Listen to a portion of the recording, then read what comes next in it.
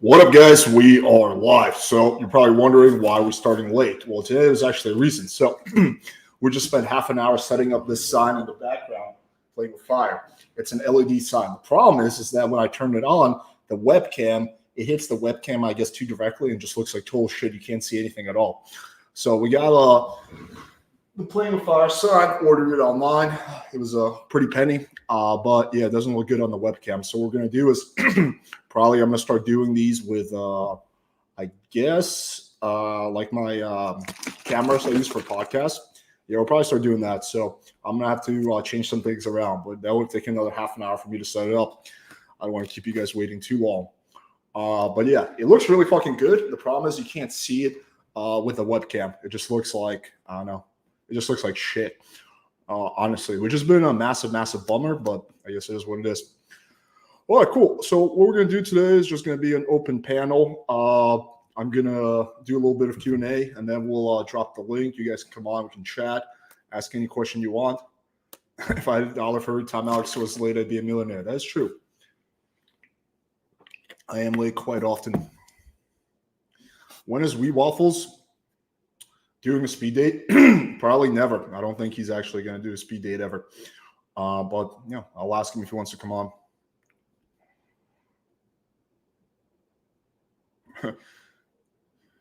Alex is taking lessons from Greg on how to run a stream, but not actually being on. I got a little weird cough. Being late to your own stream is such an alpha move. One of Rollo Tomasi's 10 Commandments. Very true. I saw a video on the manosphere that's pretty depressing. Indeed. Would you ever get sponsored by a kava company? If it's one of the companies that I like to use, maybe potentially. Alex says, using Face App touch your pictures, catfishing? No. It's a little white lie. How's the new place? Was it the same building as the old, or am I confusing myself? No, it's a different building, but it's like right down the street. Does Myron Gaines ever kick himself out of his own house? That's a good question. I guess every time he walks out of the apartment, he's like kicking himself out. It's like if a tree falls in the woods and no one's there to hear it, did it really fall? It's like if Myron kicks himself out, but there's no one, the camera isn't on, did he really kick himself out? I don't know. It's like a tongue twister. Do you like Happy Hippo, Alex? They're decent, but there's better companies. I prefer Sabai Kratom. I think they're higher quality. I started around 21. Alex, have you ever tried the CRISPR app? Yes. The one experience I had on there was some random chick basically messaging me. Then she disappeared. And then 2 days later, her boyfriend texted me saying that if I don't send them $5,000, they're going to murder me, and sending me photos of dead bodies in Mexico. But it was obviously a scam.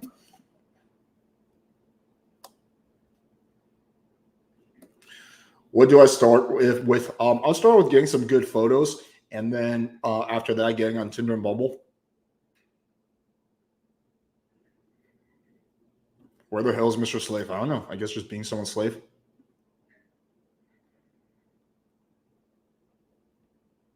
Do you still like Gangstar? Well, I never liked him to begin with. What are your plans for Colombia? I'm going there mainly to do stem cells for my neck, so it's going to be mainly a medical trip. But while there, I don't know. Me and Natty will have some fun, go out to some restaurants, stuff like that. No, it didn't seem like he seemed pretty normal, honestly. I didn't get any kind of weird vibe. Nice, bro. Glad to hear. Didn't you say you almost got into a fist fight with mine a couple of years ago? No, it wasn't almost a fist fight. We were arguing, but it wasn't like close to a fight. Yeah, we got into an argument on the street, but yeah, it wasn't like we were like close to fighting. I would still say there was like 3 levels before that. Nice, man. Did Weave Waffles fucking the girls in Miami? I don't know. I didn't ask him, but while he was with me for 2 hours, he did not do any fucking. What are your advice on picking up girls who are in a bad mood? She's receptive when she's in a bad mood. Try to keep the conversation very lighthearted. You could almost like listen to her and help her transform into a better mood. But personally, I don't really go for girls who are in a bad mood because it's a bummer.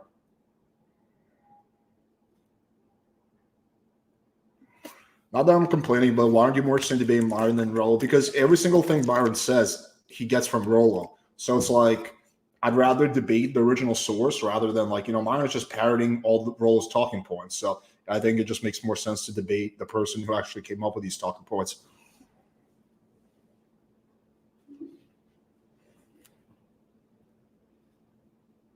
What are your two favorite obscure sex positions? I'm actually pretty much into like the standard stuff. I like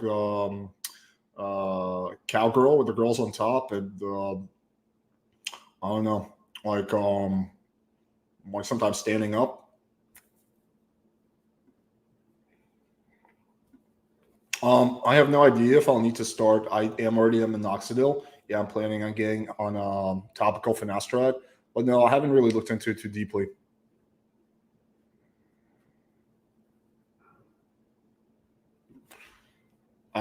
Main difference between pickup and red pill.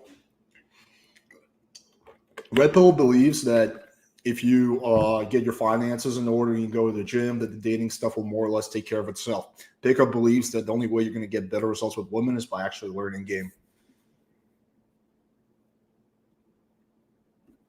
Have I gone into a fight while being out with Nat? No, we've never gone to a fight publicly. You should get Marcus. Yeah, I'm definitely going to have them on more often. When's your next speed date? It's going to be tomorrow. I'm curious about this live stream with Men's Maxi. Not sure that I quite believe in that shit. Yeah, it should be a good one. We actually chatted on the phone for half an hour today, so I'm looking forward to it. Funny enough, he's half Russian, so we're talking Russian for a little bit.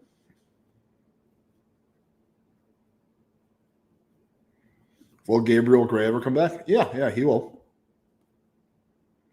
Rollo called you playing with autism as most recent stream response. It's so funny when like the kettle calls the Raven Black. He's like, if anything, Rollo is way more autistic than me. Like, if we're going the autistic spectrum, like here's normal, I'll probably be here, and Rollo would be like fucking here. So it's just so funny. He like literally just insults me, just projecting all his own like fucking mental issues onto me. I go to realkava.com.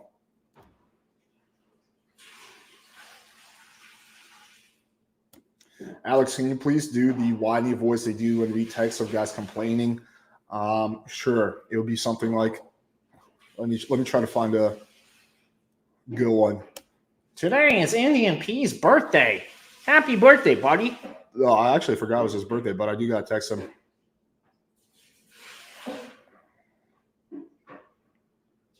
Is it true that IG is the best dating app in terms of sending DMs, etc.?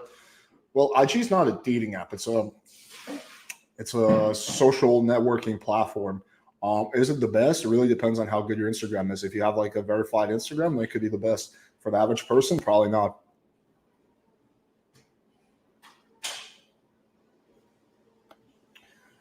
Dude, Rollo came into YouTube chat a modern day debate when Destiny was debating someone else, and all Rollo did was attempt to name fallacies by Destiny. He won't talk to Destiny at all. Yeah, Rollo is a little fucking coward. He's scared of talk. We have a guy who says that you should debate people who think differently than you, who runs away from every debate. We got a guy who's like half autistic calling other people autistic. I mean, the contradictions with that guy are just endless.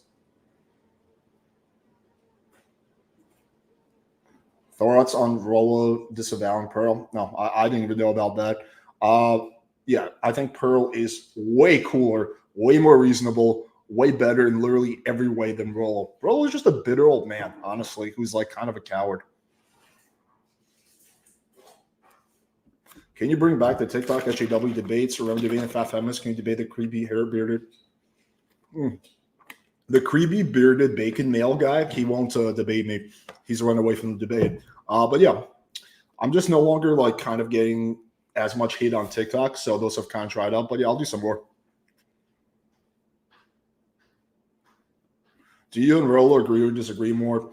When it comes to like philosophy, when it comes to like things about dating marketplace, we probably agree about 60-70% of the stuff. But when it comes to like character and personality, I think we largely disagree. Like, for example, I believe in integrity. I think that you should, do what you say, versus Rollo is just a little coward who just hides behind his live stream. But in terms of like actually like manosphere theory, I would probably largely agree. Alex, have you ever experimented with racetins? I tried once or twice. I didn't really feel anything. Maybe I got the dose wrong. Maybe it was a bunk source. But yeah, I looked into it. I tried it, but I didn't. I didn't really feel anything, but yeah, maybe I just got the dose wrong. What's your opinion on hitting on girls at work? I mean, it's definitely more difficult, but if you really like the girl, then go for it. I mean, it doesn't hurt to try. Thoughts on Pearl? Do you agree with roll calling her out? Overall, I really like Pearl. I disagree with some of the stuff she says, but I like and respect her as a content creator. I think she's genuine. She has integrity. She's not afraid of debate. She's not afraid of putting herself out there. And and I think she's fairly reasonable. Again, I disagree with some of her red pill talking points, but she's a very reasonable person. I've never heard of Kratom until I heard one of your streams. You can get Kratom at website I use, buykratom.com. Yeah, Rolo debates like Blue Pill SJW, so he can be the red pill expert, but he doesn't debate people in the manosphere who know what they're talking about.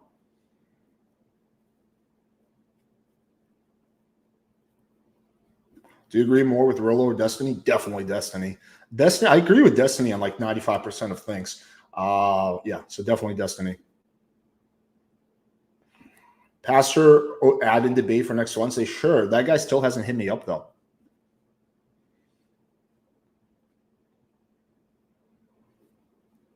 Get Andrew from the Crucible back? Okay.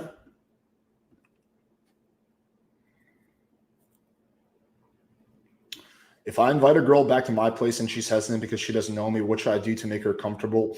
Offer to do a phone call with her or send her a voice memo. That can build comfort.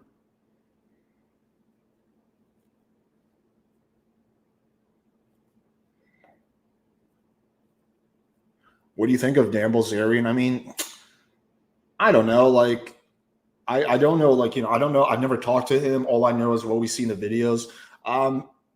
I don't know how much of the stuff he says is true, how much of it is false. But if we're being credible and just assuming that he's telling the truth, and he seems like a pretty cool guy who figured out a really cool way to live your life.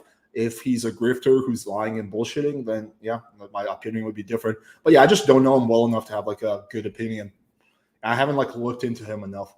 Do you know CWP is using your content for super chats? Yeah, it's pretty funny because Coach Whitepill says that that speed dates are like have nothing to do with real game, right? They're like completely irrelevant, but yet he is reacting to speed dates and asking people for money to get feedback on speed dates. So the contradiction here is pretty funny. We have a guy who won't go on a speed date, who says they're useless, who's literally now making money off speed dates. It's so weird.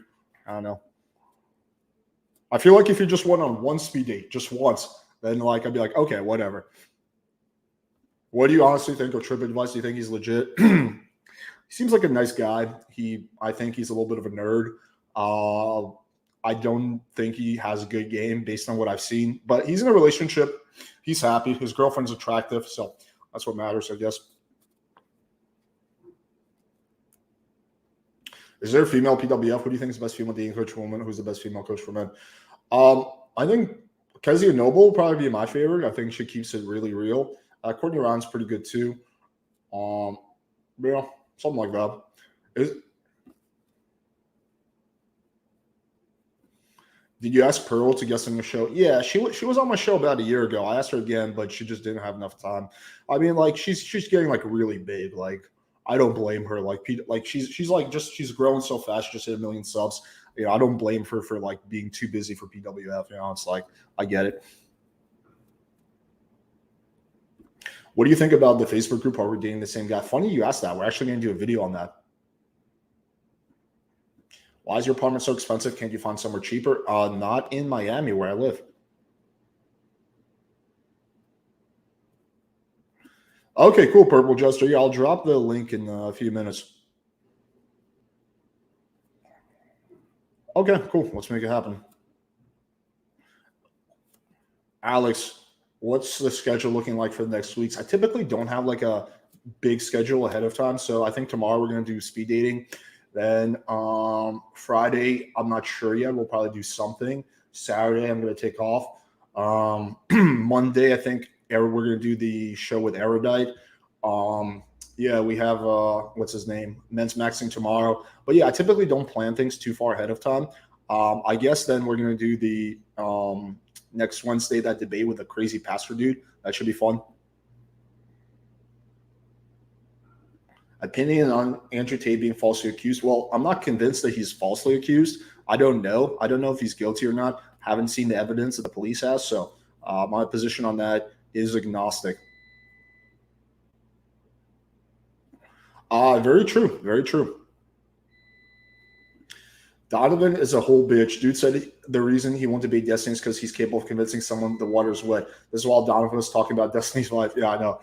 Dude, like that whole crowd is so cringe. Fucking Rolo, Donovan, they're so fucking cringe. Mike Sartain says 1% of the game is approaching. Thoughts? Yeah, I would disagree with that. Does Andrew Tate's very public arrest make it risky for the average guy to talk about mental health improvement? No, and no. It's a fair question, but the answer is no. Andrew Tate, okay, first of all, Andrew Tate was literally the most viral man on the planet. He's not someone like me who just has a channel. Second of all, Andrew Tate wasn't arrested for like giving dating advice or something like that. Andrew Tate was arrested for alleged human trafficking allegations. It had to do with what he was doing before the YouTube channel, the fact that he was running his webcam studio, right? So it had everything to do with his previous business. So a better question is it risky for the average guy to start a webcam studio? That's the real question. And the answer to that is probably yes. It's probably, even if you're doing everything by the book, it has a lot of risk. But yeah, again, his arrest has nothing to do with his dating advice. It has everything to do with the business he was running before that, which is the webcam studio.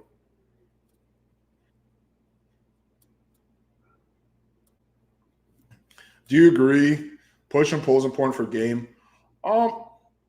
It can be, yeah, if you can do it naturally. Are you going to platform Coach Whitehill again? Yeah, I'll have him on my channel. I'll have a discussion with him.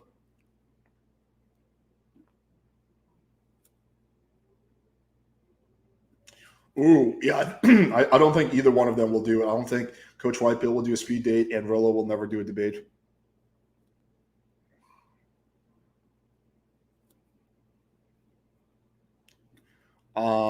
Ever heard of Kedology? Nope, I have not.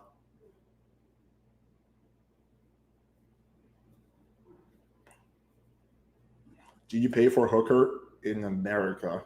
What? I like, you mean like recently or like my whole life? I don't really understand the question.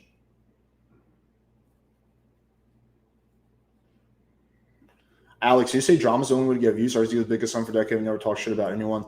It's not the only way, but it's the main way. Yeah, that was different. 10 years ago, it was a very different marketplace on YouTube than it is now. RSD nowadays is really kind of irrelevant. So, yeah, things have changed. What do you think of Caleb Jones and Mr. Lakai relationship?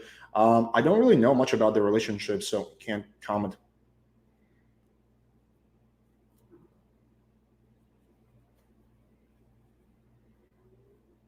Do you ever cook or just have meal plans? Yeah, I have my assistant, my roommate, who makes me food.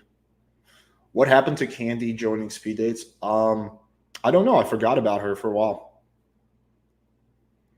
Maybe I'll reach out to her again. Is there a chance that you and John will ever become friends again? No, he's like completely dead to me. I'll never be friends with him. I might be open to doing like a debate with him or something like that, but in terms of like a personal relationship, no.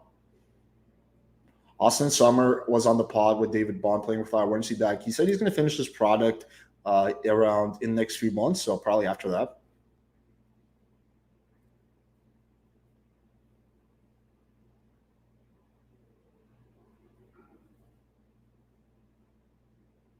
Many feel his influence has something to do with his arrest. It might have put him on the radar more, but again, the crux of the issue has to do with the very potentially dangerous business of webcam studios. That's just like they're like that. You know, that is the kind of business where you can easily get a false allegation if the allegation is indeed false. So yeah, the risky part is not doing dating advice; it's doing a webcam studio or doing things in like the adult industry or whatever.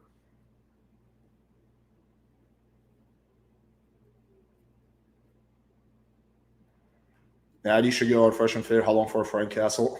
I would never, ever agree to that.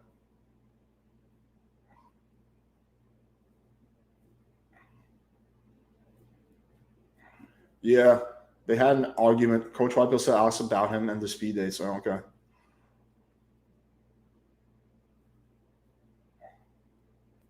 Where else do we have? I'm gonna drop the link. Would you ever do a pod with Mr. Lucario? I've already did a podcast with him.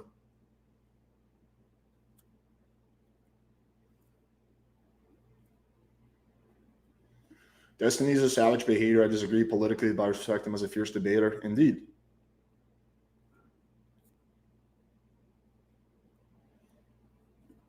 Alex, thoughts on Destiny finishing his D&D campaign? I don't really know what D&D means, so you have to clarify that. Are there any role to Master rules you do agree with? Yeah, I agree with like 2/3 of them. I did videos on this, so check out like PWF role to Master. I've explained this. Bring back leader turn. He's funny based. So yeah, I agree. He didn't respond to my DM. Okay, let me drop the link. Man, I'm so bummed out. My sign is not working on camera. Shit. I was so pumped to like fucking, I don't know, have this like badass fucking PWF sign in the background. But then, just the lighting like just looks like shit on this webcam. Hopefully when I use a real camera, it looks good. Is Duke ever coming back or totally avoiding the channel? Not sure. I hope he comes back. I would love to have him on again, but we'll see what happens. I'm not sure, honestly.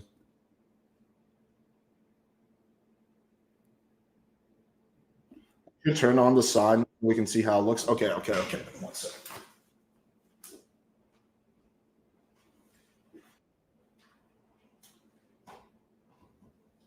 See?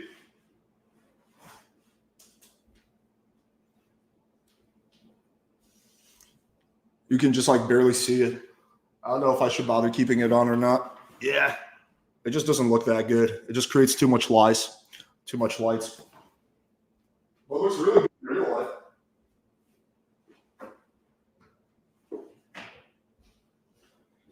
Man, what a fucking bummer. Oh, we got a whole bunch of people on. All right, let's start bringing people on. Alex has no ass. Factually false. I have a little bit of a booty, okay? Granted, I don't have a big-ass fucking Latina booty.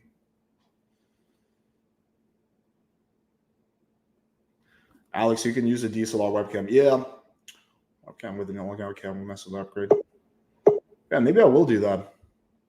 Okay. Yeah, thanks for the tip, bro.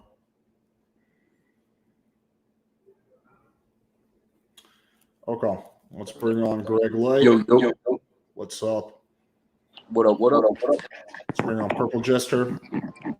What's going on? What's up, Crispy? Oh, not a whole lot, man.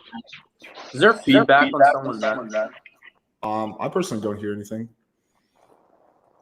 I kind of hear a little bit for a second. I think it might actually be on your end, Purple Jester. I got my. Like if I mute, yeah, now I can't hear. Yeah, it's on your end, bro. I'm trying to get where a little bit more quiet. Try logging in your computer. I'm at work right now. It might be an issue with the phone. Yeah, it's How about now? It's still there. Hold on.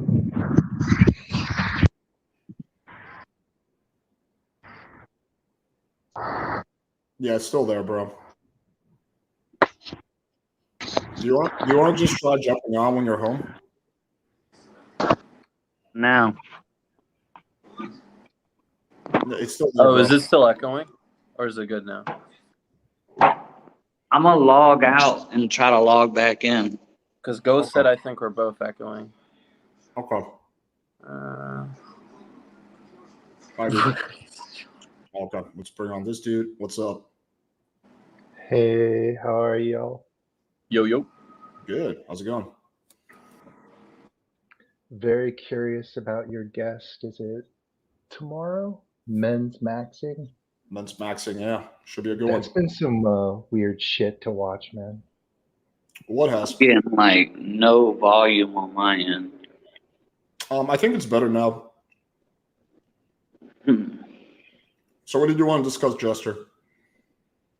Yeah, hold on. Let me close everything out and then try to come back in. Well, you're good now. I can hear you just fine. There's no issue anymore. Yeah, I just can't hear you. Oh, okay. All right. Today's like the night of tech issues. First, the issue with my sound. Second, people's echoing.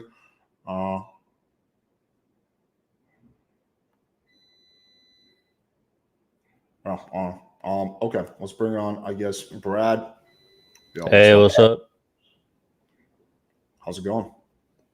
It's going good. Yeah, I saw your video about the free speech. Well, it was about the manosphere and then the free speech policy on your channel. Yeah, I know you're like conflicted about it, but I think you should give up the free speech absolutists. Now, I think the solution I figured out is I'm going to keep my free speech policy, but I'm going to stop doing so many black pill debates. So I'm going to stop feeding the trolls. I'm going to stop like giving the trolls ammo, because every time I do like a black pill debate, it's like I give them like a little bit of fuel. So I'm going to just stop doing those, and I think that will eventually they'll just fuck off because they're just going to get bored with my channel. Okay, so you think you think that'll fix it alone? I think it'll go a long way to help. Yeah. Okay. Well, yeah, you already did a lot of those debates. Haven't you debated like 7 or 8 of them by now? I've done more than that. But if we look at the chat now, it's like 80-90% positive. It's only when I do the black pill debates that like all the fucking trolls come out. So I'm just going to stop giving content for the trolls to come out. Yeah. Or if somebody like starts bombing on a speed date, over, fail, cringe, subplot. It's funny. Maybe I'll stop bringing on chads on the speed date. Yeah, there's going to be a rule. You have to be like a fucking normie to go on. Yeah, normie lives matter. Normie lives matter. Yeah.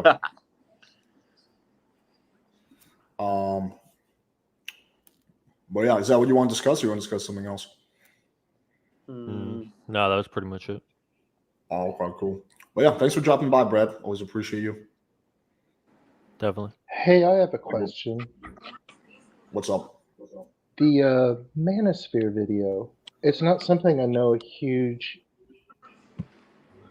Use borders. a lot about, but the negativity, I don't get it. It really bothered me to hear that, honestly, about especially ragging on your girlfriend and things. Maybe I just don't understand the chat, but what is all the negativity about? Just a bunch of negative little bitches just spreading their misery. Yeah, just some sad human beings out there, man. I don't know what else to say. Facts. No, there's some sad people on the internet. I guess people feel really tough on the internet because there's no threat of repercussions. No one in a million years would ever go up to me and my girlfriend talk shit about Natty.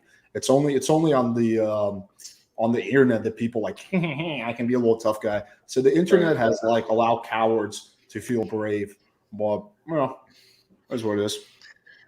And they think the world care about their reaction, while nobody even actually care.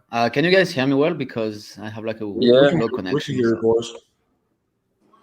Hey, Alex, is the feedback on now? Looks fine. I think it's good. It's those new earbuds I got, man. For some reason, I've had a lot of people say it picks up a lot of echo. Oh shit! Sorry. Yeah, I think it's fine, dude. The chat isn't saying anything bad, so should be good. It's good. Okay, cool. One thing I wanted to talk and bring up, man.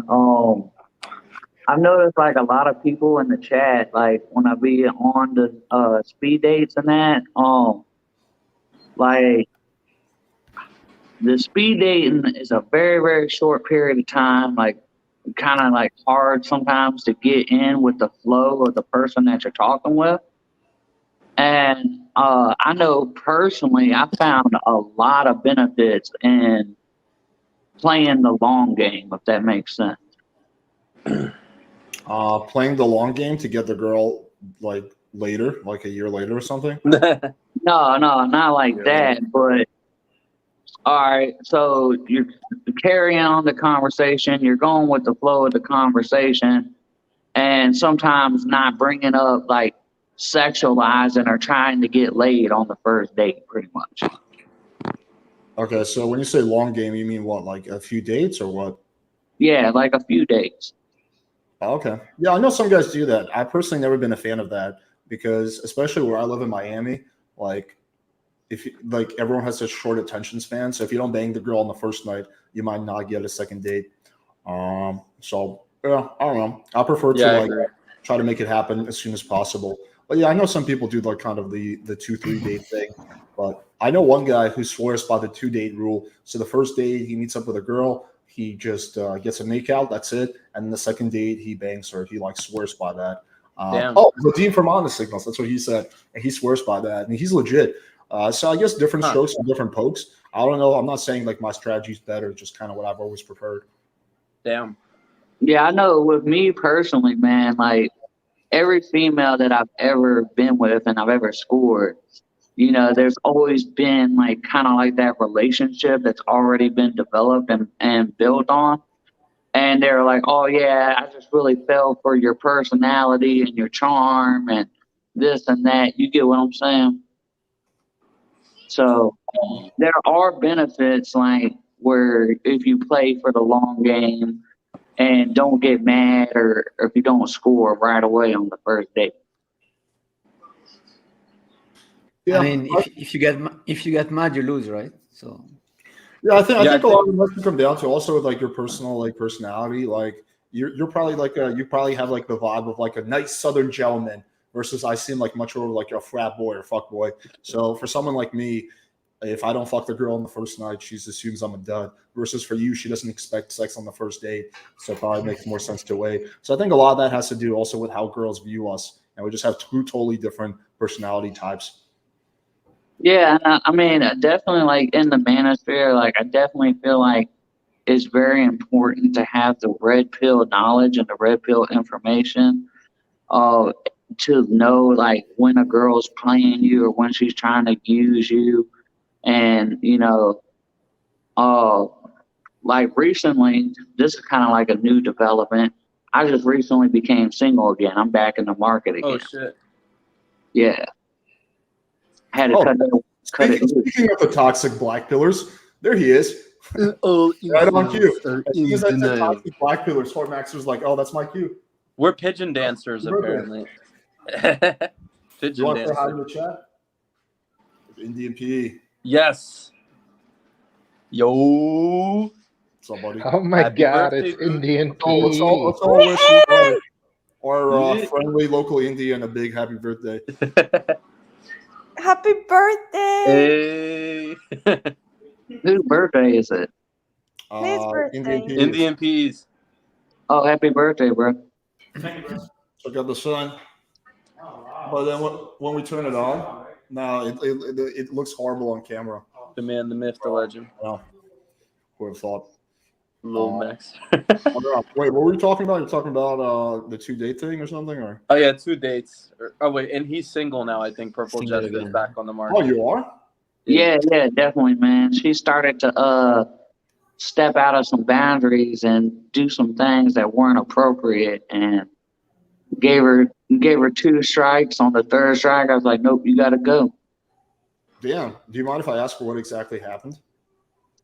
So it started to where she started to become too comfortable and started doing things that I told her I wasn't comfortable with and crossing some boundaries. And I was like, look, you know, I have love for you, I care for you, but I respect myself and I value myself, and I won't allow my boundaries to be crossed. And the next time you cross this boundary, whether we have a kid together, no matter how much time we've been together, just like I found you, just like I was able to pick you up, I can leave you, get someone else.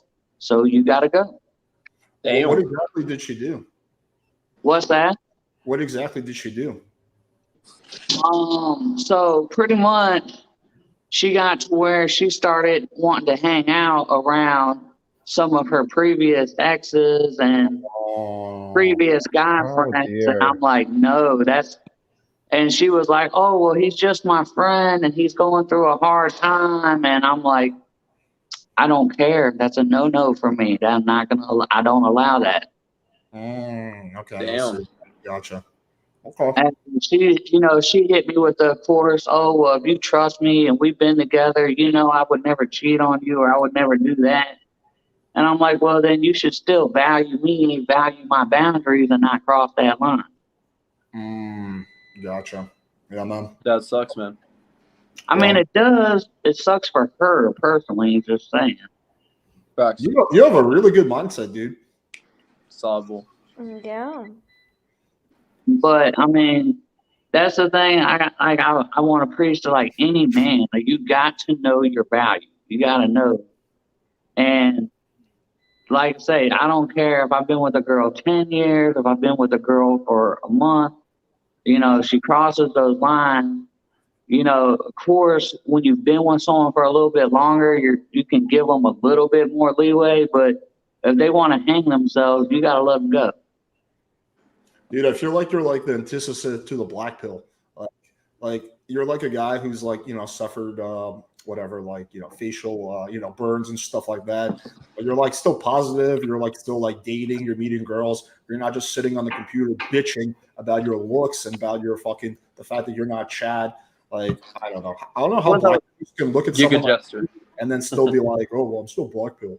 Well, the funny part about it is the very next day after we split up, I went out with one of my boys and we went around and I bagged 2 numbers while we were out. Oh shit. And one of the girls ended up not leading anywhere, but one of them I'm currently talking to right now. But she's playing the little games where she's giving me some of like the shit test and waiting 2 or 3 days. Like, but I already know what the game is, so I'm playing the game right now. Oh shit. I got you. And that's why Jester's in my screen name, because I know the games. I know the games that these girls play. I know what they're gonna do, and I'm down to play the game and do the dance. Oh shit. Mob. Yeah, I see what you're saying. Yo, what's up, Lindberg? What's up? How you doing? You're chilling, man. What's going on with you? Yeah, it's good. I'm in Dubai. It's 7:20 a.m. and I can't sleep because of jet lag. nice. We're chilling. Maybe you can see Burj Khalifa. Oh shit. Look at that. Andrew Tate Maxon. Just don't go to Romania. Yeah, don't go there. Stay away from that shit. Yo, we're doing speed dating tomorrow if you want to come on. I'm flying to Sydney tomorrow. I'll be on a flight for like 28 hours or some shit. Holy shit. Yeah. We'll do it next time. Yeah. For sure. That would be fun. We're on, Mom. Boris, what did you want to discuss? Is bored. I just wanted to try out my new connection on air before like doing on a new speed date. I got a good idea for a speed date that haven't been done ever since, so I'm keeping that for next time, like sort of a role play kind of thing. So yeah, can be either great or terrible. So I'll see. Where are you right now? Are you still in Medellin or where are you? I came back to Medellin last week. I've been one month in France, 2 months in Ecuador because I was waiting for my Colombian visa. Came. I probably have been scanned. So. Are you going to be there? Anyway. Are you going to be there at the end of January? Probably, yeah. All right. Maybe we'll meet up. I'm going to go there. Me and Natty are flying there. Oh, shit. Sure, man. I have 2 spare bedrooms. I can host you guys. So no, it's okay. We're gonna go all out. We're gonna get like a really nice resort. But I appreciate the offer. Well, yeah, we can meet up for dinner or something. Yeah, it was a pleasure, man. Sick. Oh, I'm looking forward to that. Energy. Just reading the comments, kind of hilarious. Boris is French. Jester, yeah, I am. Jester, why don't you play the game before like getting to text? Like, why don't you play the game in real life with the girls? Like, to not having this like kind of boring work to do, by texting and stuff. Didn't you have time or whatever? Wait, who's the question to? Jester? Or I think he's talking to Jester. Yeah. What's that? Yeah. I say, why don't you play the game in real life with the girls, getting shit tested and stuff, in order to like avoid that afterwards in texting and to make like the whole thing like smoother if you know how to play it. I think that's what he's doing. If I'm wrong, correct me if I'm wrong, but I think that's what Giga Chad Maxing. I think that's what he was talking about. He was talking about. Yeah, I mean, I definitely I got her her name. I got her phone number. Started messaging her, and I'm at the point right now where we just started messaging, and she's kind of hit me with the shit test. She's trying to see if I'm gonna double text her back, if I'm gonna chase after her, if I'm gonna simp on her. And because I know what the game is, I know the shit testing that she's gonna do, I'm not gonna feed into it. I'm How gonna do you make her. know what the shit test is? I'm curious. What's that? How do you know it's a shit test? Like, what is it? Because she's waiting for you to double text, right? But she's not responding right now. Like, why is she not responding? Okay, well, like she responded to me today, and she hit me with the whole like she hadn't responded to me in 2 days, and then she hit me with the whole, oh hey, I'm sorry, it's been like really busy the last couple days, but I definitely appreciate you know, getting to meet you, and I enjoy talking to you. And I was truly inspired from talking with you, and would love to meet up with you one weekend when you're in town. Oh, you don't live in the same city? All right. So she kind of hit me with the shit test where she gave me that interest, and then she took it away from me to see, and that's something that a lot of girls would do, is they will feed you, start gaslighting you, and then they'll pull away from you to see if you chase. Well, that's what I do with girls too. Yeah, I mean, but girls do it to us guys too. Okay, And but when why you're don't dealing you? when I know for a fact, okay, I'm not a Chad. Never had been, never will be. But I'm confident in myself. I know what I have to offer. I know what I bring to the table, and I know what I've scored and this and that. So I don't get upset at the fact that I know these girls are going to shit test me because they don't view me as a Chad. Instead, I recognize the game as what it is, and I play the game to my benefit. I think everyone gets shit tested. Maybe good-looking guys get shit tested less, but I think everyone gets shit tested from what I've seen. What value did you display? Like, what was like your value proposition? Let's say. Oh, in when the I was interaction? talking with her? Yeah. Just like in the interaction. in Okay, general. so I was talking with her, and on my side, I do tattoo work. And we got on the topic about tattoo work, and I was showing her some of my tattoos that I've done. And she started speaking an interest about wanting to get into that field. And then I was like, oh yeah, you know, I could give you some advice sometime. Maybe I could pick you up sometime. We can hang out, we can talk, and spend some time together. So, and she was already open when she seen my work. She seen what I could do. We got on a shared interest, a topic, and then I kind of led to that, and that's kind of what she was talking about how she was inspired about my journey of where I went in that.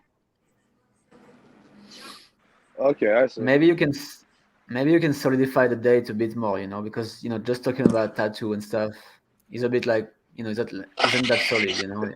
Just solidify and have her agree, and then the logistics should, like, you know, like flow on, and then, you know, you shouldn't have all these like silly games, you know, by text later, right? So maybe sit a bit more time in the interaction.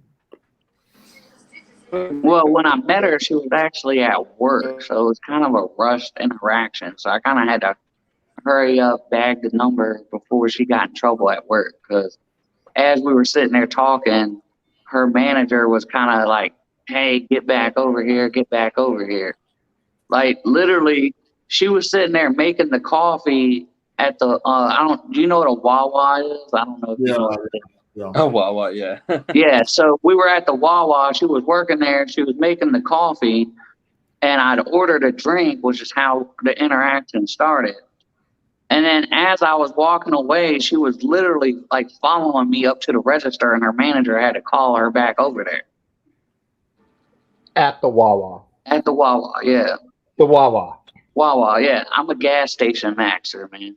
Nice. I don't know what it is, but my first wife Love I it. met was at Love a it. gas station, and my last relationship I met was at a gas station. Yo, Alex. By the way, Chris is backstage. Chris Wilde. Oh, okay. I'll get him on. Okay. Yeah, what's up?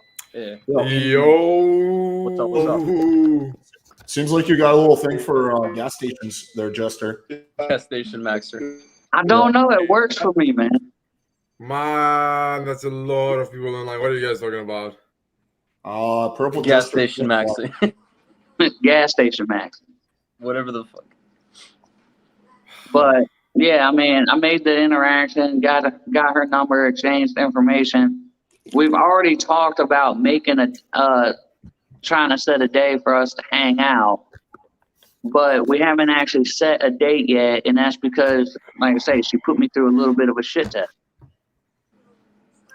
Yeah, or she could just not be that interested, honestly. Sometimes chicks play games.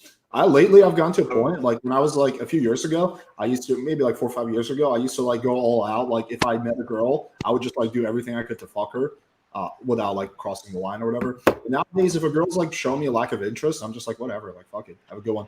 I don't know. I've gotten to a point where I'm just like kind of like, I like have like no desire to chase chicks. Who's the guy with a girlfriend? Yeah, I know. I'm like here with my girlfriend. I know, fucking loser over here, just hanging out with his girlfriend. No, but I don't think like when you say like, oh, like, you know, like I have no interest in chasing girls, it's like the guy with a girlfriend. It's like a guy who's like a millionaire. He's like, well, Yeah, I know. Oh, you consider yourself the equivalent of like $1 million? well, not really, but like when someone like who has, it's like with someone like who's like, you know, like had like. No, I know. Yeah. Like I'm not hungry. Yeah, you're right. You're right. That's a good point. Yeah. Yeah. If I was single, maybe it would be different. Slumdog Millionaire. I'm just saying, I think like maybe Chris and Alex can comment on this, but like I'm sure you guys got to a point, even like if you're single, where you're just like you just don't feel like chasing anymore, and you're like just like more like take it or leave it type of attitude. Do you guys come to such a point? Yeah. Isn't that part of the excitement though? Yeah. I mean, I would say so, but I would always be like reflecting on, like, how did I like, why would I even have to be chasing, right? Like, was there any way that I could display more value? That's what I'm thinking. Like, is there anything I could have done to like motivate her to want to meet up more? Yeah, I guess if like a chick is being difficult, Yeah, that doesn't prevent to. Like I would say like doesn't prevent to. Yeah, go ahead. Go ahead. No, I was just gonna talk like with LMR. Yes. Like if like I don't know, like 5 years ago, if a chick's give me LMR, I would stop, I would try again, I would like bust out every trick in the book, and typically I would close. Not always, but right. But like nowadays, if I get LMR like once, I'm just like, all right, cool. Well, I'm gonna call it a night. Like I just don't even like feel like it's just such a turn off. I don't really feel like trying more than like a few times. It's not worth it, bro. It's not worth it. Doesn't that feel like in a very, I don't know, like I feel that if she gives you a little bit of whatever you say that, however you call LMR. LMR. Yeah. Like, isn't it like kind of douchey just to be like, okay, leave, bitch? No, but I'm not gonna do that. I'm not gonna be like leave, bitch. Myron Gaines, It'd man. be like, remember what I was telling you? I was telling you about last night. It'd be like the equivalent of that. Like I'll chat with the girl for like 5-10 more minutes, maybe try Okay. one more time. Do you want my input on that one, on the LMR shit? Yeah, sure. Well, the point I was just making is that, like, I just did like what he was saying was I'm not going to just kick her out. I might chat with her for a little bit longer, but the point I'm making is I'm not going to try like 20 times like I would have 5 years ago. I know me personally, I'm not going to invest anything more than what she's investing. Okay, all right. Let me talk about it. First of all, just so you guys know, I'm fucking drunk. I literally came home 5 minutes ago. Like the first thing I did was just like jump on the live. Man, I'm in Tallinn, Estonia. This place is the most depressing place I've ever visited in my fucking life. And the night today was so crazy. I actually thought for about like a few seconds that I was gonna die on the streets. Anyway, yeah. I met like some Latvian people, and they lost their friend. It was a drunk girl. She didn't have her phone with her. It's like freezing cold outside. This place is like fucked up, the weather. And then we spent 1 hour looking for her on the streets. We talked to the police. We were shouting on the streets, like everything. And then the police told us, okay, we sent 3 cars. You guys just go home and we'll text you. Yeah? And then the others, they went home. They took a taxi. And I'm like, all right, cool. I'll just get an Uber home.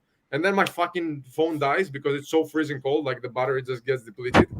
And I find myself in a fucking deserted city, 0 degrees. It's like raining. It's freezing cold. And I have no fucking idea how to find my my fucking way home. And eventually, I just managed. It's like spoke some Serbian to some Russian old guy. It was like super hard to communicate, and then I managed to find my way home. Are you Serbian, Man. Chris?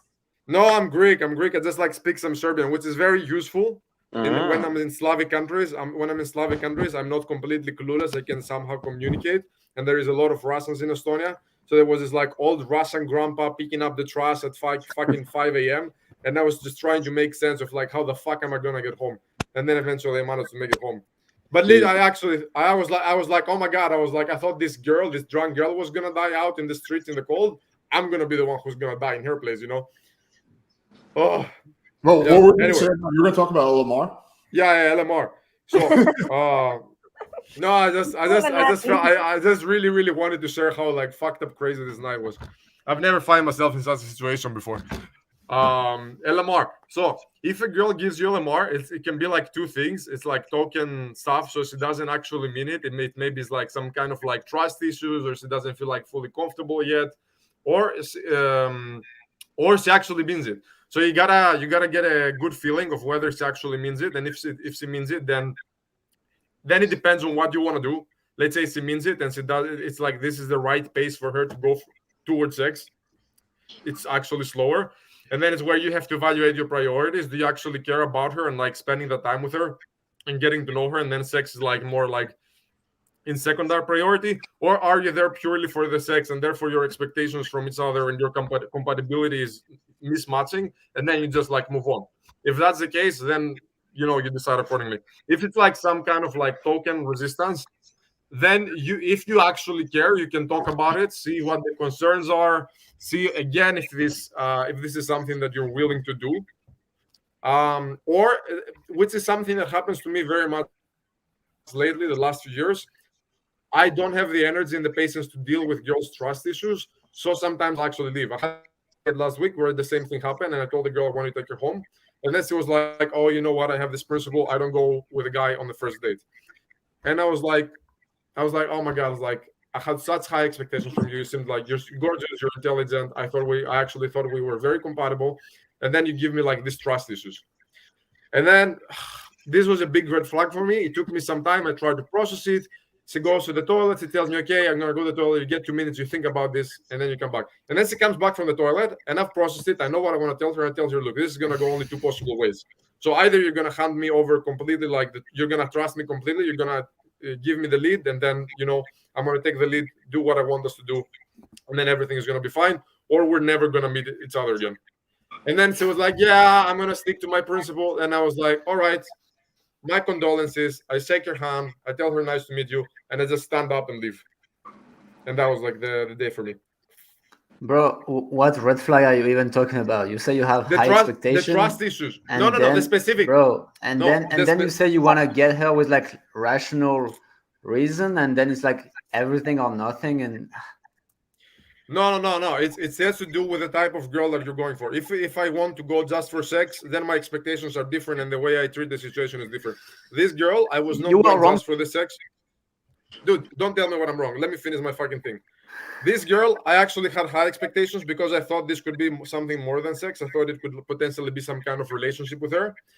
And if it was just about sex, I would have treated the situation differently. But I actually thought that maybe we have like more compatibility. And once he showed me this side, the trust issues, I was like, okay, actually, this is not something I thought that I would have to deal with. This is not something I thought she would have in her personality. I thought we would be able to communicate more directly, more clearly. This was not the case. My expectations got readjusted once I realized that. And then I just realized, okay, this is not the right girl for me. I actually made the mistake. And then I'm just going to leave the situation and move on. I mean, I see what you're saying. Yeah. Interesting. I just don't have energy and patience to deal with trust issues anymore. I will say it like once. I'm like, look, this is not okay. I don't roll like that. Either we're gonna go this way, or I cannot continue.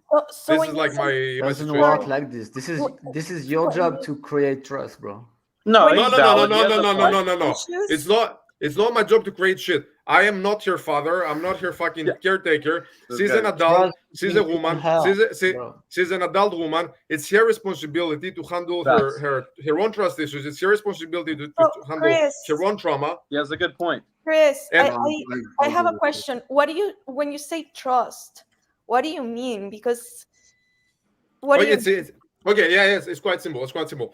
There, it's very often that the girls have gone into relationships in the past, and they've gotten fucked over by the guy. Maybe some guy cheated on them. Maybe he played with them. Maybe he gave them the wrong expectations. One of the girls I'm seeing nowadays actually had the same situation where a guy that was with him for 4 years, he fucked her over. She thought he was gonna evolve into like a long relationship, and then the guy eventually, like, he was very mature and he broke up with her, like, whatever. And then when I met her, she had these trust issues, and we went through the cycle a few times where she threw her trust issues on me, and it was very draining. It was actually very, very exhausting. You have to deal with this because we were having this incredible chemistry. Everything was perfect. It's like, just like super intense, super emotional, and then like out of nowhere, like the trust issues come up and they just fucking ruin everything. It's like I fucking smash my head. I walk and then I smash my head into this invisible wall. And I told her, and there was a moment we were in the bed together, and I told her, look, this behavior cannot continue. And I meant it. If you could like be present there and see how I said it, it was like, if this continues, basically we're done. It's like, one more time you do this, and then you're basically out of my life. And she got it. And she got Exactly. it. And she got it. And actually it fucking changed. And it fucking changed because I set that boundary and I made it clear that it's not my responsibility to deal with this energy. If she wants to be in my life and she actually appreciates me and she values me more than her trauma and her past, then she's gonna take the responsibility to deal with this on her own. And I'm gonna be there by her side. I'm gonna be supportive. I'm just not gonna take the responsibility to deal with it or do it for her. And then we're gonna have a relationship. That other girl that I went on the date, she didn't do that. She had her trust issues. She chose to put her trust issues above the connection that we had.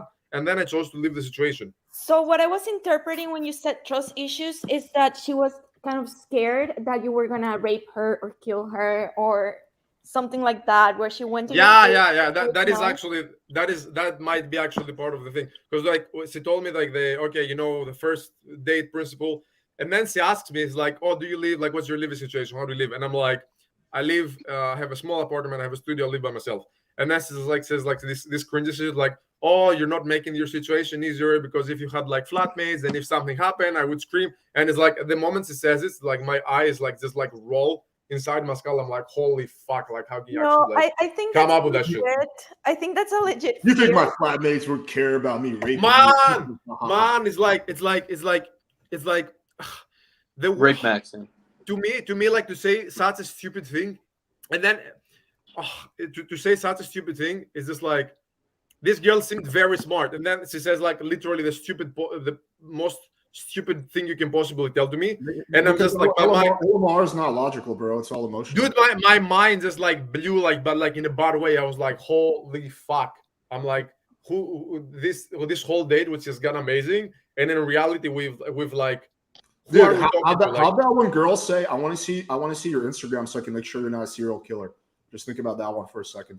I never get that. I never fucking get that. I've Oh, never yeah. heard that in my No, fucking but life. more of an I American wanna thing. give like a perspective of a woman, because I think that a lot of women have find themselves in situations where they would have to sleep with a guy where they did not want to sleep with. Maybe like, like they were all in, but they realized like mid through that they did not want to sleep with this guy, and they find themselves kind of in a situation where they just have to go through it because they don't know how the guy will react. And I think No, you are right. I think You're that's right. a If it's legit that's a legit fear, because mind you, like, you're on the first date, you don't really know this guy, I personally, and you find yourself in for her me, house, because you get taken, like, like you lose yourself in the moment. I can tell you from like a woman's experience and a woman's perspective. You lose yourself in the moment. You find yourself in your house. nothing. Wait a second. I actually do agree. The concern that you present, for me, it's like a little bit of a gray zone. I personally perceive it as a little bit stupid. When women come up with it, I can respect it if it's in the content of sex. If my goal and my intention is sex, Yeah, then that's what I meant. my expectations are adjusted around that. So if a girl comes up with like safety concerns, I will just like calmly and gently how do you say it? Like deal with them. I will sit and Okay, perfect. clarify it. It's just the specific date. I was expecting this girl to be like way more. It's hard to pick the right word for it. Like trusting towards yourself, more like intuitive, to be able to like actually like read through me and understand that I'm not this kind of guy. So for me, when I saw that she actually couldn't do this, it was just like this moment where I'm like, okay, I did like her in a different sense, maybe for something greater, like some kind of relationship. But now that I realize that she's not that kind of girl, I don't have the patience, even if it was just for sex. I just didn't have the energy. I could have like stayed, and I could have just like taken her home and have had sex and like treated as any other ordinary day. It was just like not this kind of day. I was like, I just like my expectations got demolished. And then I was just like, I'm not even in the mood to like pursue the sex. I'm just gonna move on and go home and just forget about the whole thing. It has to do with like the kind of expectations and intention you have with each person. You get what I mean? I get it. I understand. But you're right. But if my intention was think- purely sex, I would deal with this very, very Yeah, calmly. like what I mean is just like with sex. When you're going with a girl with sex, I think that's one of like is that considered an LMR? When a girl, it's like, oh, you know, maybe I changed my mind, or maybe Well, is I'm it not sure. back in your home, or when you're like, are you You're in back in their home. You're back in their home, and then it hits you. That shit, I'm back in this guy's home. I didn't think through, because this actually happened to me with you, Alex. I found myself in your home. I was like, shit. I didn't think through. Damn, Alex. And then it was too late. Alex, Too late were for you? Maddie. Who are you gonna call? Who are you gonna Straight to complain the basement? No, I'm kidding. You ain't getting anywhere. Once you're in my apartment, that's when I had you. So I found myself in his home, and I was like, shit. Like I had a moment where I was like, shit. I found myself in his home. I didn't think this through. And But Natty, why can't you just say, "Hey, I have to go"? Like, why do you feel like you have to go through with it? Why can't you just be like, "Hey, you know what? I actually gotta a go." lot of get situations it. as women, sometimes we find ourselves in a situation where you're like, hey, I want to go, and the guy starts persuading you, like, no, just stay, or like sometimes guys can get a little pushy. But shouldn't you, like, as an adult though, shouldn't you be like, "No, I appreciate the offer, but I really gotta go. I'm sorry." And then if the guy still tries to keep pushing you, then you call the You police. or are something. in a stranger's home who's a lot stronger than you. It's a conflict aversion strategy. So women are worried that if they say no, the guy will like become violent. So it's Exactly. like they're like trying to basically they're worried about like pissing the guy off. I agree with you that they should just like be like, yeah, I'm not comfortable with this. But yeah, girls are like always worried about like, okay, if I say this, you know, this guy could like hit me or something like that. Or who knows? Like I don't know this guy, right? Like you're like, oh, you know, I found myself in this situation. I didn't think it through. I don't know. Then this why you guy. go to your? Why do you go to his home if you don't know That's the him thing, that you don't much, think right? sometimes- You gotta trust question, you gotta boy. trust your female that baby instinct. stepped her ass. I was like, Yeah, hey, I agree, look yeah. over here. Sometimes Let's You go gotta to the trust- car. Sometimes you don't You think got through. Sometimes you don't think things through. Like as I women, have, I understand that you're an adult, you're responsible, but like sometimes a lot of like yeah, you are. situations, they're drunk and they're like, oh, they're a little tipsy, and I didn't think things through, and I Alex- had a moment. Alex, when you pulled Natty the first night, were you doing this typical classic pickup technique where you're keeping your mind occupied while you lead her to your place? Yeah, I do that all the You time. did right? that? Yeah, that's False pretenses. Yeah, That's I'll typically be like, oh, let's get out of here. Let's go somewhere else. I know a really cool spot. But now I won't tell her what the spot is. And the girl's like, oh, is the spot your house? I'm like, no, I would never invite a stranger to my house. And I just lead them right to my house. sneaky. Naughty, can I ask you a question? And I was like, shit. Sneaky. Man. I don't do that shit anymore. I stopped doing that like so many years ago. I was like, shit, I found myself in this guy's house. I hope he doesn't sell me to the Russian mafia. I'm still Hey, thinking. Natty, I got a question. If you find that a guy has roommates, is that a hindrance, or is that like, would you not care? Would you be? Does that build No. trust? Or? That to me, it's a huge turn off because, like, at the beginning, he lied to me. Alex lied to me, actually. He said that he didn't have roommates. Had I found I out would that do he the same had thing. roommates, I would not have come to his place because I was like, I don't know if he and his roommates are gonna rape me. Well, why does it matter if I just rape you or me and my roommates rape you? Like, either way, you're getting raped. Like, who cares if it's one or two people?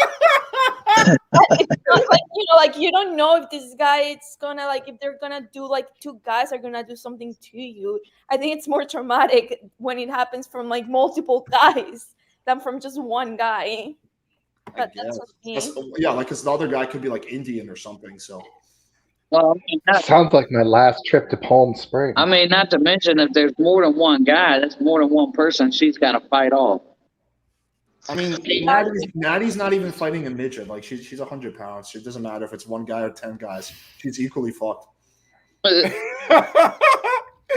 Exactly. Bro, what, dude? What has not been through to have this view of men? No, like I don't. But like like as woman, I'm a short, very very vulnerable person. I'm vulnerable to the world. I'm very easy to kill and kidnap. So Well, yes, it's a great strategy to admit this online in front of everyone. Well, that's true. Like everyone knows, I'm 5 feet tall. I'm No, 105 Nazi, pounds. you don't get it. You can't sow fear. They smell it. They feel it. If you say this now you make yourself a target. She's pretty safe in my basement. No one's getting in my basement. I live in a high rise. So what if Alex, the roommate was a girl? Like, would it build more trust if you thought that a guy had a girl as a roommate? Like, maybe I should lie and be like, "Yo, my roommate's a girl," and like, even though if you have a roommate that's a dude, it would be better to say that she's a girl, right? No, I don't think you should say that you even have a roommate. I think it's a worse surprise to find out that there is somebody else in the apartment than to know beforehand. Yeah. I always say if somebody's in the apartment. Yeah, well, I think that's also like if you have a roommate, ideally you guys are coordinating, so you would text and be like, "Yo, I'm pulling," or something like that. You're coordinating the rape attempt. I mean, look, I think that can go two ways because some girls they're not gonna want you to have a roommate because they want to be loud as well. Yeah. I mean, Nati, being loose in the moment shouldn't mean like being afraid and making like mistrustful decision. Like to me, being loose in the moment, that's what I call like letting yourself go and be full in the present moment with the person, right? So there shouldn't be such thing as fear, mistrust, distrust. Does he have a roommate? Will it kill me? Blah blah blah. No, it should flow. Otherwise, I mean, if you don't feel it, why do you pursue? Absolutely right? disagree. That's like ultra idealistic. Why do you pursue? I mean, I think you can be in the moment, and you just find yourself because sometimes we don't do things logically, but then it hits you, right? Like I don't know if you've ever been in a situation where you're like, oh, maybe this is not the smartest decision I've ever made. Yeah, and then I'm gonna be. And then you start giving kind of like the how. There's also you're at the right place, and then I mean, it's all good, right? I mean, I'm sorry, I didn't. Also, oh yeah, you're lagging a little bit, Boris. I'm lagging. I'm lagging like crazy. Yeah, I was gonna say it's gonna depend a lot on what frame you pull on there. If you're pulling her home for a drink, or if you're pulling her home to like, hey, we're gonna go fuck, it's gonna be very different. Yeah, that's true. So how do you? Also, I would just say like game is logical. It's not logical. Who's saying we're gonna go fuck? Like who said that? Who do that lately? Oh, I do it all the time. Like literally, like every single date, every single pull. But my question is, how as a guy do you establish when you catch the girl having like those thoughts? Because that's highly common. How do you find yourself like dealing with that situation, and how do you? I'm gonna do on an emotional level. You gotta make her feel safe. So. I'm gonna do empathy. Like I'm gonna say something like, "Hey, no worries. If we do it later, that's gonna be even more powerful." I'm generally convey I don't need it, and but this is not like a technique or manipulation or whatever, right? I mean that I could like spend the whole night with her in bed, nothing happened. I'm not gonna be frustrated, right? So if you convey you don't need it, and you kind of like still small talk and eventually escalate like later, she's gonna eventually like want it more than you, right? And then it just happened. So if you guys want to say like that's like ideal or like too like utopic, I mean, go ahead, right? But that's the way I do. And anyway, what I do is I look at the girl and I tell her you're gonna get laid anyway, and then she's gonna be like, oh, why? And I'm gonna be like, because I'm stronger than you. Bill Cosby maxing. No, don't Not do recommended. Don't recommend that either. Yeah, But don't do that. Natty, women have like so much more like social awareness and emotional intelligence and empathy than us. So you should trust that, like trust your guts. And it's not because you have like two glasses of wine in the blood that's not something gonna change, or you gotta be like carried on and in the moment, right? No, I told you, Well- being in the moment is like being fully, with the person. Yeah, And I Well- understand, but that's not how it usually. Yeah, that's not how. There's from a logical perspective. then It doesn't make sense for a girl to go home with a guy she just met because there's a potential safety risk because he could be a rapist, he could be a killer. But on an emotional That's- level, she's having a good time. She wants to keep going the moment. Maybe she's turned off. Maybe she's horny. So it's like there's like the angel and the devil. But dude, angel is you her know- emotional side, and the devil is her logical side. You know what I don't like with this narrative? Because this is the narrative that pickup teaches you when you enter the whatever community. It teaches you all like it teaches you to expect a girl to come up with these concerns. So it's like it plants this idea in your fucking head, and that actually happened with me. That that you are expected to be seen and treated as a potential threat, which is like fucking nonsensical. Do you understand what I mean? So it's like you shouldn't take it for granted that every fucking girl is gonna have this like fears. Well, now Not every girl, but some girls will for I sure. think the Here's my majority of thing girl it's gonna Yeah. have that fear though. Like the majority of girl, like it's gonna have a fear that, like maybe am I going to have to do something just to get myself out of a situation? no, I'm- fuck that, I'm- fuck that, wait, fuck wait, that wait, shit. wait, Never.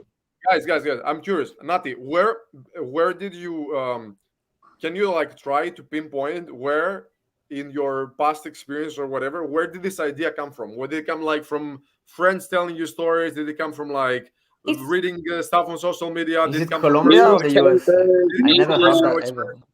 It's come from like not that it ever happened to me, but it's come from my experiences. I found myself in situations where I did not want to do things that Mhm. sometimes I went with the flow, nothing sexual or nothing traumatic per se, but that I Mhm. went to the flow with the flow just to get myself out of the situation. And also with my friends, I have like many friends who have been the victims of rape and who have had not necessarily been raped but have had to sleep with guys that maybe they did not want to sleep with just to get out of the situation safely. Now, Mhm. here's my thing Damn. too. All right. And that's way too common in Okay, what do you think? Wait, sorry to I'm gonna continue a little bit this. What do you think is the best mindset or perspective to have over this as a woman, or like strategy? Call it whatever, doesn't matter. What do you think the best way is as a woman to avoid putting yourself in such situations? I think it's hard for me. Like I wouldn't have a say on this because it's super hard, right? Because as women, we do have desires too, right? To prevent it, yeah, but to Yeah, prevent. it's super hard to prevent it because you go on a date with a first guy on a first date with a guy, right? And Then he lures you back to his place, whips his dick out, and then 3 years later, on his live stream. Manipulation max. Alex manipulation max his way And into then the 2 years later, relationship. you're on a live stream with 8 dudes. Now, my Dark thing is triad. too. All right, go ahead, Dave. All right, everybody here, we all talk about how we want a woman with low numbers. We want a quality care. woman, a value woman, right? I don't So, know. Not much with either. that being said, one of Alex the said he things, doesn't care. I don't care. I that said much. I said Oh, I care. don't care either. I don't care Bro, either. no one Alex said is that. tapping big time. That's where this is Oh, but, impression. Nobody's saying that. Why am I- when why it am I comes crapping? when it comes to I don't you care that much. pulling, when it comes to you pulling a girl that's a high value girl, she's gonna have that filter. She's gonna sit there and have these concerns and this wonder. She's not just gonna let anybody come inside of her and be with her like that. So Unless you're Yes. Chad. Okay. So What? that is true. But if she's a high value girl, then chances are she's surrounded by a lot of high value guys. So she can still fuck a lot of guys, but still have high standards. So What do you guys even mean high values? Like everyone is like just throwing in like this shit like high values, like, and everybody Keep it, Chad. probably means like some different shit in their head. Like you guys probably have like very different pictures of different women in your mind when you talk about high value. What is that? What the fuck high value means? For a woman, Like high a value is a Stacy. woman who's Really, attractive. bro? Women who have- Wait. Let's do this as an experiment. What does each one of you define as a high value woman? For a woman, it's a woman who's attractive. Bro, Okay, For I me, all right. made a she's post Okay. on she's this. not Very, liberal, very. no tattoos, no piercings, not liberal, Okay. and Yeah, very over good. 7 plus Okay, that's quite slash 10. specific. I don't care Wait, about her this is tattoos. wait, I wait. don't- This I is don't care about this her is actually politics. this is actually interesting. This is actually very interesting. I want to see everybody's definition. For Alex, is a woman that is like what? Attractive looks wise, yeah.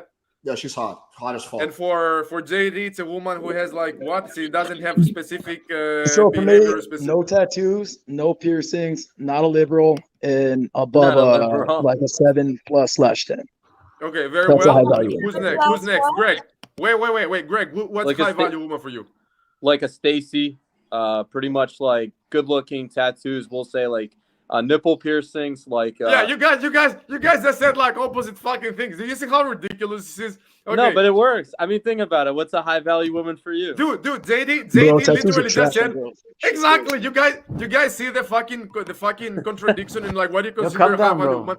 Well- No. This is actually a big thing. If you guys like, this is something that people just keep throwing around in the pickup community, and they use it in the context to like describe something. But everybody who reads this article or hears this video, every time they read this, they picture a completely different thing. So basically, everyone is reading or watching a different kind of content according to what they project on the concept of high value woman. That's what I want to prove to you. Like Jester, what is a high value woman for you? All right, so for me, a high value is, of course, an attractive woman. And I also like a woman that's not going to make it easy for anyone to come get inside of her. All right, Boris, what's a high value woman for you? That's interesting. I wrote a post lately. An ambition. She works on herself, so whether on her physique or her mind and her insecurities. She's close to her family and has let go of her main childhood trauma. She has like a healthy social circle of friends that builds her up. She conveyed that she can convey that what she has inside around her onto the world, and she makes her beauty shine because, of course, she's attractive. Her energy is good, warm, comforting. She doesn't shame you or make you feel guilty for shit. All right. She doesn't convey that she needs you to be whole. She's close to be like complete herself already. She's healthy, happy, supporting you in your goals. She doesn't need to do like a speed story on social media every day to know her worth. And yeah, she has serious confidence. And yeah, that's that. Man, okay, this is actually my favorite. This is like that sounds like literally 0.00. Hey, I'm gonna jump in there real quick. yeah, but this is Wait, okay. Can I just make one quick point? Because you're right, beauty is somewhat subjective. Because really high value is beauty. Like some guys like women with tattoos, some don't like with tattoos. But there's a lot of universal beauty standards. Like for example, I'm just gonna exhibit A. Like I think most guys would agree that this woman is pretty fucking hot, right? She might not be. Oh yeah, exactly hot. definitely. Most guys would be like, Bro, yo, value. Nah. Yeah, I don't. I like the 10. I don't consider that a high value woman. My definition is actually very, very close to what Boris described. I would just maybe like say it in a simpler way. But I actually do agree. But the thing is, I wanted to, whatever, it's irrelevant. I did want to point out that everyone here has a different fucking definition of what a high value woman is. So like, don't throw that around like that. Make sure that when you talk about a type of woman, you and the other guy, whatever context you're discussing, you mean the exact same shit. Everybody has a different definition of racism right now. You have like 10 definitions, right? So you gotta define what value is, right? You have human values, you have absolute value, and you have relative value. So human values, everybody knows what it is, right? Absolute value is, your resources, your job, your status, everything. Relative value is how you make someone feel around you. And that's this, this mix of the three that makes your value. Wait. Sorry. What are you trying to say? Are you trying to say that there is actually an ultimate definition of what a high value woman is? Is that what you're trying to say? No, I was just defining value that concern all of us, like human beings. That's what I said. That's what I said. We're like all over the place. Wait, there's not a universal definition, but there's universal values. That's kind of like, you can't say that beauty is entirely subjective because there's some universal beauty standards that generally apply. I like didn't generally say that. speaking, a woman who is skinnier is more attractive than a woman who's fat. A woman who has big breasts is more attractive than a woman who doesn't. But yeah, I agree. There's some variability. So what my version of high value might be a little bit different than Boris's, but it's not going to be 180 degrees different. Yeah, we're but still both going to think that women who are relatively young, who are relatively busty, who are relatively, have symmetrical faces are going to be attracting. So there might be a little bit of differences, but it's not going to be a radical difference typically. I do not consider that a high value woman. I consider that a physically attractive woman. But a high value woman is like a very different thing. What I was trying to say is like just don't use that term because it's stupid. Instead of like make it like more. Shut up, man. What the fuck? Everybody knows what high value is, but everybody is insecure Apparently to know not. if they Apparently are high not. value or not, right? That's that. No, Chris is making a good point. Saying it's subjective. We can't just say Dude, you heard What is heard that like feedback? you heard like 6 people tell you a different definition. First of all, don't tell me to shut up. I'm actually the person out of the whole chat that agrees the most with you. So that's not very wise. Oh shit. But the That's thing an is, expression, but, that's the thing I said is just don't use this term because this term is very abstract and everybody just throws it around. I'm Instead, gonna like, still make use more it, bro, nuanced. whether you like it or not. I'm gonna still use it. Okay, whatever. Do whatever the fuck you want, dude. I mean, Jerry, make it nuanced. Jerry. Physical attractiveness, self-esteem, emotional intelligence. Put some nuance into that shit. Like when you describe the type of woman you like. Wait, can I just point out that's pretty funny that this stream is mostly Americans. There's 2 Europeans, and those 2 Europeans are not getting along. Who's the European? Boris? Yeah, you guys are both Europeans, right? Where Boris? Where are you from? He's French, and the other one is Greek. They're not going to get along. France. Oh, Okay, West and Eastern Europe. He's Boris. My friend Boris, if I speak to you like this, will we get along better? The lazy accent. That's actually pretty good. This is not the lazy accent. When I meet French people on the street and I speak like this, they actually understand me better than if I speak with my regular English accent. Boris about to smack you with his baguette. Hey, I got a kind of a hot take on relationships. This was a pretty common one quite a while ago, but it isn't so much anymore. Wait, is my mic coming through? Yeah, we can hear it. All right, so I honestly think sex doesn't really matter that much in the relationship. You don't You've think got to build a sex strong matters? base. Not as much as people think it is. Oh my god! I think that sex is if the sex is bad, it's 90% of the relationship. If the sex is good, it's just 10%. 69, actually. Yeah. I think that's the problem with most relationships, and that's why our divorce statistics are higher. For me, sex is in the foundation. It's not the main thing, but it's on the foundation. Yeah, it's the foundation. I think that if the sex is bad, it's everything. If the sex is good, it's 10%. I think that's the flaw in most modern relationships, because if you look at people who are married 50, 60, 70 years, like their entire lives, what do you see? Like, what they did was they waited until they got married, and they didn't overvalue it. At least But they valued it, but they didn't overvalue it. How many? We don't know if those relationships are happy, right? We know that they've been like long Probably not. relationships, but we don't know if they're happy. I know not likely. a lot of the couples who have been married for 40 years, X amount of years, they're just in for convenience reasons. Yeah, they're Most just roommates people at that are point. not happy. Yeah. Well, it's just the people So, you know. So That's the like thing. longevity, like the length of a relationship, it's not equal the happiness, and it doesn't Okay. tell you whether a relationship was a happy relationship or was not a happy relationship. The ones that I've seen that are happy relationships and are long-term relationships, the sex, it's good, and they have a healthy sex life. I have the impression Joe is I saying this whole definitely thing. disagree. I definitely disagree.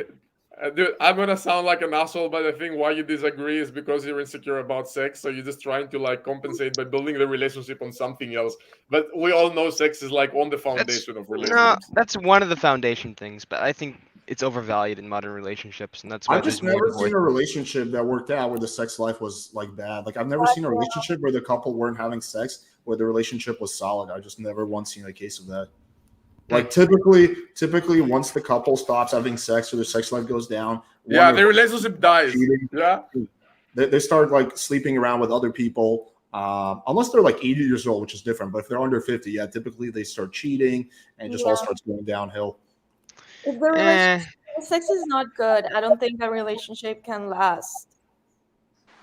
I got a hot Joe, take. You guys Joe, did you have a sexless relationship? Honestly, I haven't had one.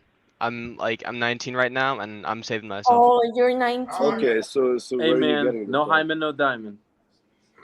But bro, I mean, come on. To be fair, you're kind of shitting on something you haven't tried. Like you don't really know if it's important or not. That's true. That's true. But I want Okay, so to. you have a fear. That's kind of like me saying, "Yo, sushi is it's overrated." That's like, okay, Yeah. it would be like me saying Argentina is overrated. Oh, when was the last time you were in Argentina? Well, I've never visited, but I'm not you know, saying I've it seen the isn't photos. good. I'm not saying it doesn't have value. What I'm saying is you should wait and not build your Bro. relationship on it, because that's why relationships decline. Bro, listen, you're 19, you're in a panel full of people that had relationships, that had a lot of sex. It's probably for the best of you. I haven't had a lot of sex. To actually, well, whatever. You had a relationship with Alex. But for Joe, what is probably best to do is to actually take the advice and not underestimate the importance of sex and relationships. It's not, you can't separate it. It's like you can't have a house without foundations. You can't have a relationship without good sex. So it's like one of the things. It's not the whole thing. It's not.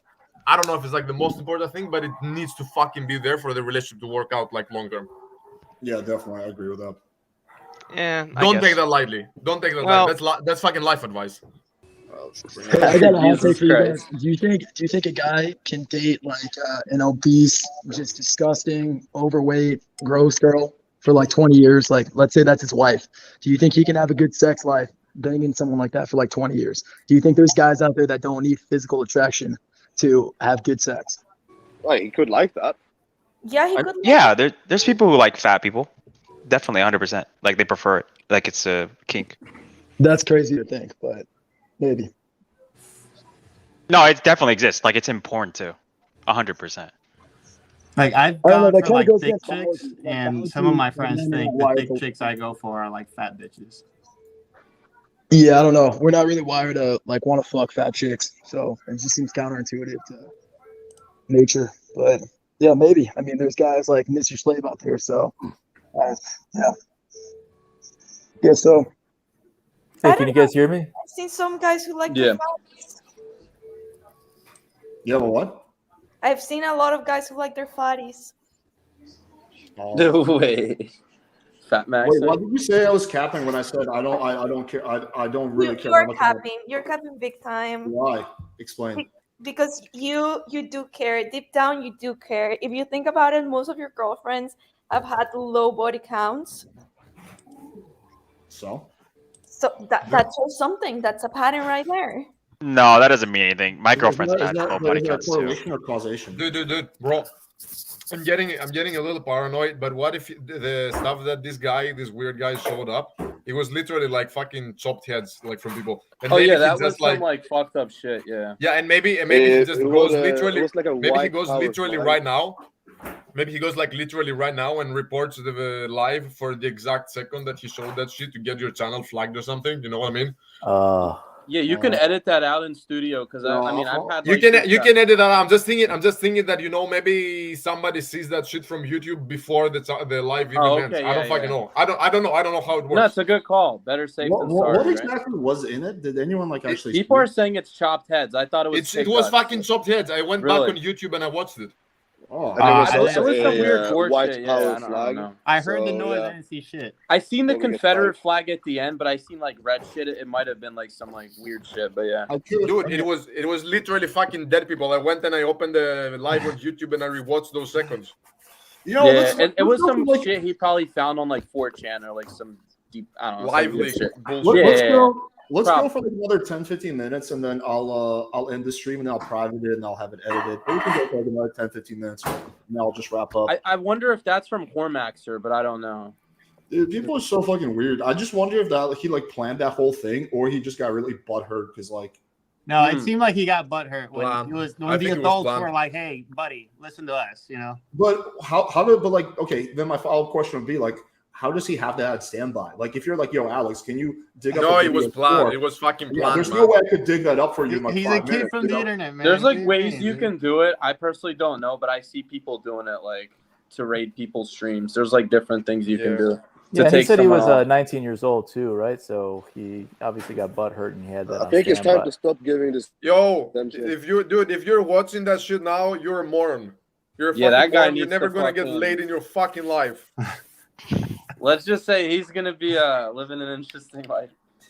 What a world we live in. What a world. That's fucking weird. I've never seen that before. You got like on fucking stream. Max for spending 2 hours watching the stream just to like bicker with people in the chat. First, you there's love the penis character. flashes. Now people are doing like the gore shit. Like, what's next? I don't know, man. I have a question though. This directly What- supports the video I made today about why the manosphere is going downhill. Fucking. I have a question. Yeah. What What's do you your guys question? think about the legalization of prostitution? I mean, it's a good idea. And yeah, they should do it, bro. Why not? Because I was thinking in the future, instead of dating apps, we're probably gonna have prostitution apps, right? If it becomes legalized. I believe have it's already in the making. In some parts of Europe, called- already it's used. called Tinder. Yeah, they do. Isn't seeking arrangement that? No, seeking No. arrangement dances around and pretends like they're like on seeking. It literally says directly like not supposed to be a prostitution service. Please report people trying to solicit. So they pretend. They pretend to be just like a rich people dating app, but in reality, it is like basically prostitution. But like seeking is like prostitution in disguise. They're not upfront about it.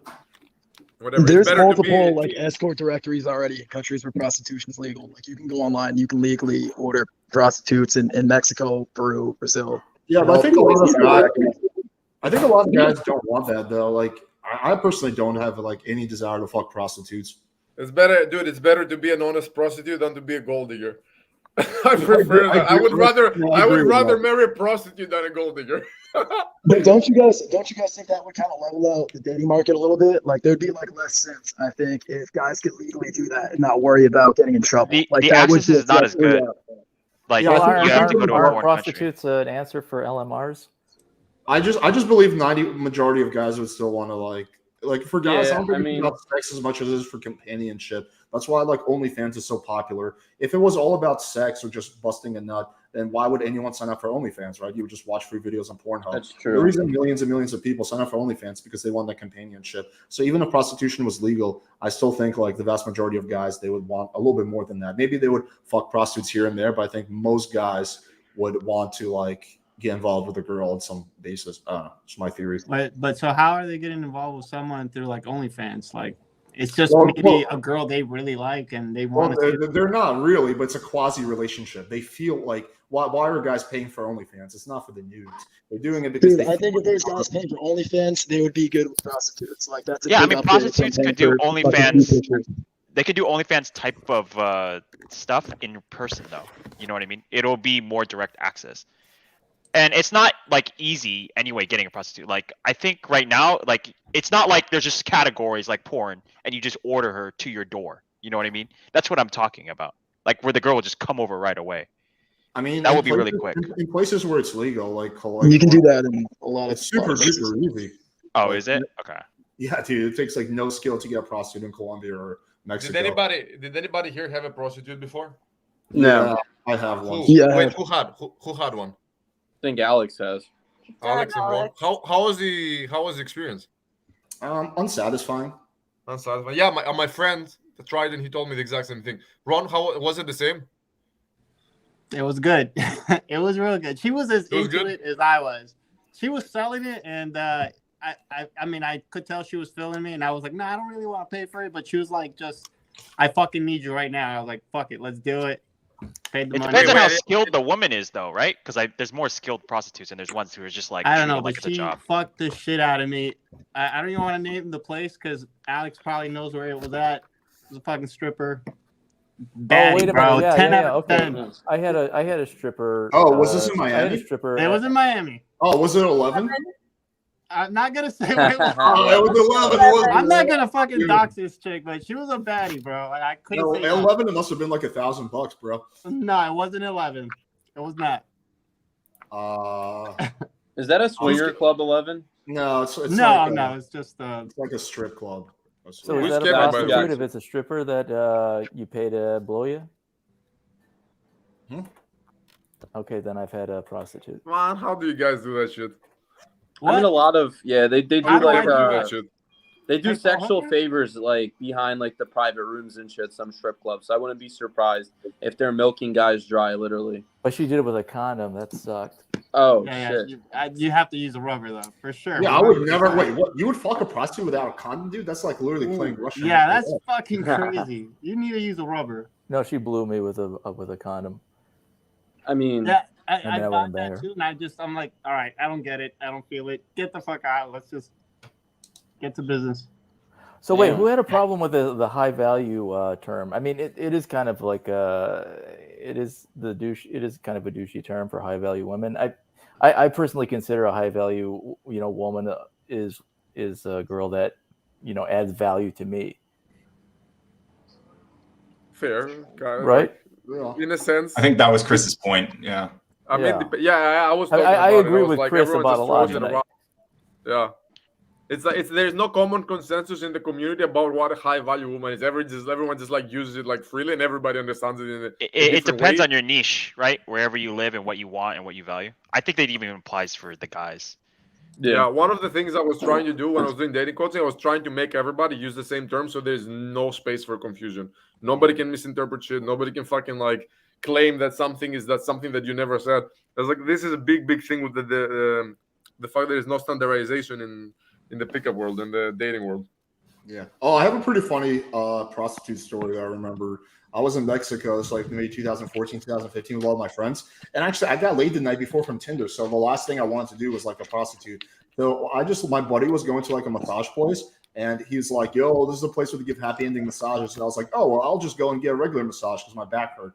Right. So I went to this happy ending massage place. And I was like, hey, so, how much is it for a regular massage? And they're like, what's a regular massage? I'm like, massage with no happy ending. They're like, we've never done one of those before. I'm like, they're like, it would be the same amount. I'm like, wait, you're telling me it would cost the same exact amount of money for like the happy ending massage as the non-happy ending massage? They're like, yeah. I'm like, well, let me just get the fucking happy ending then if it's free at that point, because I'm gonna get the fucking massage anyway. So I might as well at that point if there's no difference in price. So it was less about having sex with prostitutes and more about me being a Jew and saving money. I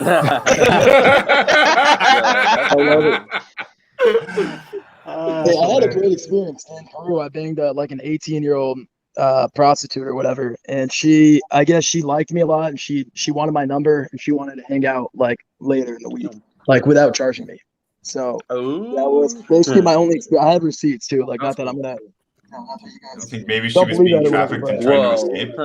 How do you know she was? Yeah, it could have been like some shit like that. I mean, because that's kind of one of the problems right now. Is that like it's criminalized? So like people who are being trafficked, they can't like go to the police. Like, we should at least criminalize it for like the workers, right? Initially, it's legal in a lot of countries though, where you can actually I'm talking you about check in through the hotel, you tell the hotel what's going on, and then they have to check their ID and stuff. That way, it's like help circumvent stuff like that. Sure. You know what's crazy though? Hey, in Indonesia, they're banning like sex. If you have sex in Indonesia as of next year, like you'll go to jail. Like anyone, tourists and stuff. Oh, I heard that. You gotta be married to have sex. Oh, you have to be you gotta be married, married to have sex. Yeah. I don't know how the fuck they're gonna enforce that. Like that's crazy that's an actual law that went into effect. No, they're not gonna enforce it. No, I mean they're probably. Dude, if you think about it, Bali, where all the tourists go, is just like a tiny part of Indonesia. So, and it's a conservative Muslim country, so of course they're doing it, but I don't know if they're actually gonna implement it for the tourists. I mean, somebody has to snitch on you or some shit. Like, who's gonna do that? Yeah, the girl who's fucking you who wants to try to blackmail you. A black killer. That's gonna open up a lot of like scandalous shit for girls to scam you. But she's fucking herself as well. How do they define sex too? What if you do like anal? Dude, bro. Wrong hole. Bro. Yeah. You're already looking for a loophole? Any the Catholic loophole. You could be fucking her ear. Yeah, like how would they define that? I found a loophole. Yeah, but bro, they're Muslims. They're not Catholic. Any hole's a goal. I'm just saying. Any hole's a goal. Jesus. That was funny though. It's funny. Yo, Hey, when a girl messages you on Tinder, it's like sometimes I just automatically assume it's like a bot, right? No, it could be, I guess.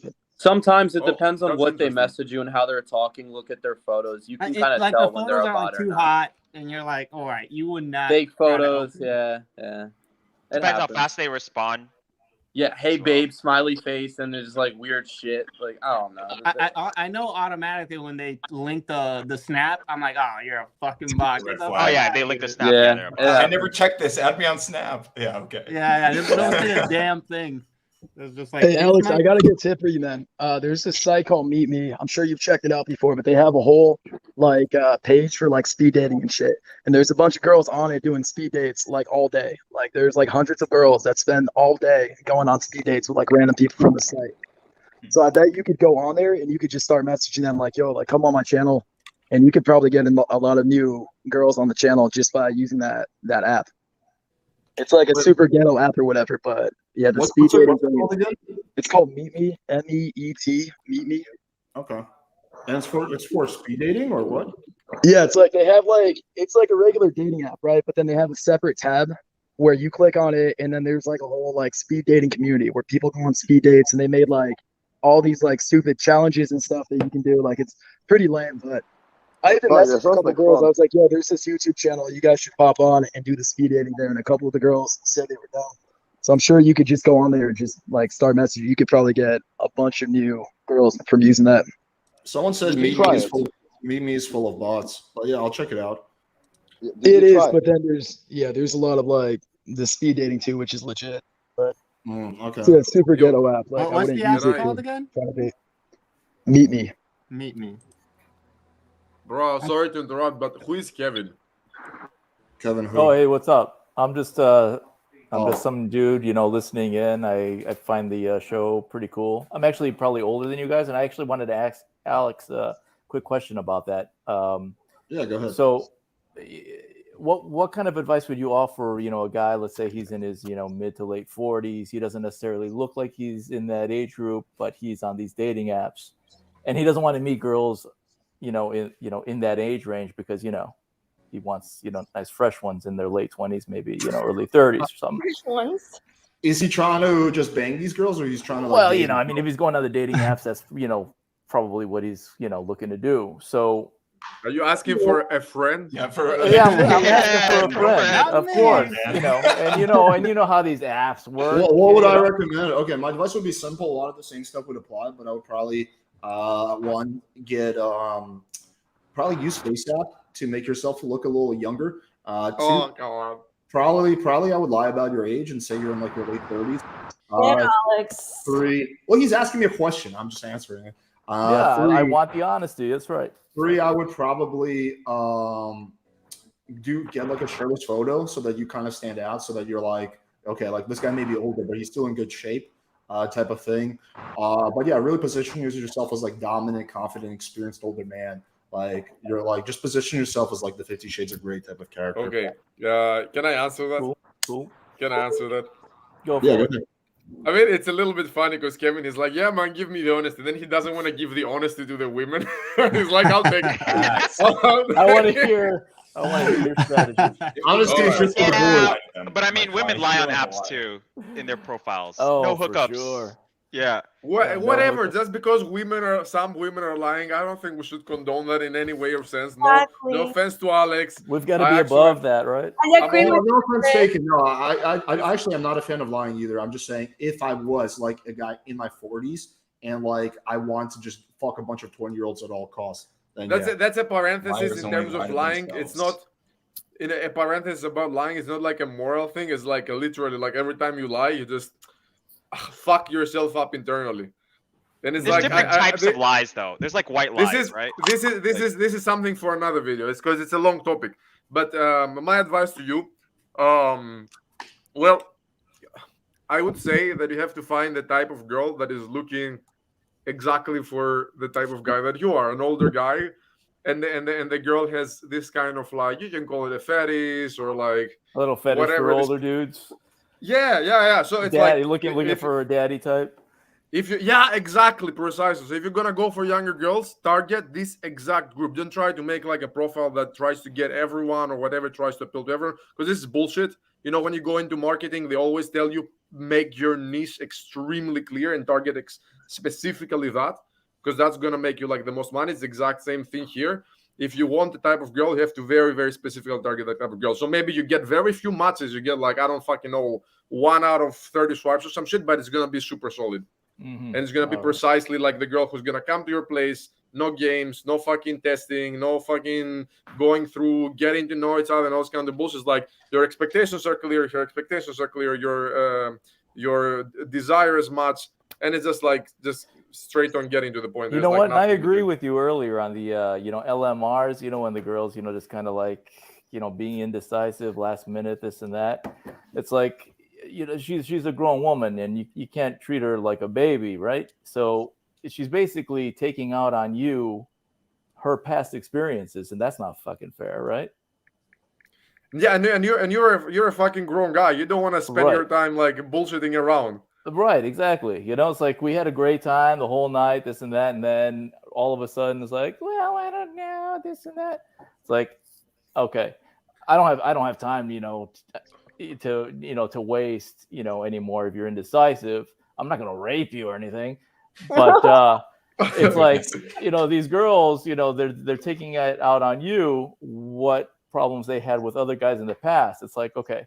And my advice to girls who are in that position is like, you know what? Have a way out before you get to the fucking place. It's like, if you really like them, have the fucking wait, ready. hold on. But there could be other reasons why she doesn't want to fuck you as well. Could be a lack of attraction. It could be the way that you're going about the sexual escalation. For example, if this is a girl that wants it rough and you're like trying to cuddle her, like that's not going to turn her on. So there's going to be more factors than just that. I'm not saying that's ever happened to me. I'm just saying I can understand, when that's happened to other guys. Okay, dude, we found your role. Your role from now on in the online dating apps is you're the fucking daddy. Okay, daddy. You know what's super daddy. funny? That's it. I was playing the other day. I was playing around. Poppy. Nah, I don't like Poppy. I think you should be fucking daddy. And you got like the bald Maybe in Miami, grandpa. The style. But the other day I was playing around with ChatGPT, like everybody's playing around with it these days. And I was trying to make it produce some online dating bios. And it was hard because this thing goes very hard on censorship. This thing is like a real social justice warrior. But I managed to circumvent a little bit some of the restrictions. It came up with some really savage shit. I was like making some bumblebuys. It's like one of the bios was like, I'm gonna be your little secret, just like your daddy issues.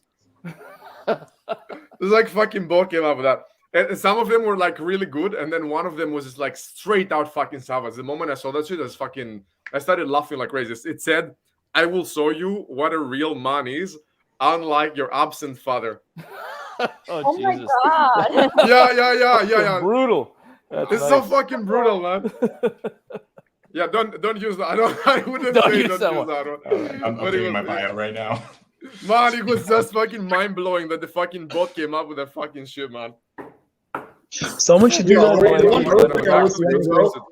On the topic of like older man, whatever dating, I will say this: like for sex, it doesn't matter, but if you're looking for a relationship, I would not recommend dating a chick in her 20s. Like I think every relationship I've seen where the age gap is like too big, it always like leads to a fail. You can date a girl like 5 or 10 years younger than you, but if you're in your 40s, you're dating a girl who's like 20, that's like a recipe for disaster. Like I think you have to be like the same level of maturity, more or less. Yeah, I hear you, man. I hear what you're saying. It just comes, a lot of baggage comes with, older girls. A lot of past trauma. A lot of guys fucking them over. So you got to deal with that when they're in their 40s. Man, I look through my screenshots. I found another bio for you. It says, "I'll be your daddy, but make you feel like a grown up in all the right ways." Oh, Jesus. Man. I would use this. I don't care. I mean, I would use this too, man. This bot came up with some really good shit. It's very creative. ChatGPT has Riz. Damn. Yeah. Those are good, dude. I'm gonna remember those for when I'm 40. Kevin, That's some good shit. Yeah, Natty. Girls who are into older guys, don't they have some type of like trauma to want some type of issues? From what I've heard, I mean, I've come to the conclusion that most girls have issues these days, but a lot of the exactly, Natty. But a lot of what I hear is that a lot of these girls, they meet the guys that are near their age, and they just act like children, the guys. So they're looking for older guys in hopes that they're more mature.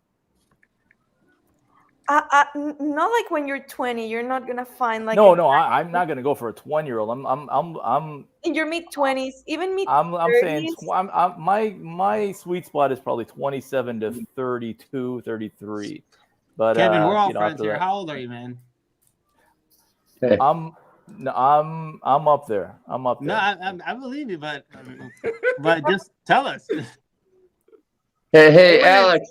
Dude, if you can't own it with us, how you gonna own it with the girls? Man, you're amongst family here, bro. Come on. I'm 50.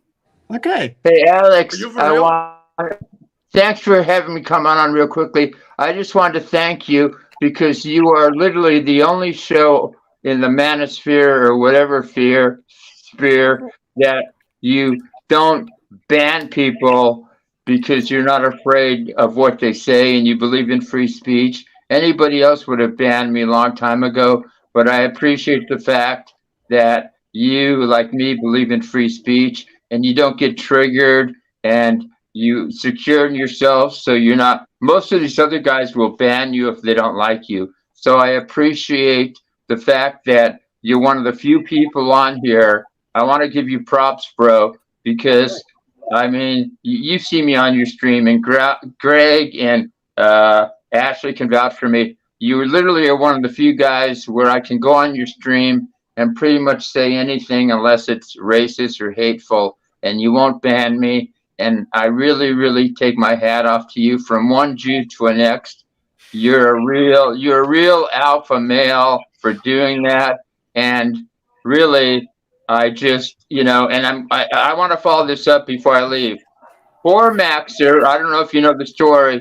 One of the Thorpe's subs or whatever exposed himself, and he shut his thing down, and then I had nothing to do with it, but he banned me, and he banned me from his chat and from his show, and he won't let me on, and I never did a goddamn thing to him. So it just goes to show you that all these guys who think they're tough, they get triggered so easily over simple words. But Alex, I have to take my hat off to you, man. You, of all people, nothing seems to trigger you. You basically are one of the few people I have to. You're like me. In other words, you let people speak freely, and you know what? That's what makes your show fucking so great, because you're not sitting there censoring people for nonsense. Obviously, if they use the N-word and hate speech, it's different. But you know what, Alex? I think your show is so wonderful because you exemplify free speech, unlike Hormaxer, who thinks he's a tough guy and bans everybody. Everybody else, John Anthony, Don, all these other guys, Fresh and Fit, if they don't like, I've said way less things to them and they ban me from their chats. But you, Alex, literally, I watch your show because I feel, and Greg can vouch for me, and you've seen the crazy shit I put, but you, of all people, I totally respect you, and that to me is super alpha of you to just let people speak their free speech. And I want to prove a point. And you have never, and these other guys that do that, they get their channels banned and shit, but you never have gotten your channel banned for letting people speak freely. So Alex, in closing, I just want to say thank you from the bottom of my heart for allowing people to speak freely and to fuck this woke culture. And it's just, I really admire you for that. Really, in all sincerity, you have other hangups I don't admire you for, but I really, really admire you for the fact that you don't have all your mods, banning people and shit. And I believe. Chill, we're good. Yeah. We're good. So, Thanks, Alex, bro. what do you? Alex, can you reply to that? I've been on your show before, but can you tell me why you are different from these other guys that ban people on the drop of a dime? Can you tell me that? I appreciate the compliment. I don't know if I really have too much I can say about other people. I don't know. I just do what I do. But you know what? I know I'm a funny guy. You see me in the chat, but you are sincere, and I respect you. You know what? It's because people like you stand up for what you believe. You don't crack down on free speech. You don't fold into the woke culture, and I think that's part of your success because you don't give a fuck. if somebody you're like me. If somebody calls you fat phobic or transphobic, you know you're not. You don't give a fuck. So, in my opinion, here's what I have to say in closing. The people that don't say anything about this only perpetuates this woke nonsense. But when people like you and me and Greg and other people stand up against it, we're fighting back and we're trying to save the culture. And you know what?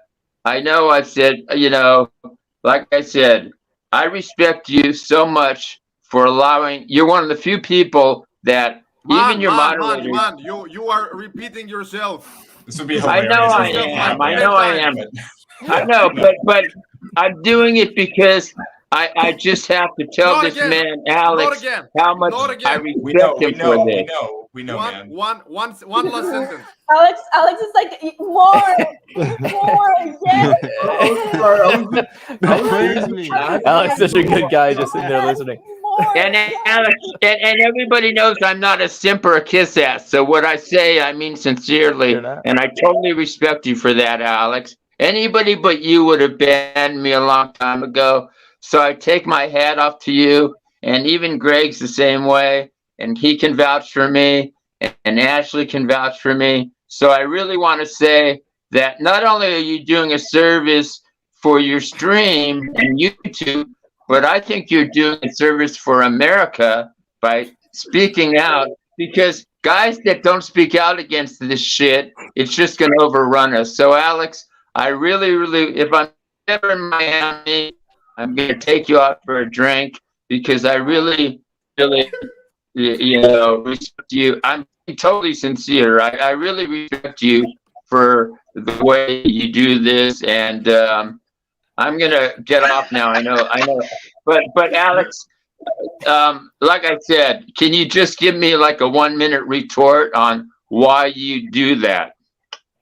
Sure. I appreciate the very, very kind words, very flattering. Why do I do that? I don't know. I've just always believed in free speech, I guess. I don't know. I don't really know. I feel like Alex, give this man an answer.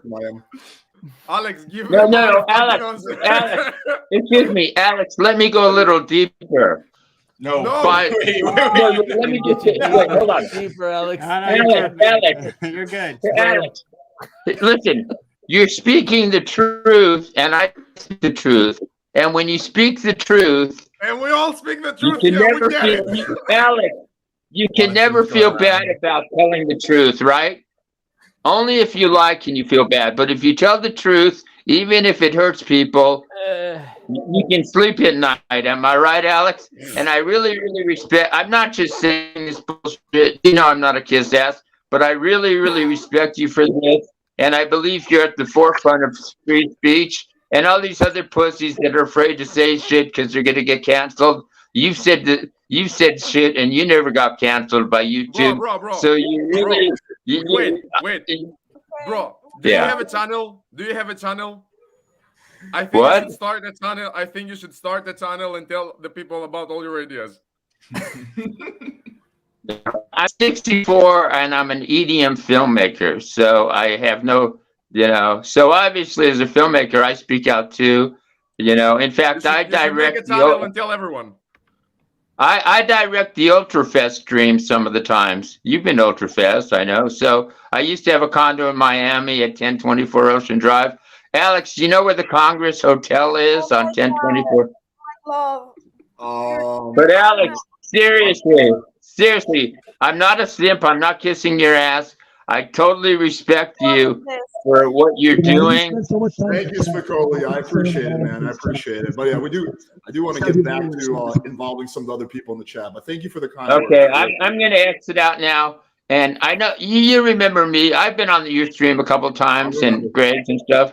And hopefully you'll let me on again. Maybe I'll even do one of your dating things one time. But you know what? I believe anybody listening should follow Alex and do exactly what he says and fuck this free speech shit and let him speak your mind. And if you don't speak your mind, you're nothing more than a fucking simp, incel, and pussy, and you're feminized. Only real men speak their minds. And Alex, I want to take my hat off to you. And let me ask real quickly, Do you other guys in the chat feel the same way about Alex? Do you feel the same way, Greg? Greg is not here, bro. I think wokeness is underrated. I think this anti-wokeness shit needs to stop. That's what I think.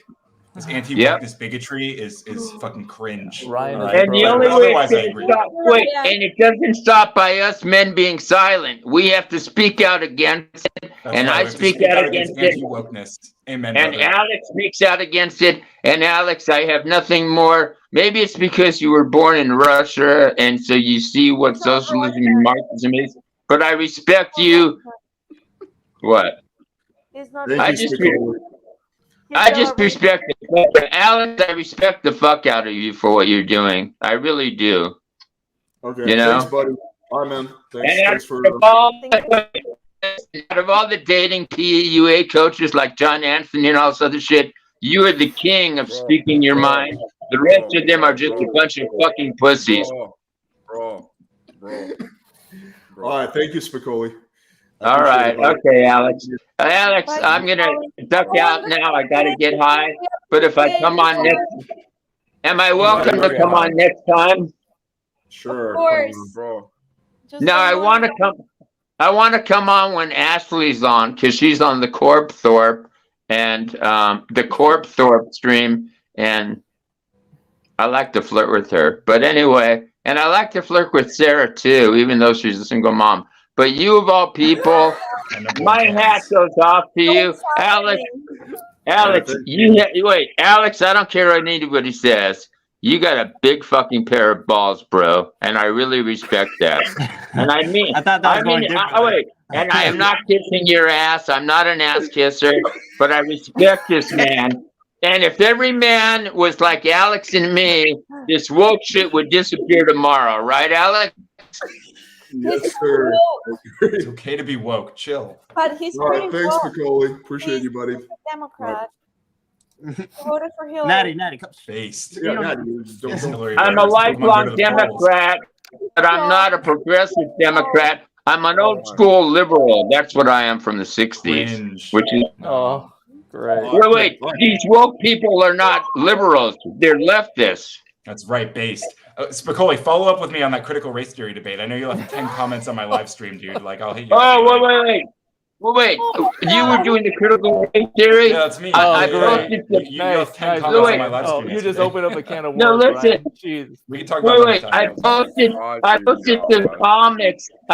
Look at your comments in I know. I saw them. COT. I saw them. Yeah. Yeah. They told me I you didn't watch the know. You wouldn't let me on. Alex, seriously, bro. From one G to the next.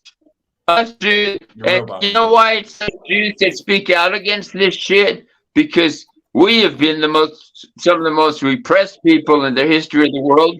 But unlike other marginalized people, we don't go around bitching about it and playing victims. That's the difference, and that's why we're successful. Oh, really? And Alex, I really take my hat off to you, and I really respect you. And I know we have disagreements on certain things, but I really, for what you're doing what I'm doing. If you went to my channel, you'd see that I speak out against this shit all the time. So Alex, keep doing what you're doing.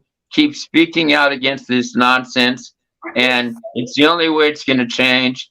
And happy Hanukkah, Merry Christmas. And hopefully, so you'll let me on your chat again. You'll let me on your stream next time again, Alex? Of course, right?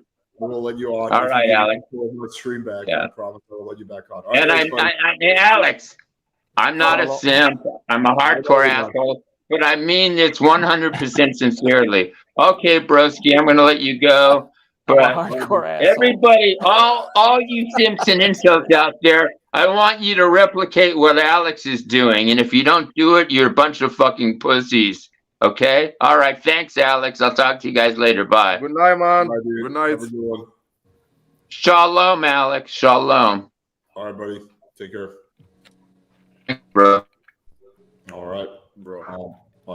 Like I said, he was 65.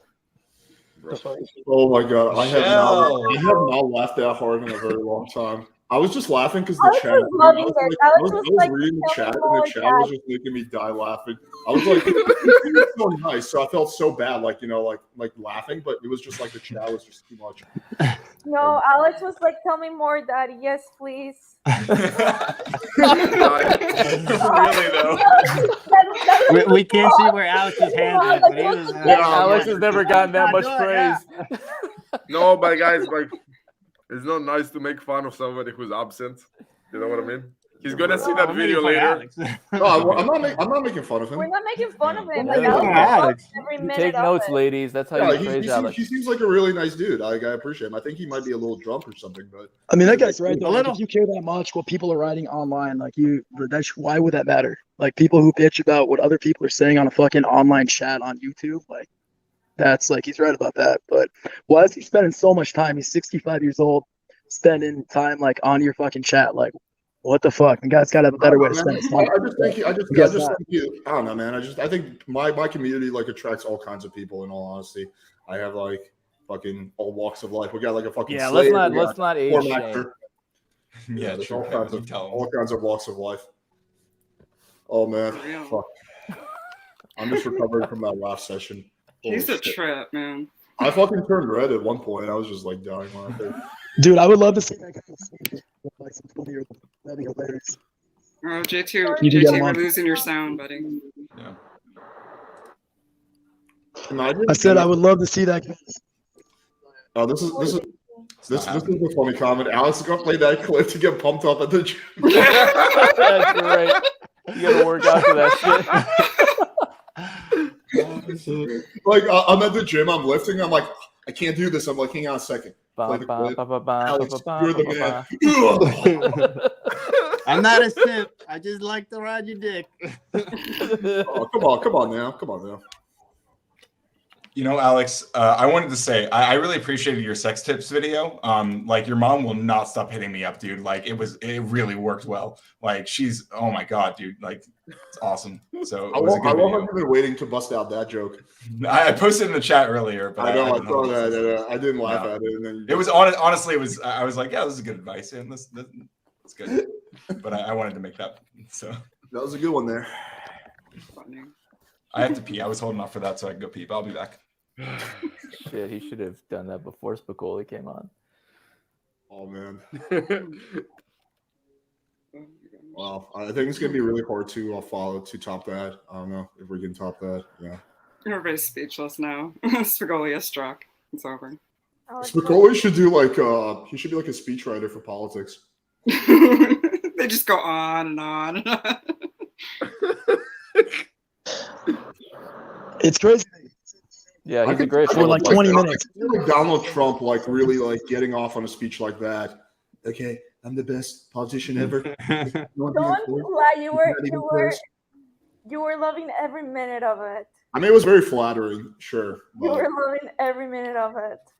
I mean, I was loving laughing. Yeah, I was like laughing really hard because the chat was like being really funny. But yeah, I mean, it's flattering, but it's also like kind of, I don't know. Like, I don't know. He's like, tell me why you're awesome. Like, I feel kind of cringy doing that. Let me tell you about why I'm awesome. So you see, everyone's a loser except me. Although it would be really funny to see Spicoli on a speed date. I think he said he wants to come on a speed date. You better give him a 20-minute speed date, and that's going to be fast for him. He's got the only problem is how you're gonna get him off the speed date afterwards. Oh, dude, yeah. The girl Oh, yeah, doesn't he'll get go one past word. the time. Imagine the girl like doesn't say a single word during the whole speed date. The whole speed date is gonna be about how awesome you are, Alex.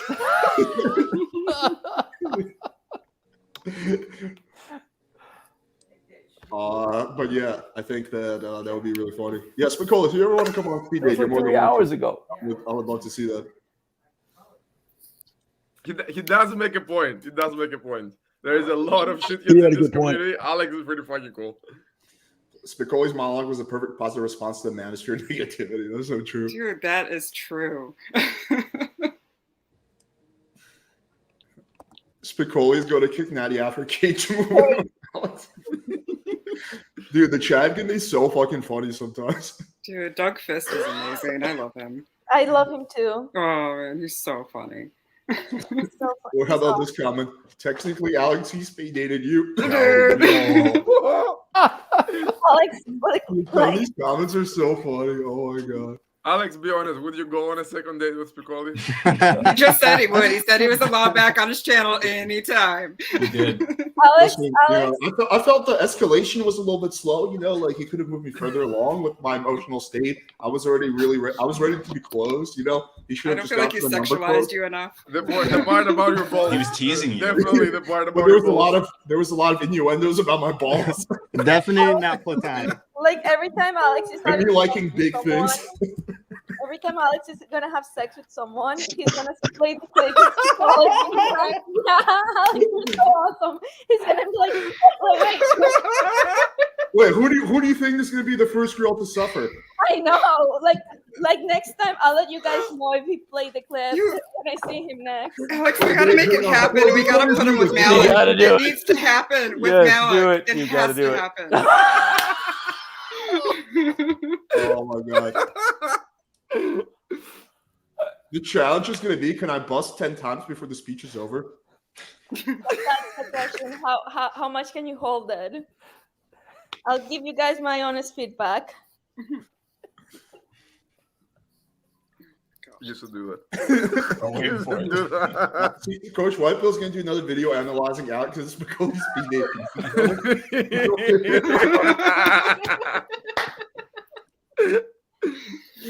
Oh my god, I'm dead. I don't know why you take so much. You like take such a big shit on Coach Whitepill. Like I checked out the content. It's not that bad actually. Or like his content is pretty good. It's more of just the fact that he's just like a massive hypocrite. Like he said that like speed dates were pointless and they're like not reflective of real game. And now I he's actually agree. I actually do agree with that one. Sort of too, yeah. But here's the big but. Now he's charging $5 to have him review your speed date. So there's the hypocrisy. And he's also never been on a speed date himself, but he's charging people money to review their speed dates. I don't know, man. Stuff like that. I was more nervous on that speed date the other day than actually like cold approaching chicks at a bar. Like I was just, I guess because, you have an audience and people are like watching you and you're going to be critiqued. So it just didn't feel natural enough to me. Yeah, exactly. I do think it's a really great way for you to like get. I think it's a good practice point. If you want to exercise on getting over humiliation, it is a good exercise. Well, no, it's also a good way to get feedback. do agree with Okay, that. think about I it, do dude. agree If with you want to you. get feedback on your on your game, On your conversations. you have to pay a coach thousands of dollars to do that, right? You have to go to boot camp and shit like that, right? It's expensive. It's like Yeah, but Alex, like how but this many? you get how feedback many- for free. But how many of the girls like actually react genuinely? Like it's not the case with like most Yeah, of it's the not times, I think. genuine. But it's a lot Maybe less maybe about the- sometimes, maybe like But sometimes. it's but not about the girl's reaction. It's about like my observation of their behavior and me giving them feedback. That's the real value in it. It's about Alex. No, but you understand Yeah, it's all what about we're me. saying, It's right? not about the girls. That the Coder, I wanna girls, see you do a speed reaction. Yeah, Yeah, but I mean, I will. I did. Yeah, I but the did girls- Caduceus black pill dating thing with Grace, and that was fun. But like, I haven't done any other speed dating. It's also the observer effect, right? There's people watching, so like it changes how everyone interacts. Yeah, Massively. Just massively. there's many faults with the speed dating thing, which was not perfectly reflective of real life. But I think it's like the best thing we have, aside from doing like private coaching, which again, like, I think most people can't afford. And I think like I've also seen a lot of people who've gotten a lot better, like through doing a lot of speed dates. So you can improve if you implement the feedback. I do think it has its value.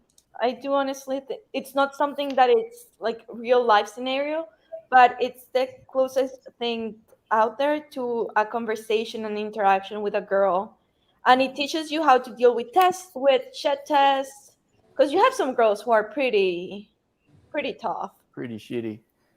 Yeah, but you are actually right. The thing is like, so these girls, they would not act the same way if they were not in front of an audience.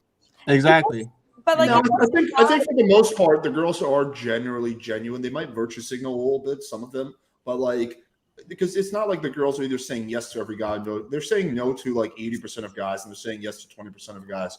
And generally, they're saying yes to the guys who I also think have good game. Sometimes there's exceptions. Sometimes I think the guy had bad game, but he gets a yes from the girl. But that's only a small percentage of the time. Most of the time, when the girl says yes, like I agree with her assessment. I thought the guy had a good game. So I think it like there's more than enough overlap for it to be like effective, but it's not perfect. Did you guys watch the speed date that I had the other day with Eden? Yeah. Michelle, you watched that? Yeah, you're on my second channel now, bro. Yeah, that's with what Malik. Mm-hmm. That's Or the was thing it I with wanted Malik? to No, do. no, it was with what's her name? Eden. Yeah, Eden. Yeah, I saw it. I was moderating there. No. What do you think about that one? Like your approach was interesting.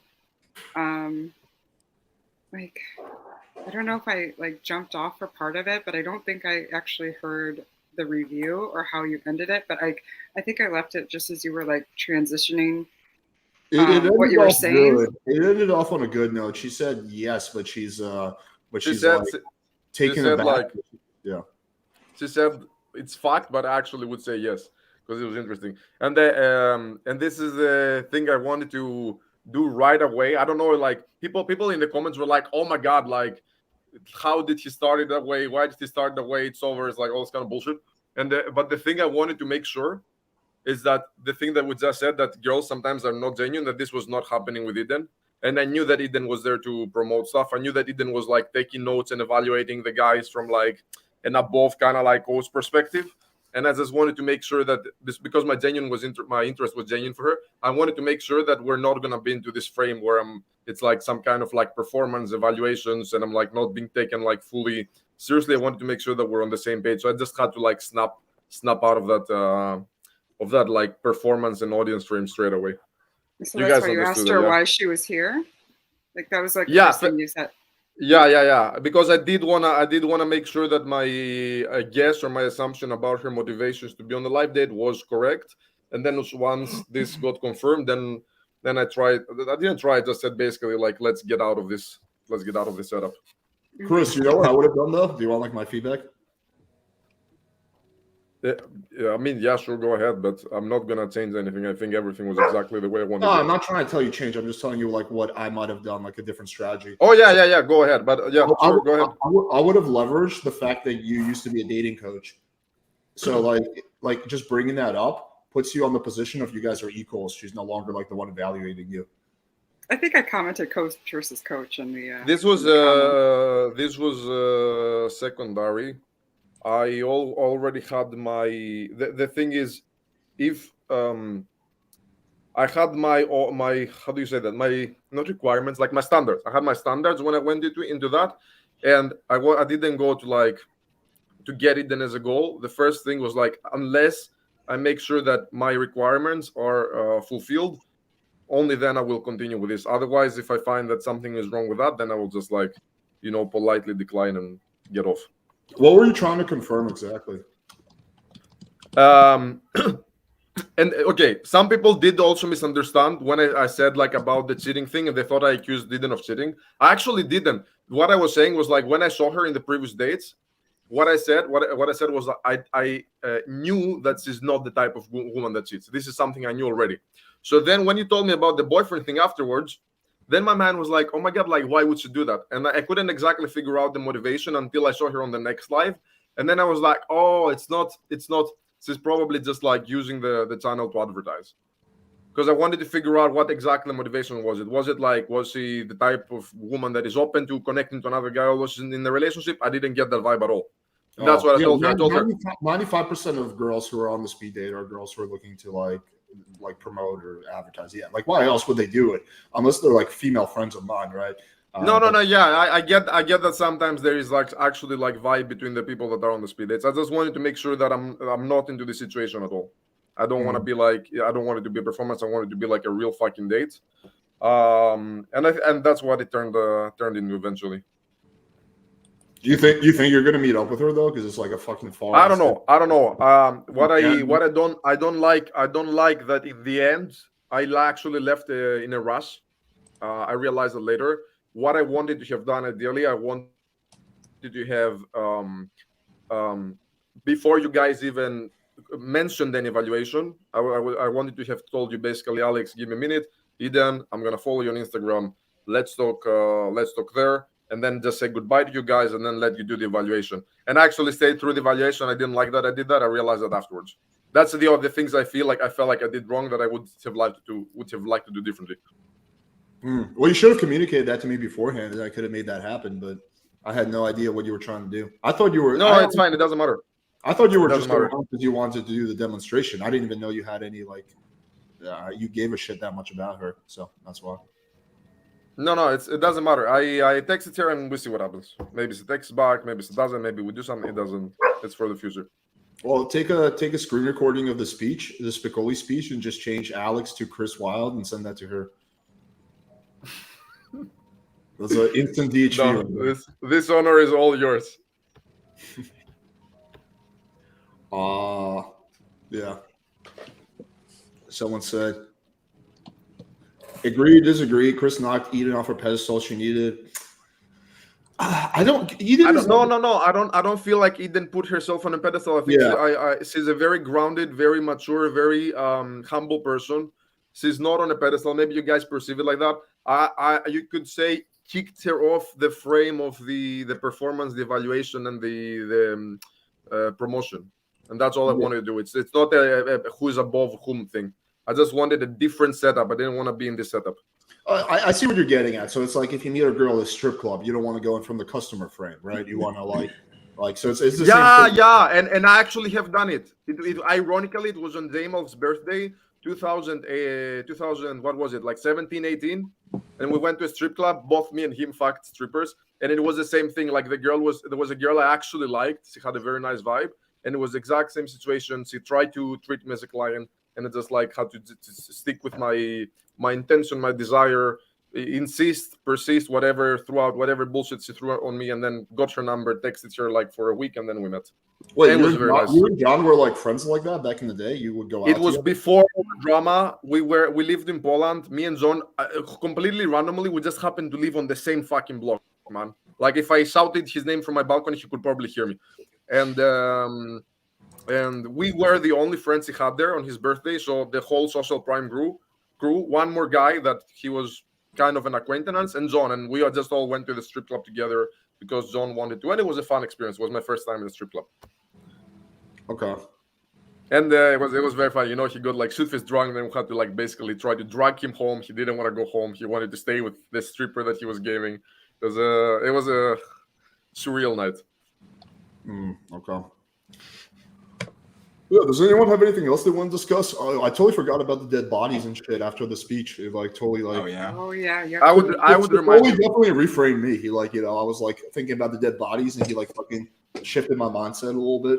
That was good right there. I can't believe I missed it. I heard it, and when I looked, it was gone. Yeah, it was nasty. You probably should definitely like edit that shit out when it's over. It was Immediately, literally like decapitated immediately. heads and shit. Like it was Yeah, gross. I'm going to. Those are maxing for real. That guy was a dork. That was an incel right there in its true form. Yes, sir. Yeah. Oh man, I've never encountered one of these guys like directly.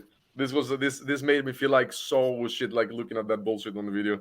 That was like a black pill suicide bomber. Did you watch the video I released today about the manosphere? Whatever is the unfortunate truth about the manosphere? It's on my watch later. Chris, did you watch that? Which one? The video I released today, the unfortunate truth about the manosphere. No, man, I was out. But the first thing I did when I came home was jump on the fucking live. Maybe I'll take it later. But yeah, you should watch that video and let me know your thoughts. I think you'll agree with me pretty much 100% on that video. Maybe. Yeah. It's kind of like, I don't know. I don't want to say painful. I don't want to like exaggerate it, but it was like a little uncomfortable making that video because like I was kind of putting into words something that I've like known for a while. What was the point you were making? Like one sentence? Then the manosphere has gone like totally downhill. It's like it's become a shit show. You have it's become really tribal. There's a lot of frauds and LARPers. There's a lot of drama. There's a lot of like division. Yeah, man, you hit the nail on the head because once these groups start, reducing themselves to gossiping, that's like really feminine, and that's what it's become. It's all gossip. Bitch behavior. That's big behavior. It's true. It's true. Kevin. They're not offering. They're not offering anything, constructive. All they're doing is shit talking, other people. Yeah, I think like a little bit of shit talking can be okay, but I think shit talking's fine. But now it's all becomes, relying like, on too much. drama. They're just hooked on drama. Yeah, I think like if the purpose of your channel is drama, that's the issue. But if like your channel is the purpose is value, and occasionally there's a little bit of like gossip and drama, I think that's okay. But yeah, it's a shame, man. Yeah, it was a lot better when I got into the community 2012. There's like a lot more of a sense of camaraderie. I think a lot of it also has to do with like the YouTube algorithms and stuff like that. Because like if you make like as a content creator, if I make a video that's like pure value, like I do a live stream where I'm just like helping people, like no one's gonna fucking watch that. It's gonna get buried in the algorithm. If I do a video where I'm like fucking exposing J-Mall, that's like fucking all the way at the top. So yeah, it's like I think the algorithm really doesn't like really help the issue at all. But it's if you want to go on a little bit of a meta thing and think of how these algorithms are created. I don't know if this is relevant, but they of course they go for what is more popular, and these algorithms they kind of like propagate the collective trauma people have. So people like to be engaged in drama, the feed of drama, and then ironically the algorithm kind of like builds on that and feeds it back to the people, and it's this like weird symbiotic, synergistic relationship between the algorithms and the humans, and the algorithm is basically shaping the human, and the human is shaping the algorithm. It's like super Black Mirrors if you think about it, but it's not going in a good direction because the algorithm is like money oriented, so it just like cares only about numbers. It doesn't care about quality of the content. So the algorithm is like which supposed there to assist humanity. It actually makes things like much shittier. And like you could probably see YouTube like, I don't know, 5, 6, 7 years back, and it was way more quality content. Yeah, it's like that with actually like other things too. It's not just like the manosphere. Like politics is like that. It's become like way more divisive and like spiteful and angry and like tribal. It wasn't like if you look at like politics 15 years ago in the U.S., it was like nothing like it is today. Like it was like people disagreed, but it wasn't like fuck these people, hang them, put them in jail. It's like it's become super tribal. I'm gonna be honest. I think a lot of times that's what people want to see, though. They don't want like people working together. They like the drama and watching people fight. It's entertaining for a lot of individuals. It's not just the algorithm. The thing is that that portion of people that you see on social media engaging in this kind of behaviors, comparatively to the total number of the population, is actually very small. But because you get these people thrown into your face all time, every day, you are being misled to believe that they are a much larger amount of people. So like you look at all these like LGBTQA bullshit, but I'm talking about the people who have this agenda and they fucking try to shove it down everybody's throat. They are a tiny percent of the population. They're like maybe, I don't know, like 2%.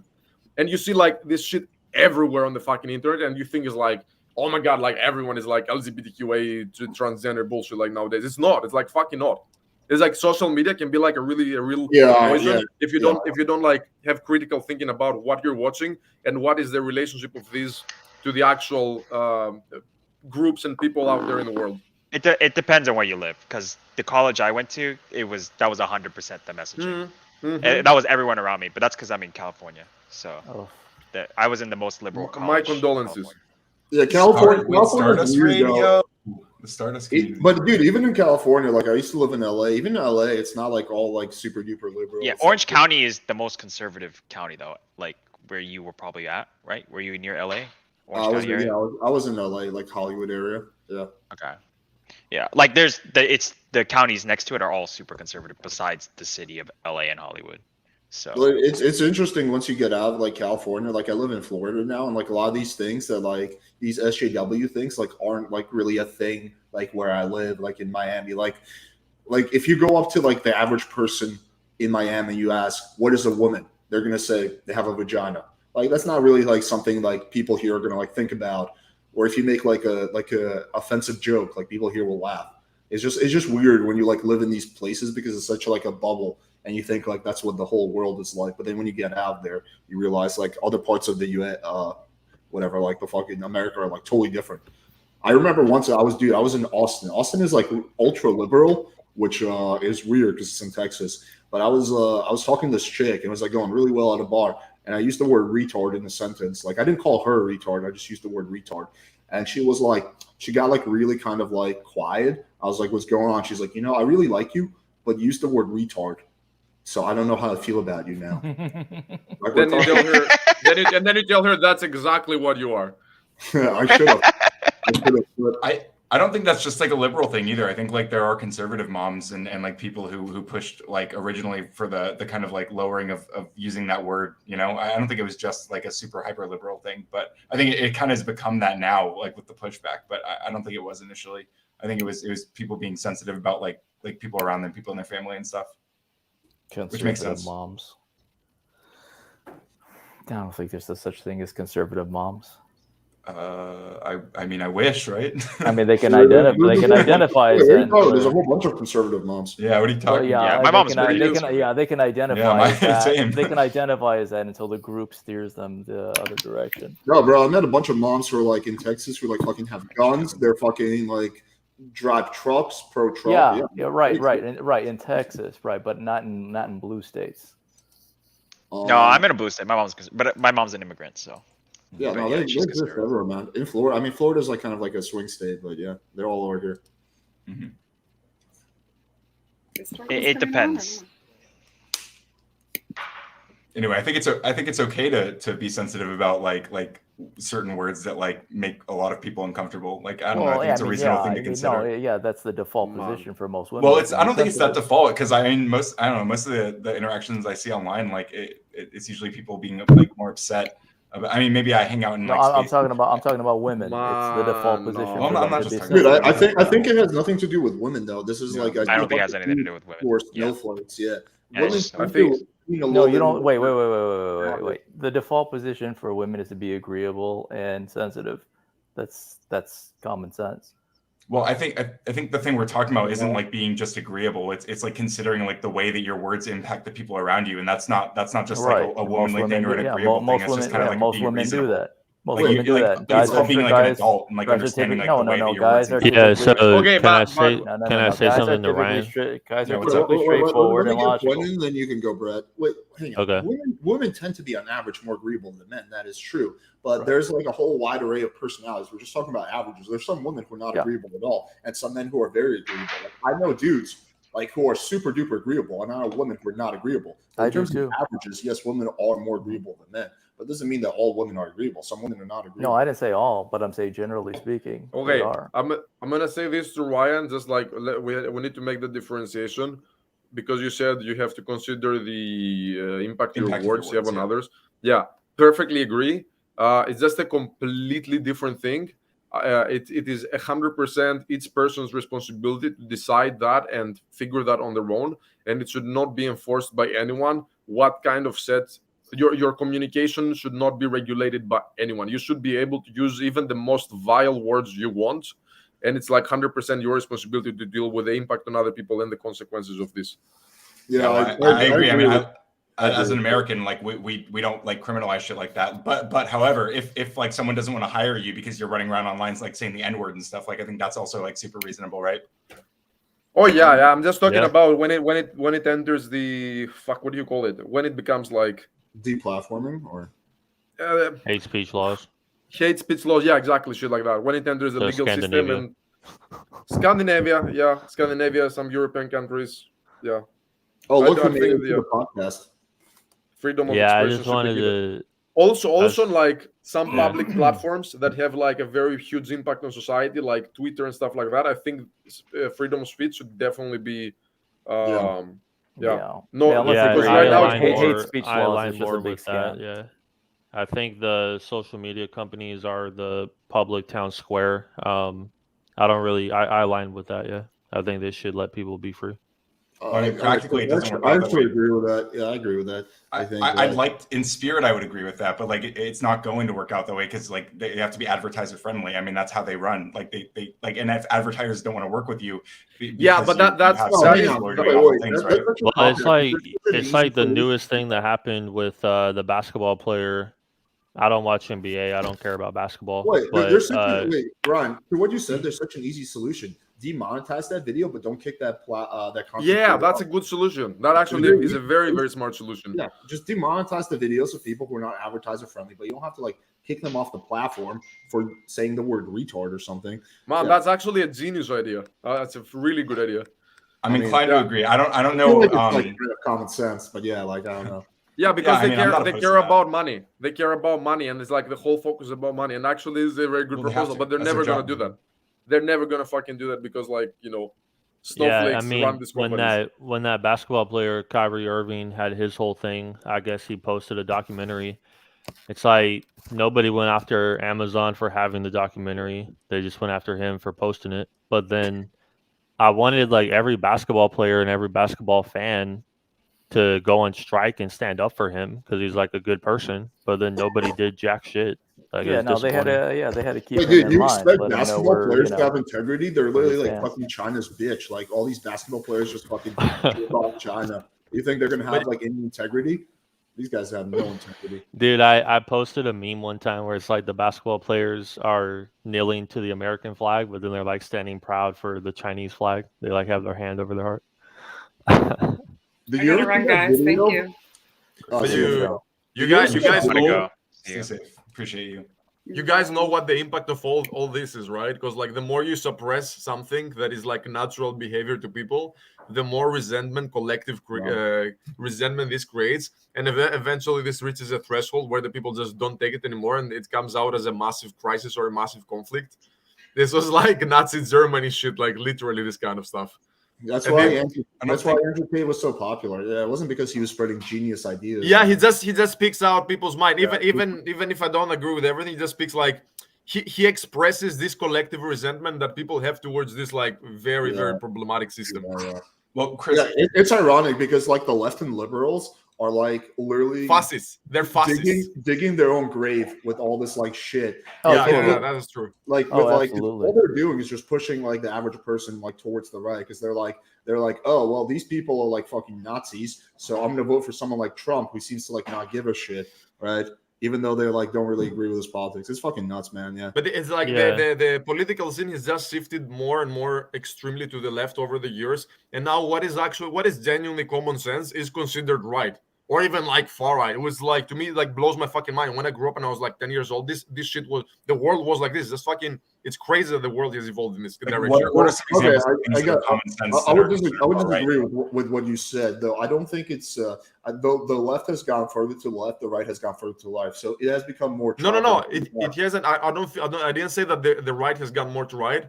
I feel like what before was considered center and kind of like common sense and like the middle now is considered right or even far right in some extreme occasions. Yeah, that's true. Well, I don't agree that like centrism is like some like I don't agree with that framing of centrism. It's a very big simplification. It's a very big simplification. There's 10, 15 years ago, people who identified as being on the left would not consider themselves left today. They would just automatically say, yeah, I am, closer to the right. Dude, that's so true. Because like I remember when I was like in college, I was like I always used to vote like I used to always side with the left, and like my politics haven't really changed much. But nowadays, in a lot of ways, like people would say you're like alt right or whatever. Because like I don't know, I believe in like free speech and shit. So, yeah, that is true. Like a lot, like my positions haven't really changed, but now it'd be considered like some by some standards are conservative. Which I'm not. I mean, Alex, like honestly, I've listened to a lot of you, and I honestly, I mean, I perceive you as like progressive, like generally. Well, I am on some issues, but like I'm not like a modern liberal or whatever. Like, I mean, I like on some like the key issues. Yeah, I believe in like environmental protection. I believe in closing tax loopholes. I believe in like people, like gay people should get married or whatever. So yeah, like on social issues. And and Alex, it's not that and it's not like you would consider yourself conservative or anybody would consider yourself conservative. It's just that you want to conserve these ideals that are, absolutely important to you. Free speech but to Ron's point, but other things, like for example, when I say that like things like I think like people should be able to say whatever the fuck they want. Right. Like, You want to conserve that principle, right? When I say like Donald Trump should not have been deplatformed, right? And then like people look at that and they're like, "Oh, dude, you're a right winger." I'm like, "I'm not really." Despite the feelings, right? I'll agree that people will say that about you, and people. I mean, like I don't think that free speech is like a right wing position inherently. No, So, no, it's I don't know. I not. think But people, like, people might we've like reached, plug that at you, but I don't really see it that way. dude, we've reached the point in fucking history where like basic free speech rights are considered racist, hateful, fucking right wing. Yeah, like no, they see, it's yeah, it's yeah. like The I think the crazy. reason that's have perceived that inverted way, it. though. Yeah. Hang on. The reason it's perceived that way, though, is because a lot of the spaces that present themselves as like free speech zones, they happen to foster a lot of people who want to say really awful things, right? So you look at those spaces and you see like all of these horrible things, and they're like, okay, well, that's a right wing space, even if it became that because of the free speech thing, right? Well, here's what the irony is. When you suppress that, you're only making the issue worse. That's the thing. Sorry.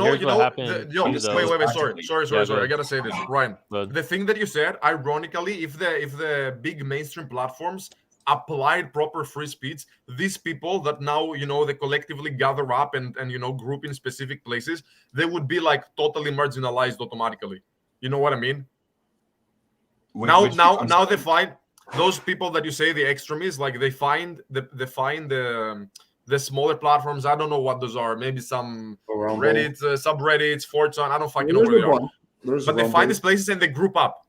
Mm-hmm. But if they were allowed in the mainstream platforms, it would be such more easy, an easy thing for the ideas to spread equally and for the energy, let's say, to like equalize between these people, and they would either be completely marginalized automatically and naturally by the rest of the group, or they would eventually be absorbed. But now when they're pushed on the sideline, they're just becoming more and more radicalized.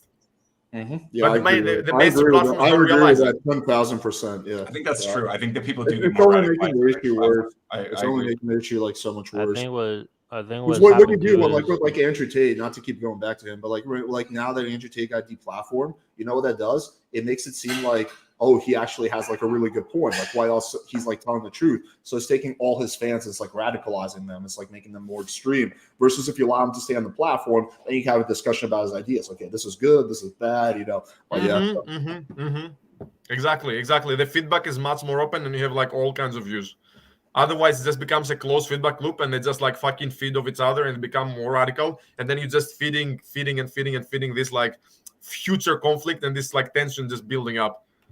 Man, we're in for like some crazy shit in the future. I don't know what that is gonna be, but we're gonna leave some. I think when the pendulum swings too far in one direction, it typically swings back. So I think we're gonna see. I think we're lucky. We're lucky the pendulum's starting to swing back a little bit because dude, it was. I feel like it was way worse like when it first started, like in 2015 to like 2018 was probably like, because at that point that was like everybody was getting hit with something. It was a new Me Too like every single day. I don't know if it's getting better. I see people getting like other content creators getting deplatformed all the time, bro. Recently, Sneaker got deplatformed. Andrew Tate. I'm constantly hearing about platform. YouTube just released a new policy. This is like, I don't think common knowledge to people who are in content creators, but YouTube just released a new policy yesterday that if you curse, just say fuck or shit in your video gets demonetized. And here's the kicker: they're applying this retroactively to all your videos. So 5 years ago, if you cursed in your video and you were following the YouTube policy, now that's no longer following the policy, getting demonetized. So I think that these I only see this getting worse. Honestly, I don't see. I kind of agree with you. There's a slow lag on people, really waking up to what's happening, because 5 years ago, as far as what we noticed, is now really catching up to a lot of people who were really asleep, and it's affecting them now, especially with this inflation and prices going up, and what they're what they're seeing, being released on Twitter and shit like that. It's like people are really waking up, and all the normies are going to overreact the way people did 5 years ago. Do you know? And it's going to be a lot worse because it's a bigger mass of people now. Do you know what the thing that concerns the most in it? This is actually, it stresses me. I wake up some days and I actually think about that shit, along with whatever else I think about my daily life. Because the main platforms where people congregate nowadays, we live in a global society, and everybody's basically congregating in like 2, 3, 4 big platforms: TikTok, YouTube, Facebook, Instagram, and every single one of them is extremely strictly controlled by the same groups with the same agenda. And the people, the normal people with the common sense, where do those people go? Where is the common sense flourishing? where is that going to be in this global economy and global society? It's like, and I can't find the answer. What is that way for normal people with common sense, to have a way to express themselves and be heard? Dude, you know what I find concerning? Like, I would say, like, my family, like, I have a pretty, like, a lot of cousins and shit, and we've always been, like, very, like, close. Like, I would say my family has always been very, like, reasonable and centered and, like, kind of, like, like, a little liberal, but not, like, crazy liberal. But then I see, like, we do, like, family get-togethers every year. So, like, once a year, I see all my cousins. And I see, like, every year, right? Because when you don't see someone for a while, you see the changes. I see them just, like, going down this weird, like, fucking shit where, like, now, like, literally the inside joke in my family is that I'm, like, a Republican, right? Which I'm not. I've never voted Republican. I don't believe in a lot of Republican values, but simply because, like, I believe in free speech. I don't believe in, like, vaccines should be mandatory. But, like, now that, like, makes me, like, I just watch, like, what happened to, like, my cousins and shit. I remember, like, I wrote, like, when the pandemic started, I wrote this article. It was like natural ways to protect yourself from COVID. Like, it's like, there's things you can do besides the vaccine. I sent it to, like, all my cousins. I was like, hey, just so you can protect yourself. And they were nice, but they were like, we don't agree with your political views. I'm like, what fucking political views? This is literally talking about fucking vitamins. Like, are you kidding me? Right. Yeah, right. I watch shit like that, and I'm like, Jesus Christ! Like, I feel like my family are really smart, reasonable people, and if they're, like, going down, like, this weird, like, kind of, like, SJW, like, roller coaster, then, like, well, what chance does which person have? It is extremely. Hang on, I've been quiet for a while. I think if you're specifically, I understand that. Like, I think it's reasonable to give, like, advice. Like, here are these natural remedies you could do, like, if you don't want to take the vaccine. But I think there's a pretty clear, like, statistical divide about, like, which political parties were more likely to take the vaccine or not. Like, and it was definitely Republicans who were more resistant to taking it. So, like, I think it's not an insane thing for people to intuit that, like, you lean more in that direction if you present them information that implies that, right? I think the implication's there. I don't think it's unreasonable. I think it's pretty insane to I find say a big someone fault is in a the logic. Republican who has never voted Republican, who has only ever voted Democrat, who generally supports Democratic ideals, who just simply says, hey, if you don't want to get the vaccine, here's some natural alternatives you can do. Like, I think it's pretty insane to jump to the conclusion. That information alone, I would agree. I know but a at the same lot time, of if liberals and vegans who are into natural remedies and everything who were completely against the vax, seriously, and they were labeled as, right wing, because that was just the automatic reflexive thing to do. Yeah, well, that's again, the I mean, there ironic was a thing, very clear isn't- political divide there. Like, I mean, the Republican Party was, like, the ones who were largely pushing the anti-vaccine sentiments. So, like, it was effective, like, for the voters. They were labeled as that, and they No, weren't. I'm talking about Republican Republican leaders who were pushing anti-vax sentiments, like, specifically. Like, if you look at, like, numbers of registered people, like Rand Paul actually just questioning, Fauci. No, I'm not talking about just people quote unquote questioning. I'm talking about, like, anti-vaccine, like, literally, like this vaccine's that you don't need to take it. It's bad, like this kind of shit. Well, the average person doesn't need to take it, though. Like, if you're a young, healthy person, you don't need to take it. You can take it if you want to. I'm not an anti-vaxxer. I think vaccines definitely have their purpose, but you don't need it. Like, I don't need it. Why would I need it? I've already had COVID. I fucking recovered in, like, 1 week because I'm a healthy person. So, yeah, like, I think the average person doesn't need it. Now, look, like, if my dad came to me and asked me for my advice, my dad's like 57. He's like, hey, should I get the vaccine? I'll probably tell him yes. He's an older person, right? But, like, someone like me who's younger, we don't need it. So, yeah, we don't. Like, it's just, like, absurd. Yeah, to and think you got to understand, too, whenever someone's, like, really trying to get you to do something, it raises red flags of suspicion. So, like, when I'm hearing radio ads where they're saying, come get your vaccine, we'll give you a free cheeseburger and donut. In it's general, like, in general, every time you see somebody making an absolute about the situation, you should probably suspect that this is there is something off there, because it's like I don't think that's a good decision-making process. I don't agree. Like, what do you mean? The mainstream media is going to tell you not to eat crowns, right? Like, and you shouldn't fucking eat crowns. Like, it shouldn't be. There shouldn't be, like, absolutes, except if it's, like, something extremely obvious. Like, for the vaccine, for me, like, the common sense thing is that it makes sense to give it immediately to the old people, and maybe wait a little bit, test a little bit further before you give it to the young people, and maybe the people in the middle ages, I don't know, like 25 to 40, whatever, I don't know, let them decide on themselves whether they want or not. You know what I mean? That there should be, like, cases. It should just be, like, depending on the case, and it should not be absolute. Like, oh, maybe it's like it makes sense to do a lockdown because the hospitals are so filled that you can't even put any more people in there. Oh, the hospitals now have capacity, maybe fucking is the lockdown. It should always just depend on trying to find the best balance, like the best fucking outcome, and not have just like one absolute or another absolute. This is a very accurate comment. The problem is, as the conversation was being shut down, there were well-credentialed scientists who did not agree with its use and they would deplatform. Yeah, that's very true. For like 2 years, if you talked about COVID and like you didn't go along with the mainstream narrative, like you were questioning it, like you would just get kicked off. That was like a thing for like at least a year, if not 2 years. Right.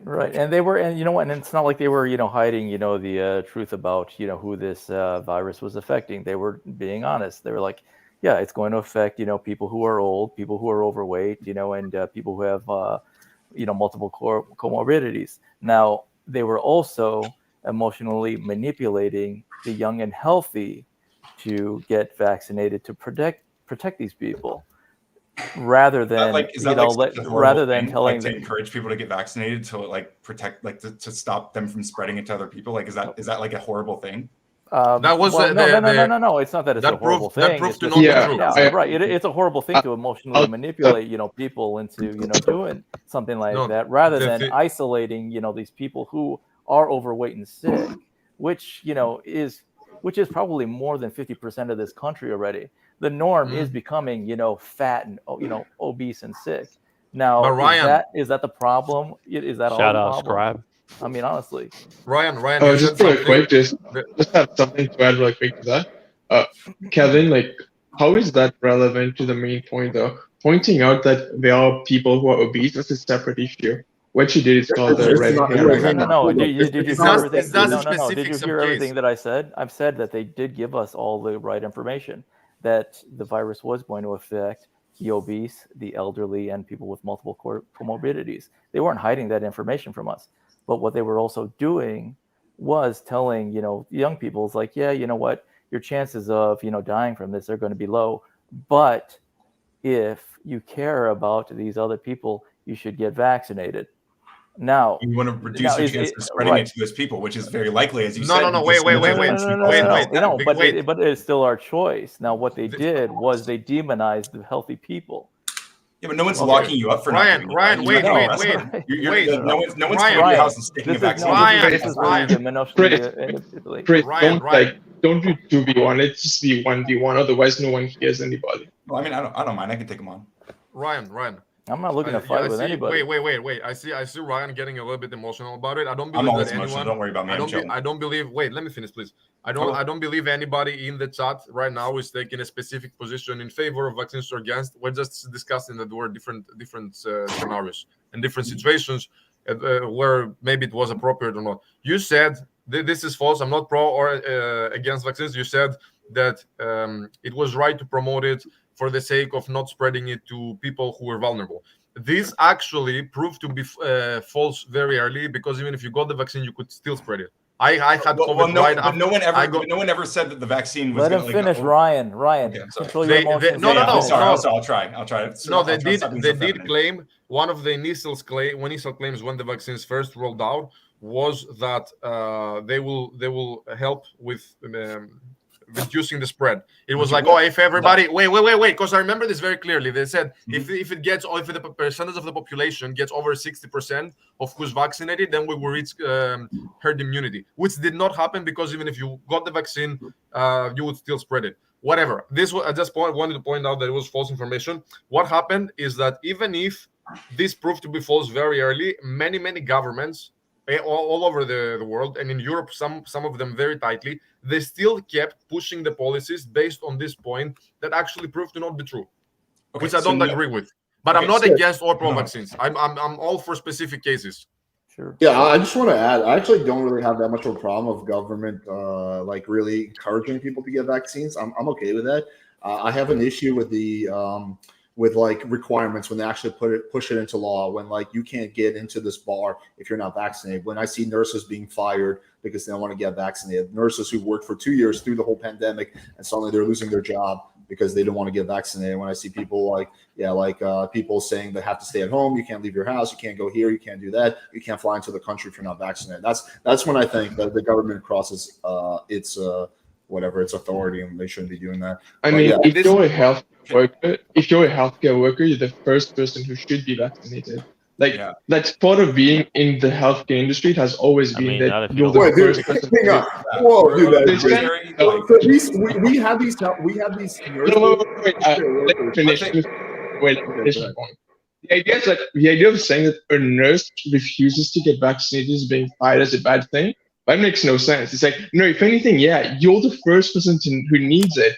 Like because you're in most contact with these people. So I don't know why you were bringing about. This is a crazy. Then I want to respond to Chris. It makes sense. Let me just let Chris go on another monologue, please. I want to hear more of Chris's. As a healthcare worker, it makes sense to vaccinate it from the perspective that you're going to be the first one to come in contact with it. So if you want to minimize the risk for yourself, when the data showed that vaccination does not prevent the virus from spreading, that's not what vaccines do. That's not how vaccines work. They're not magic. They've never been magic. They've never been magic. Why are there being assumptions? Yeah, Chris, keep going, dude. We'll listen to you for the next half an hour. I'm literally reciting what governments were claiming. There was the claim that once people get vaccinated to a specific percentage of the population, that the spread will stop. This proved to not be true. Objectively, it proved to not be true. I actually also was from the people that believed it in the beginning when they said, "Okay, if we all get vaccinated, we are gonna have herd immunity." I believed it, and then it proved to not be fucking true. I got my vaccine and I got corona 1 month later. Whatever. Okay, so as a healthcare worker, as a healthcare worker, if you're afraid of the risks of corona for yourself, because you're definitely gonna come in contact with it, then it makes sense to get the vaccine. If the data proves that it doesn't prevent it from spreading, so getting the vaccine for the sake of not spreading it to others does not apply anymore, then it doesn't make sense anymore, Chris, to force the healthcare worker to take the vaccine. Okay, Chris, what if it makes it less likely for you to spread it? What if it makes it less likely? Stop. Well, this is the thing I've been trying to respond to him for like fucking 10 minutes now. Like, what if it makes it less likely? It doesn't prevent it, but it makes it less likely. Stop. This would be this. Wait, hang on. I got to be able to make my point like once in a while. Just once in a while. This would be good. I do not have the data. I do not have the data. Bro, Ryan has been waiting for like 10 minutes. Let me just make this point, and then Brian can speak and Chris can speak. I don't have that data. I would like to see that data. Okay, actually, stop. Sorry. Okay. You're good. Whatever. You're good. I just want to respond to what Vikram said because I find it pretty crazy, even though I really respect Vikram in general. Okay, so these nurses and these healthcare workers work for 2 years. We use them. We had them work over hours. We called them our national heroes. We had them work for 2 years when there was no vaccine and there was no problem, right? But as soon as we have the vaccine and we no longer need them, suddenly it's okay for us to fire them because of what they choose to put in their body. So these people who we called our heroes, right, who said are like, oh my God, these people are saving the world, which they were, they were heroes. Now it's okay for us to dispose of them because they don't want to put something in their body, something that is not in any way going to prevent the spreading of the disease. So it's not them getting the vaccine isn't going to help, the patients they treat. It has no effect on it. Like that to me is the pinnacle of insanity and just being really ungrateful to these people who literally spent 2 years working insane hours, sacrificing everything, especially when we didn't really have that much information on this disease and we thought it might be a lot more deadly. And now that we don't need them anymore, we're just going to tell them to fuck off because they choose not to, put the vaccine in their body. That's they demonize them and call them Republicans. Can I respond, or does Chris want to go on another 10-minute monologue? True. No, I'm done. Okay, sure, because I don't want to interrupt your interruptions. If Ryan wants to send me the data, I will gladly look at it. I apologize for interrupting your interruptions. Sorry. Yeah, so now I'll respond to Alex. So even before the pandemic, nurses and doctors were always the first people to be vaccinated against all kinds of stuff. It has always been the rule. That's how it's always been. It's only now that for some reason people are getting super crazy about that the vaccines about COVID. If you're a healthcare worker and you don't want to be vaccinated, just go into a different profession. Like it's Dude, always been that way. Dude, that's nuts, Like man. I don't know. Like it's like you're making an exception for COVID. Well, this rule has been the same way forever. Like that's always how it's Okay, been. but Wait, the, I don't know the why. other I don't. are you saying the nurse has to get a vaccine for yellow fever or for dengue virus or whatever? Like, there's a whole bunch of things they don't need to get vaccines for, right? So they don't need to get a vaccine for yellow fever unless they're planning on going to Africa, right? So it's not that they have to get every single vaccine. I've never heard of that. They only have to get some vaccines for things like, I believe, like rabies and shit like that. So that's the first thing. Second, What about nurses who work in specific regions? Sorry, I didn't mean to interrupt you. Go ahead. What were you gonna say? Yeah, no, I meant like, what about nurses who work in areas where those diseases are the main diseases, where the main patients are people who have that? I don't know if they really need to or not. I'll take your word for it if you say that they need to. I didn't really read about that, but I think that the big issue is that for 2 years we were saying we need more healthcare workers. We need these people. Like we don't have enough healthcare workers. Like we're in dire need of more healthcare workers, right? Because they're covered. There's more people coming to the hospital. We're saying these people are heroes, and then these people who already worked through 2 years of COVID, we're just firing them because they choose to not get a vaccine. Which Alex is saying we're nuts. basically telling we're telling the workers like, thanks for the last 2 years, really appreciate it. Now take this vaccine or get the fuck out. Yeah, and also telling them to switch fields is crazy, bro. Like they've been doing this. They got medical degrees. They spent 8 years in college. They probably have massive loans they need to pay. They have a family they need to feed. They've been working this for years. Switch fields, dude. It's not that easy. Like that could be the end of their livelihood, or at least for years for them to switch fields.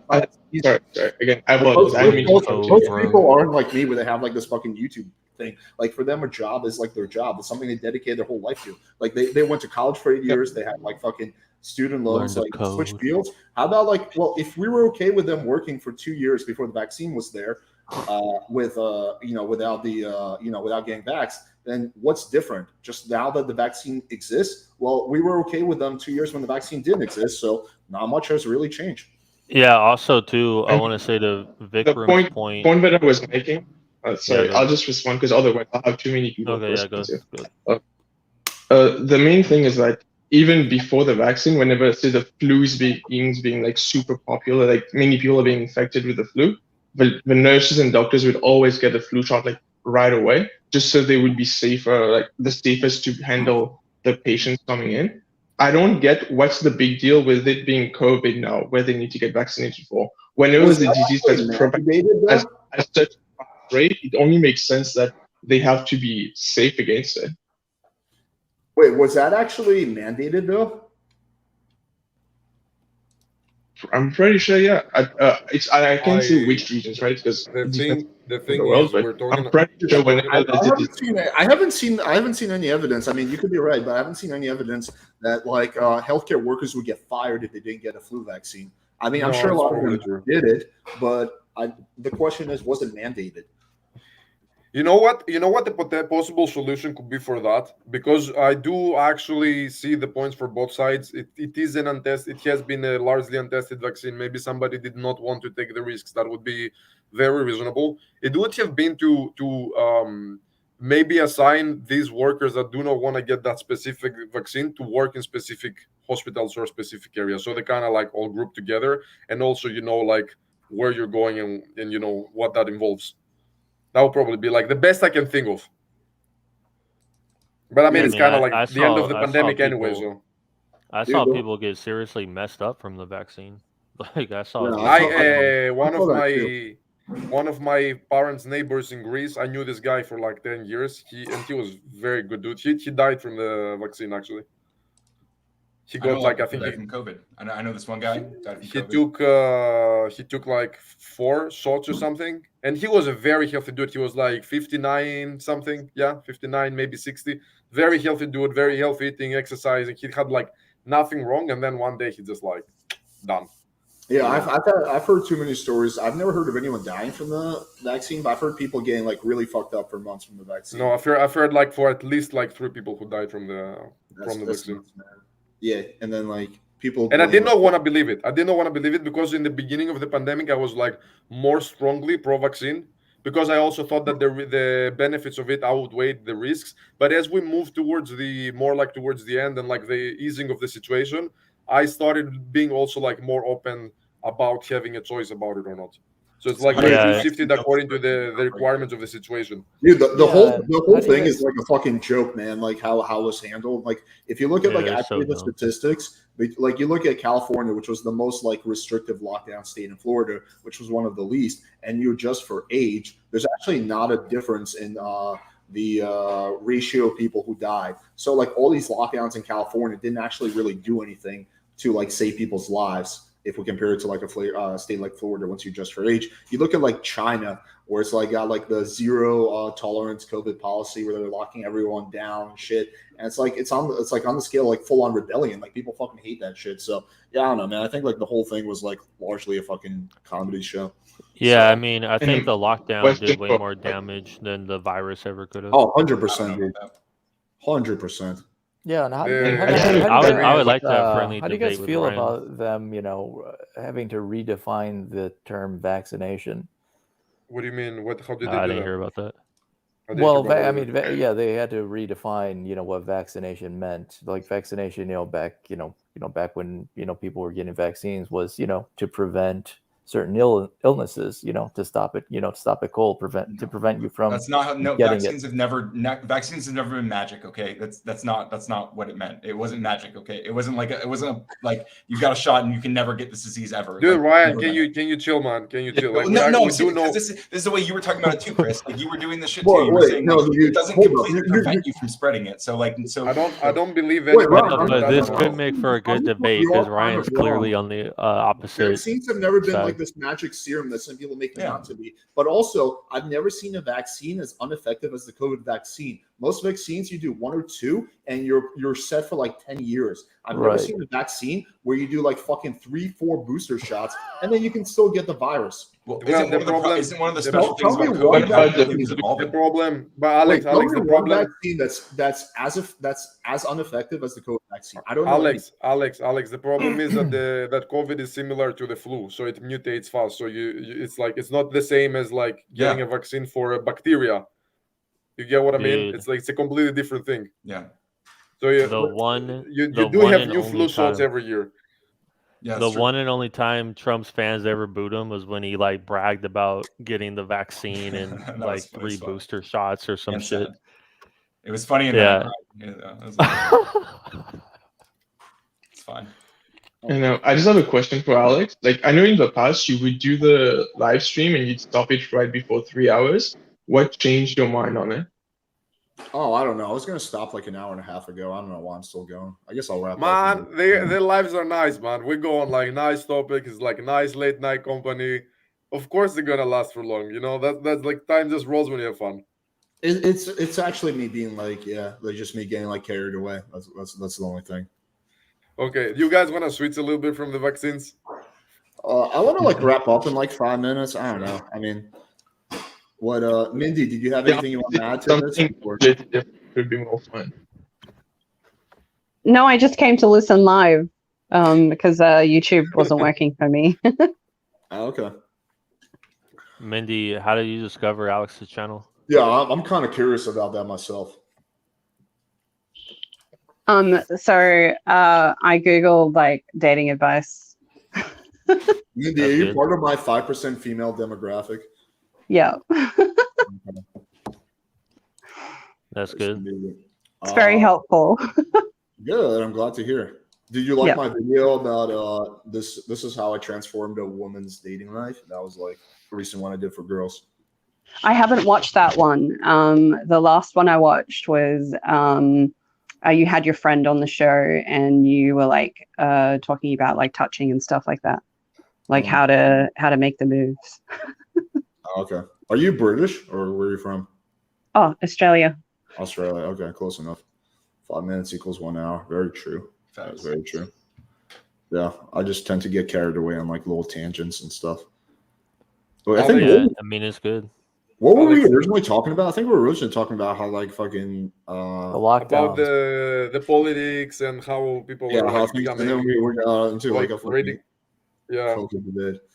yeah, dude. As a European, it's insane that America, which is like America, the US, that has like such a massive influence over the whole fucking planet, is a two-party system. This is just like Yeah, I know. insanity, man. It's ridiculous. I know. I agree with that. Yeah. Yeah, and one of those parties There's doesn't even something believe in climate weird. change, which is even more insane, honestly. It's like Yeah. there's There's like something weird too. yeah. Sorry. I was just gonna There's say you something. need more you need more voices than two.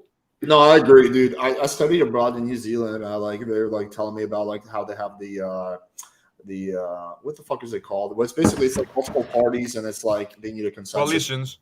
Yeah, and I was looking at the coalition system, and I was like, wait, that's so much fucking better. Why don't we fucking? Of course, yeah. It can There's also something make kind of things funny. slower, but yeah. Sorry, man. There's something kind of funny with the US stuff. It's like I could be in a country in Africa, I could be in Asia, could be in Canada, like where I am right now. Doesn't matter where I am in the world. Everyone follows US stuff.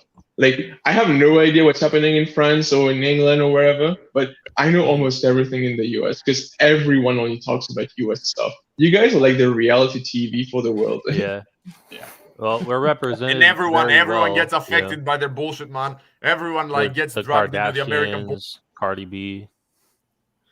Man, the US, Cardi B. man, the US is spreading cultural cancer across the planet, man. You're right. I'm And not you saying love this it. lightly. I make it sound funny, but it's like fucking. It's a real fucking disease. You're getting all our degeneracy. Yeah, we do. Yeah, we fucking do. Yeah, I Chris, where are believe you it. from? I'm Greek, man. And Oh, also, you're Greek? sorry? Greek, yeah. You're Greek? Yeah. Nice. Honestly, like There's a- if the imperialism of the 21st century is like spreading like progressive values, then I'm so fucking here for it, dude. Like, let's go. You know? don't think there's such thing as too progressive? Like where's your line? I mean, I don't know. Like, what are you concerned about? Many things. Oh man. Like what? like fucking. Where's your line, deplatforming Ryan? Where's your anyone line? who disagrees with the liberal narrative and calling them a Nazi for starters. I have the. Well, I don't I think have that's the. not like a progressive value, is it? That's like a characterization. I of have progressives, the right? impression. That's something progressives do all the fucking Yeah, time. but what's progressive value that you're worried Wait, about? guys, wait. I have the impression that Ryan got like triggered at some point during the conversation. And he's Bro, gone I'm an into this, emotional like, dude. I'm defensive- always triggered. You've gone, I pull you've it back gone from into it, this. don't worry. Yeah, but like, dude, I Progressivism. literally argue with actual Nazis, like people who actually it's are like- genuinely Nazis. Like you guys are dude, not you've Nazis, put okay? wait, Where do you've you find them? put yourself in like a corner. It's like you've cornered yourself, and you're just kind of like lashing out. Nobody's attacking you. No. It's like chill. Chris, Chill you, is you like just Very don't jumpy. you just don't know me. Very Don't worry. jumpy. Like don't like you're fine. It's chill. We're not here to fight. I always tell everybody avoid Memphis because he's saying like he talks to actual like Memphis is like Bloods and Crips and the KKK live there, and like the Bloods and Crips like team up to fight the KKK. By the way, So don't arguing move with to Memphis. extremists is a very stupid thing to do. In case you actually spend time doing that online. The reason It's a that I go it's into a very spaces, like I go pointless- on like Cozy TV and shit, and I argue with like Nick Fuentes fans, and I talk to these people because I think that a lot of these people don't hear progressive narratives at all. They are in echo chambers where they don't hear anything from the left, and I go in there to present them. Hey, Okay, all right. listen, this is a better way to perceive these issues. So Yeah, Okay, right. and I get a little heated sometimes. Guys, but I'm guys. chilling. Like, Okay, Guys, let's- it's kind of admirable. Wait. But whose fault Wait. is it that these people don't hear progressive not narrative? fucking mine. It's not No, yours. wait. It's progressive Wait. fault because they're the ones who deplatformed them in the first place. Okay, I have a really. I'm Progressives really didn't curious make this Nick question. Fuentes a Wait. Nazi. Like Wait. Ryan, But they Wait. did I'm really him. curious. Do you think the young Guys. Turks do a good job? Wait, let's take a minute. Let's take a minute and give it to Ryan because I feel Ryan wants to be heard in some way. Just Yes. please make it concise. What do you want to tell us? What do you want Tell us us to know? about your feelings. What do you feel like we should know? But make it I mean, concise, not around. I was wait, no. What are I the was asking you progressive guys a values question about that- what progressive yeah. values you Yeah, think what are are going they? too far, and then you said, What? well, they're banning everybody. I'm like, but like about what? Like No, you're what saying specific value? you said a lot of the right hasn't heard of the No, guys, progressive values. I don't what are wanna- some of them that we haven't heard? Okay. Yeah. Well, no, I mean, I didn't say you. I mean, unless you're like a No, Cozy what TV are fan, some what are some of the progressive values that the right hasn't heard? that the right has. I'm not talking about the right broadly. I'm talking about people who get pushed into echo chambers by Okay, the same Nick, conditions all right, you're all right, describing. Like people who are deplatformed. the Nick Fuentes crowd. But I think I think there's an active effort right now to ban the concept of critical race theory, which is just talking about the way that race was constructed in America. Bro, it's straight up racist to white people. What are you How do talking you figure about? that? I did a 4-hour stream last night where I learned about How's it critical race not? theory. I didn't hear anything that was racist towards white people. But dude, what? I'm literally a white guy. Okay, what so, like, what's it I think about I then? noticed it. Critical race theory. How's critical race theory racist? Have you ever? Do you know Dude, what it's racist to everybody. It's this dumb shit that we do in America. It's definitionally anti-racist. Okay, they said they wanted to hear me talk, so I'll tell you. Okay, Dude, critical race theory. just chill. No. Shut the fuck up. Let me actually say something. You said you would, right? Okay. You critical race fucking theory. idiot! I want to listen Chris. to you. Make it You easy talk to so listen to much you. tonight. You talk Yeah, so take much. a deep breath. Make it Let me easy. talk now. Okay, Make it easy to listen to you. I will. Okay. So critical race theory is the idea that race is not a biological categorization of people. Okay, it's not. So Race is not a biological category. Okay, so what is it then? Okay, well, you look back at American history and you see a process of racialization. You see people that have been categorized in a certain way based on how they look. Okay, and they've been they've been denied or allowed certain rights or access to institutions based on that categorization. That's critical race theory. Okay, they're in bite-sized chunk. People don't know that though. They think it's evil. They think it's racist towards white people, like you guys just fucking said. I don't. Okay, but are you saying it stops there? No, these are separate. These are different things. It goes on. No, look it up, dude. This is like the number one tenet. What? Wait. Okay. I think everybody agrees that everybody should have equal rights. Yes. That's not what I said. Okay, yes. but what was? I still didn't get the point.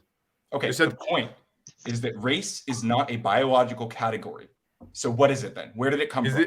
This is your claim. Is this your claim? What is that? I don't get it. It's already wrong. Race. You can't do a DNA test to check someone's race. That's what I'm telling you. No, I did a 23andMe test and said I was 47% Ashkenazi Jew, 23% Central European, 1% Middle Eastern. Of course, you can. None of those things are race. Wait, Ryan. Are you? Is your position that race is not biological, or that it is? It's not. Okay, but there are AIs that you show them. Wait, there are AIs that you show them a blurred, pixelated X-ray of somebody's torso, and the AI can tell you with 95% accuracy whether this person is white, black, Hispanic, whatever.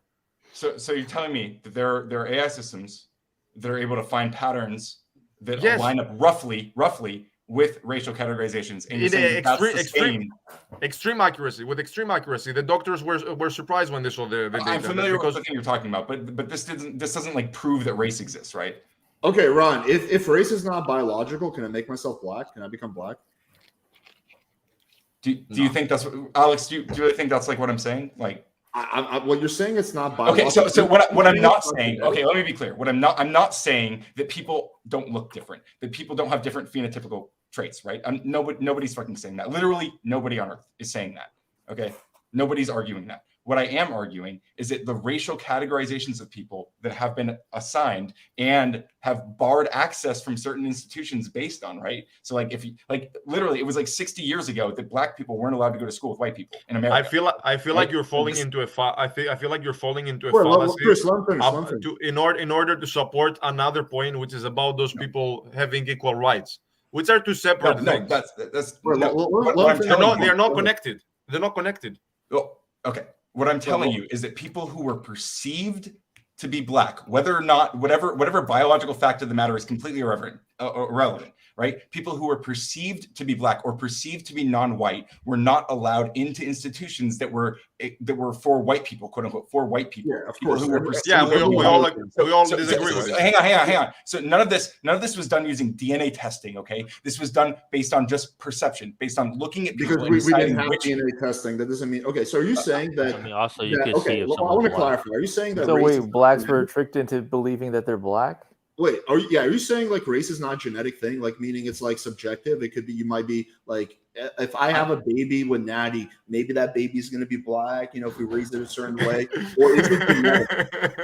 Is it a genetic thing? Or is there zero chance that if I have a baby with Natty, it will ever be black? If your baby comes out black, Ryan will be, this is the proof. No, honestly, Alex, I'm a little annoyed that you're kind of being like a. We don't care about your feelings. Alex is insensitive. We don't care about I think it's very obvious that's not what I'm saying. I don't think anybody like who's in faith listening to me right now thinks that's what I'm saying. But I'll try to engage with it, right? Like I'm definitely not saying that like maybe your children would suddenly become black, right? Or would suddenly have phenotypes that would categorize them as black, right? Like what I am telling you is that the categorization of race and how it was created involved looking at people and saying they look like this, so they are part of this race, and therefore they are not allowed to be a part of this institution, or that they are allowed to be part of this institution. That's the construction. Okay, I get all that. And the follow-up to this, right? The result of that is that people and their children are then in positions that are influenced by that initial categorization, putting them in those positions. Right? Sure, I get all that, but is there a genetic component to race? There are genetic signifiers that people use to categorize people in racial categories. Yes. I feel like that's a little bit of a wishy-washy answer. No, it's not. It's a more accurate thing than what you're saying.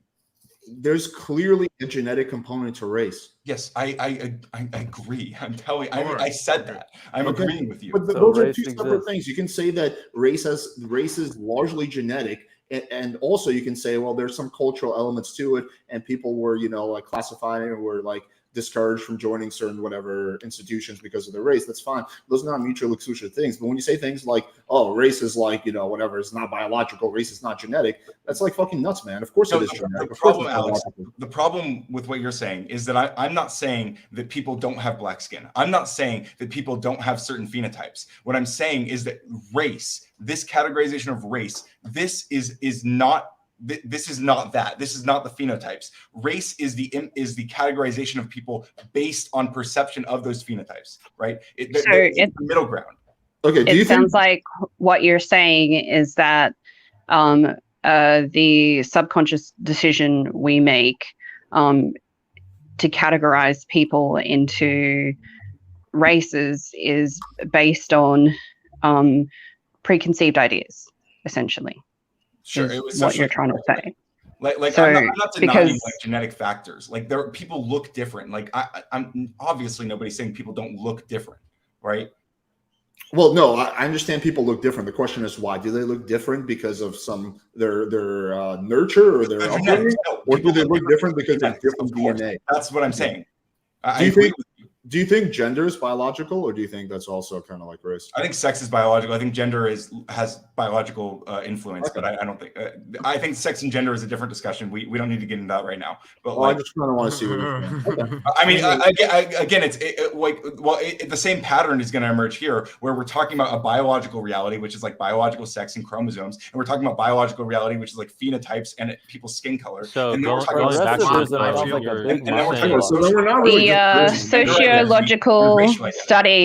the sociological study of gender is there's been like discoveries around what happens during the gestation period.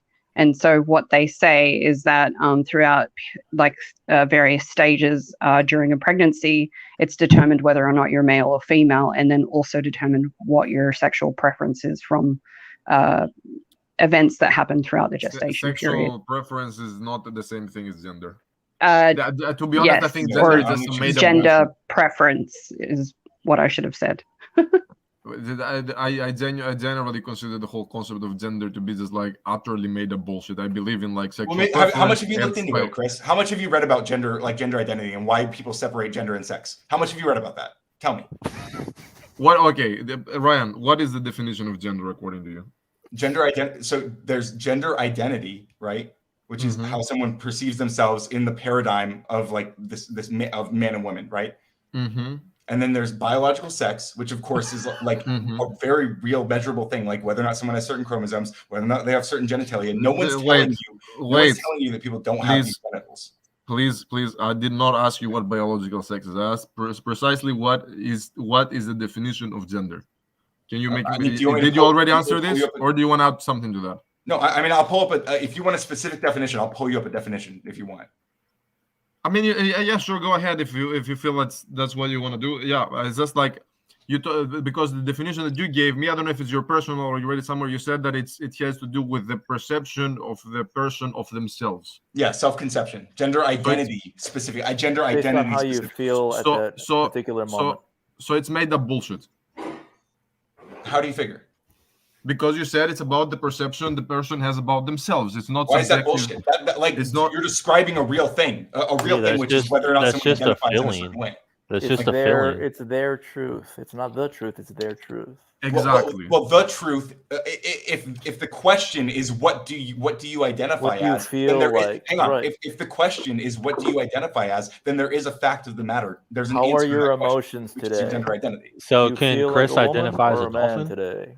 Then gender is basically very your. fluid. It's in a sense it's like your emotional state, if you want to Yeah, call it. So gender it's is like essentially It useless is. then. It is. It is. Well, It's, well, a it's- progressivism how does that make is it useless? it's a fuck your Well, mind. because if it's philosophy. something that can be changed based on how you feel, then it's a useless categorization. What thing? So everything that changes based on how you feel is useless. No. Dude, I am an acceptance coach. I am all about understanding emotions. I have very, very strong views about the thing because I've seen people live their whole lives in a delusion, in some kind of faulty perception. I've seen people fall a victim to their emotions, and I actually do believe genuinely that this is the same case with a lot of those transgender people. So you are born a biological male, and then the psychologist tells you have you are diagnosed with gender dysphoria, and then you're given this treatment where they tell you here is the solution, go chop your balls, put on some silicone teeth, and then wait percentage of people chop their fucking balls off, but go ahead and characterize this way. It's a little bit of the extreme example, but it's something it's something people are very familiar with, and it makes very clear what I want to say. Exactly. My experience of how I've worked with people is that I would what we call gender dysphoria, I actually do not see it as a specific disease. I just see it as people. But thank God you're not writing the fucking medical consensus on this. Thank God. Let me finish. Know anything from finish. it. So Let me good. You finish. shouldn't be right. You shouldn't be deciding whether Let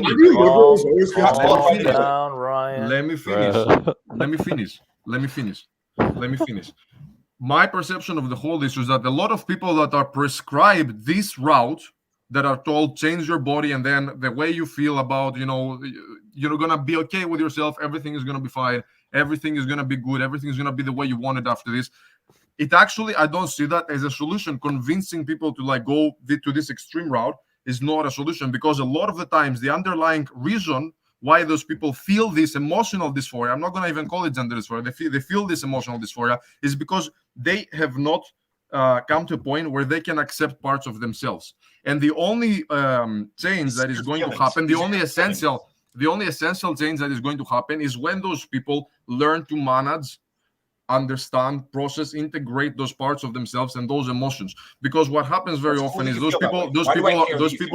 those people are misled down to this route to have physical surgery. Then the emotional reasons why they were feeling the emotional dysphoria in the first place do not actually change. And then those people find themselves in a horrible position where they have damaged their body irreversibly. Their emotional state hasn't changed. They do not still feel accepted. They do not still feel that they've reached this promised land. And a lot of these people commit suicide. These people have become victims of a system that doesn't address the root of the problem. I do not agree with the term gender dysphoria. It's emotional dysphoria, and people have to treat it as an emotional issue with psychotherapy, with help, with psychologists, with other means. Do you really not think that medical professionals have tried to solve this problem, like with psychotherapy? Dude, transgenderism and the whole system that comes with it. Do you not think what you're saying has been tried? Do you not think No. I will tell you. I will say it. I will get to this point. Let me finish. The whole system that comes with this paradigm of solving this problem, or like trying to solve it, because it's not really solving it, that comes with this problem, is a multi-billion-dollar industry. So you have maybe some psychologists, some therapists who actually realize what kind of delusion and paranoia this is. They will not speak against it because they will lose their licenses, they will lose their jobs, they will lose their position in society, their whole life will be destroyed. And then you have the others. You have the assholes in that industry who profit from it. Do you understand how much money there is in this like hormone replacement treatment therapies? How much money goes into the surgeries? This is a multi-billion-dollar industry. They ruin people's life forever. They ruin their ability to have children.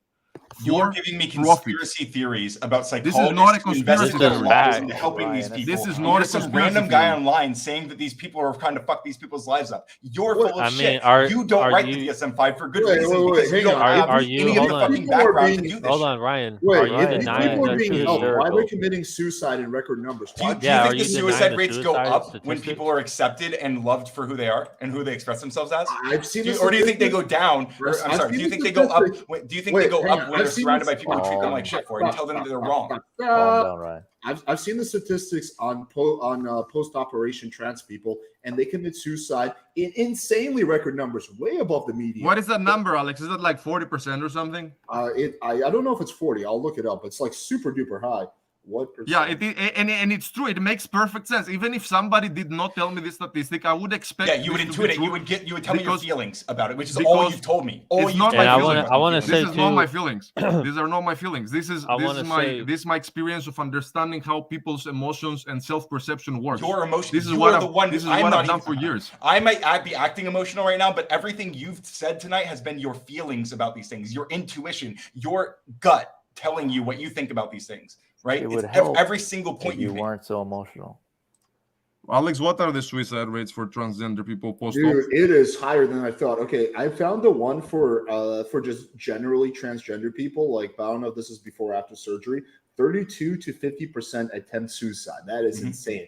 Yeah, Let's these take a- progressives, they don't care about the I wanna you know, find- about their lives. I want to find. Obviously, we do. Obviously, I do because my whole position is that I think that these rates would go down if these people were properly treated. Right, and I think. But what do you mean by properly treated? Ryan, You're can I ask Ryan hysterical, something? Ryan. What do you mean about what do you mean properly treated? I'm Yeah, talking how- People who are that's what I was diagnosed with gonna gender ask. people who are diagnosed with gender dysphoria, who might I want to identify as a gender other than the one they were assigned at birth, and if the people around them actually engage with this and recognize their gender identity, those suicide rates actually do decrease. This is That's what I'm not saying. this is not true because Yeah, you don't fucking know. You don't fucking know that. You're just saying I that know. because you Calm intuit down, that. Ryan. But Okay, the fact okay. is, Here's an interesting statistic. Again, this is from one source. I can look up more sources, but it when the blah blah blah, it proves not easy nor wise to live in a counterfeit sexual garb. The most thorough follow-up of sexual reassigned people extending over 30 years and conducted in Sweden, where the culture is strongly supportive of the transgender, documents their lifelong mental unrest. 10 to 15 years after surgical reassignment, the suicide rate of those who had undergone sexual reassignment surgery rose to 20 times that of comparable peers. Holy shit. Yeah, this seems a little extreme. I'm going to look for more sources, but I've seen that. What's in the other source places you're where reading it from? goes up. Yeah, cutting up people's genitals is not a solution to any problem. It might be for some people, but I'm not even advocating for that. some people, look at Yeah, this. yeah. no shit. Any kind of surgery that is not medically necessary, if it's You are cosmetic, not the arbiter of medical necessity. medical necessity. Wait, hang on. If this surgery is working, why are they killing themselves higher than people who don't go through surgery? Why is that happening? Well, I don't even know if that's true. I mean, I don't know what you're reading off of. Yeah, we're having a discussion here, Ryan. You're saying he's not a medical arbiter. Neither are you. We're having Yeah, a I agree. discussion here, okay? But my point, All right. I'm literally saying that we should You're saying that it pass off helps. our judgment on these Okay. things to those We don't medical agree with experts, you. and those medical experts largely agree with me. No, they don't. This is very split. No, in they the do medical not. community. The data Yeah, does not. The data does not agree with. Chris, you with this- literally said earlier you don't know anything about the data. Like you told us All right, that. well, So why are you I know saying about that? the data because I've had this debate many times, so I've actually looked into this. So you would expect if the gender reassignment surgery is working, that the suicide rate. I'm still not even arguing for gender reassignment surgery. That's not even the point that I'm on. Okay. This was the extreme. This was the extreme to make the point clear. Yeah. So you Okay, would well, why don't we expect- talk? Well, most stop, trans stop, people stop, don't get stop, that surgery, stop, so the stop, point's not that clear. Man.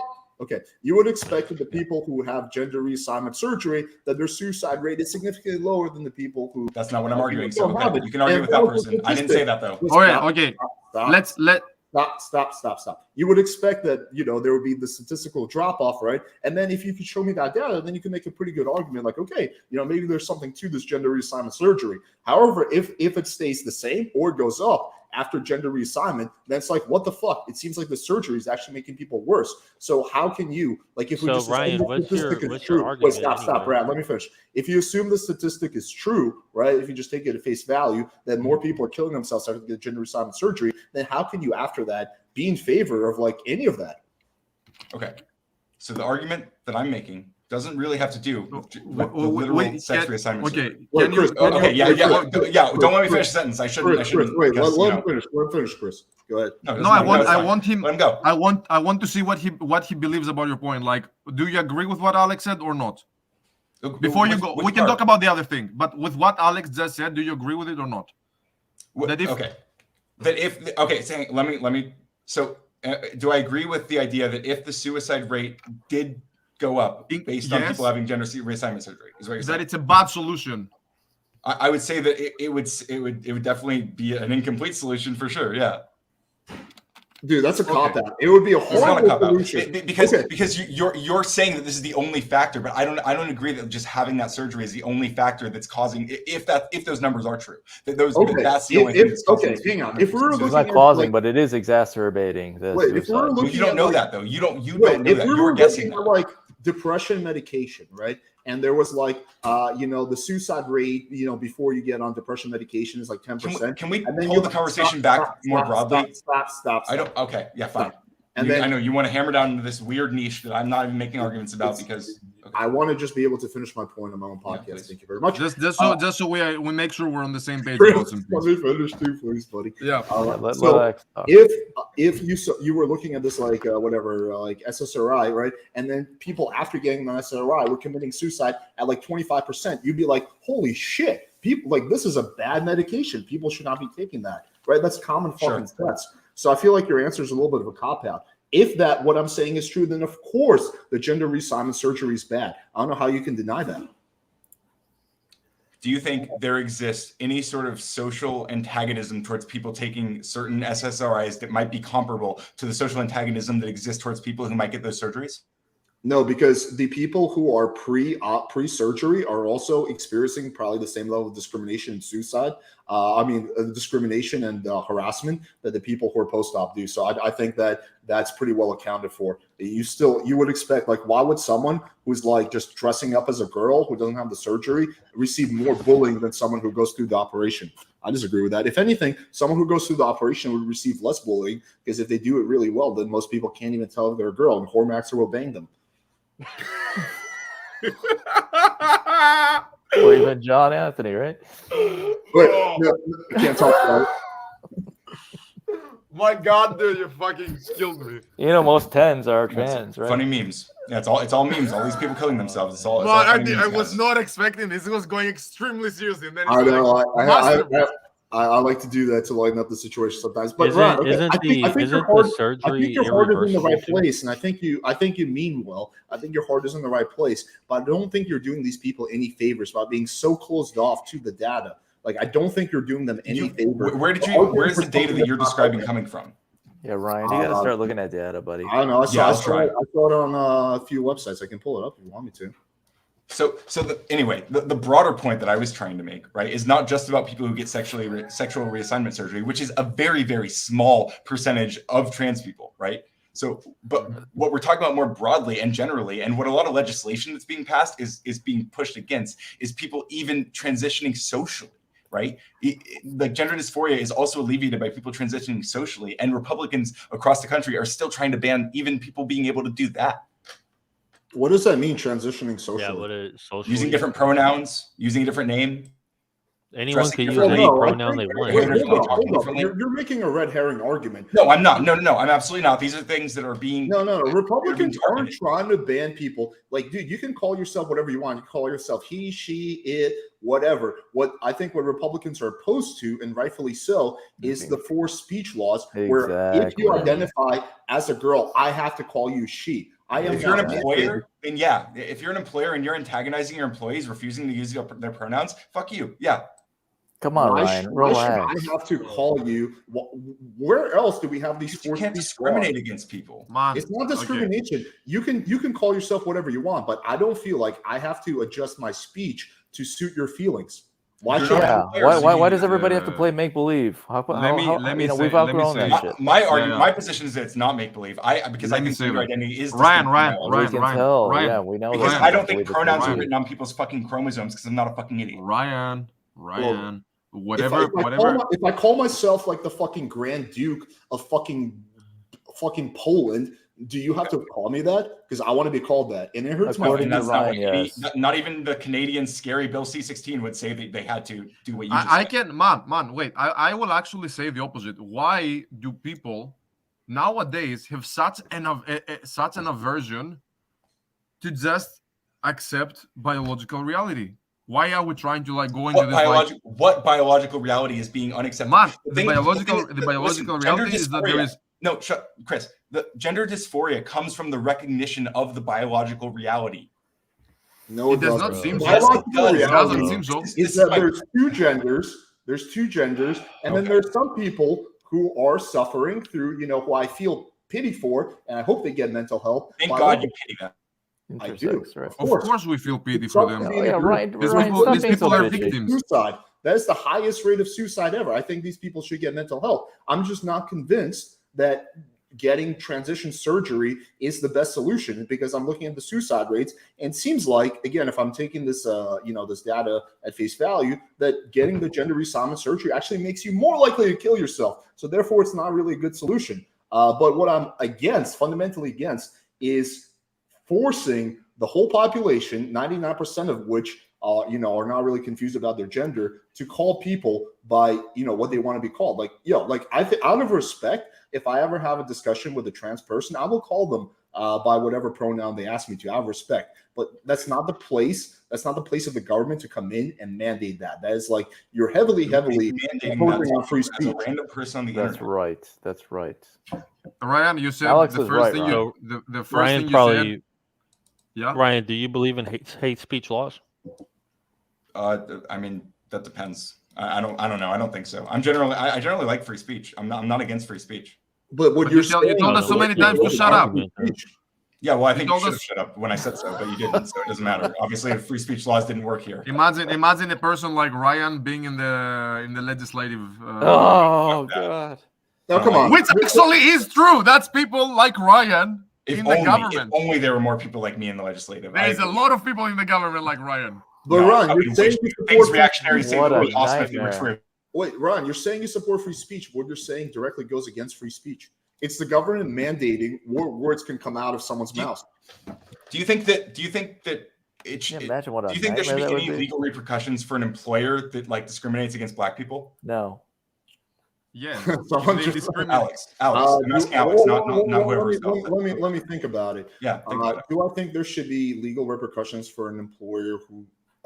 I'm kind of like 50-50 on this one, because I think obviously racism is very evil, but at the same time, I'm like really not a fan of like imposing on other people. So like, for example, a business is fully allowed to deny a Black person, what's it called? Like business, right? So like, there's like, if I don't know, whatever, I'm a Jew, right? Or half Jew. I go into like this local business, they're fully within their rights to say, hey, we don't accept Jews, right? Now there's going to be like social repercussions, like they will get like in trouble, but there's no law against that. Yeah, So the market decides, right? Yeah. So I'm like, why should this be different? I mean, if you think about it, like if a business like isn't, is discriminates against a Black person, then they will face major repercussions and they'll probably go out of business because of the backlash. Well, they might now, but in the '60s they wouldn't have, right? They would have been supportive for that. I think we're not in the '60s. We're not in the Yeah, 60s. shit, but we're only 60 years out. People are still alive who weren't allowed to go to school with white people, dude. It's not like ancient history, okay? Ryan, what do you want me to do? Like, you want me to invent a time machine and care go and what you shoot do. Hitler in the You're not face? even- What do you want me to do? I don't care what you do. Ryan, Yeah, I wanna- Ryan. You know, there's a lot of people who don't want to go to school with question. white people today, right? You know that there's the Black people who don't want to go to school with white people today, right? Are you asking me? Are you telling me you know that exists, right? Even back are you then. telling me that like Black students who are in like underfunded schools like don't want to go to better schools? No, I'm telling you that there Yeah, of course you're are not saying that, 'cause Blacks. that would be insane. No. I'm telling you that there are Blacks today who don't want to go to school or share classes with Why? white people. Why don't they want to? Does it matter why? Of course it matters why. Why don't they want to? Okay, for the same reason that they didn't in the 60s. There were blacks not that for the wanted same their own reason. schools. There were Because blacks who the wanted their own reason, schools in the they 60s might as feel that now well. is the reason they might feel that now is because it's the end of it's the end or the current moment after a chain events of. I know all your arguments are feelings based, Ryan. I'm just No, throwing out facts they're not. on No, what no, people yours are Just are like yours are gender. feeling-based. Mine are actually Exactly. facts-based. The facts Just of the like matter. gender. The facts of the matter are that people were barred from going to school, right, or barred from institutions that white people had access to, right, and that still influences where people's children are today and what institutions people have access to today. Those are facts. That's not my fucking feelings, dude. Like, fuck off. Yeah, but Okay, we are seem not really in the emotional, 60s. dude. Wait, We I are wanna not respond in to the it. 60s. Wait, hold up. Ryan asked me a question. I want to respond to it. Okay, we're not in the 60s. True, dude. Wait, stop. Let me just respond to Ron's question because I feel like I didn't respond to it adequately. So I was just trying to explain that I have like mixed thoughts on that. So honestly, on that one, I know this may seem like a cop-out, but I'm like 50-50 because again, I think racism is evil, super messed up, but I don't know if I'm in favor of like the government regulating that. So yeah, I don't have like a strong position on that. Like, I do feel that businesses, like as you said, Alex, should have. I would find it stupid, but I would feel like businesses should have the right to reject anyone they want based on whatever fucking criteria they want. But Yeah. once they've accepted them and the person is employed by the business, then they should have, then their rights and equal treatment should be protected by law. Well, I think everyone should have like, you know, a worker's rights. Like if you work for a business, but I don't know if that should be based on your race. I mean, like you would think about it. If a business hired you and you're black, then why would they hire you? Then why would they fire you for being black? Like they already hired you, right? So this is only like through the hiring process. It's not like they realized you were black like 3 months in. Oh my God, I hired a black guy. Well, a lot of times too, these like laws can backfire because, like with affirmative action, an employer can easily say, okay, if I hire like a minority or a woman, it's risky because if I have to fire them, they could turn around and sue me and make up all these lies and all this bullshit.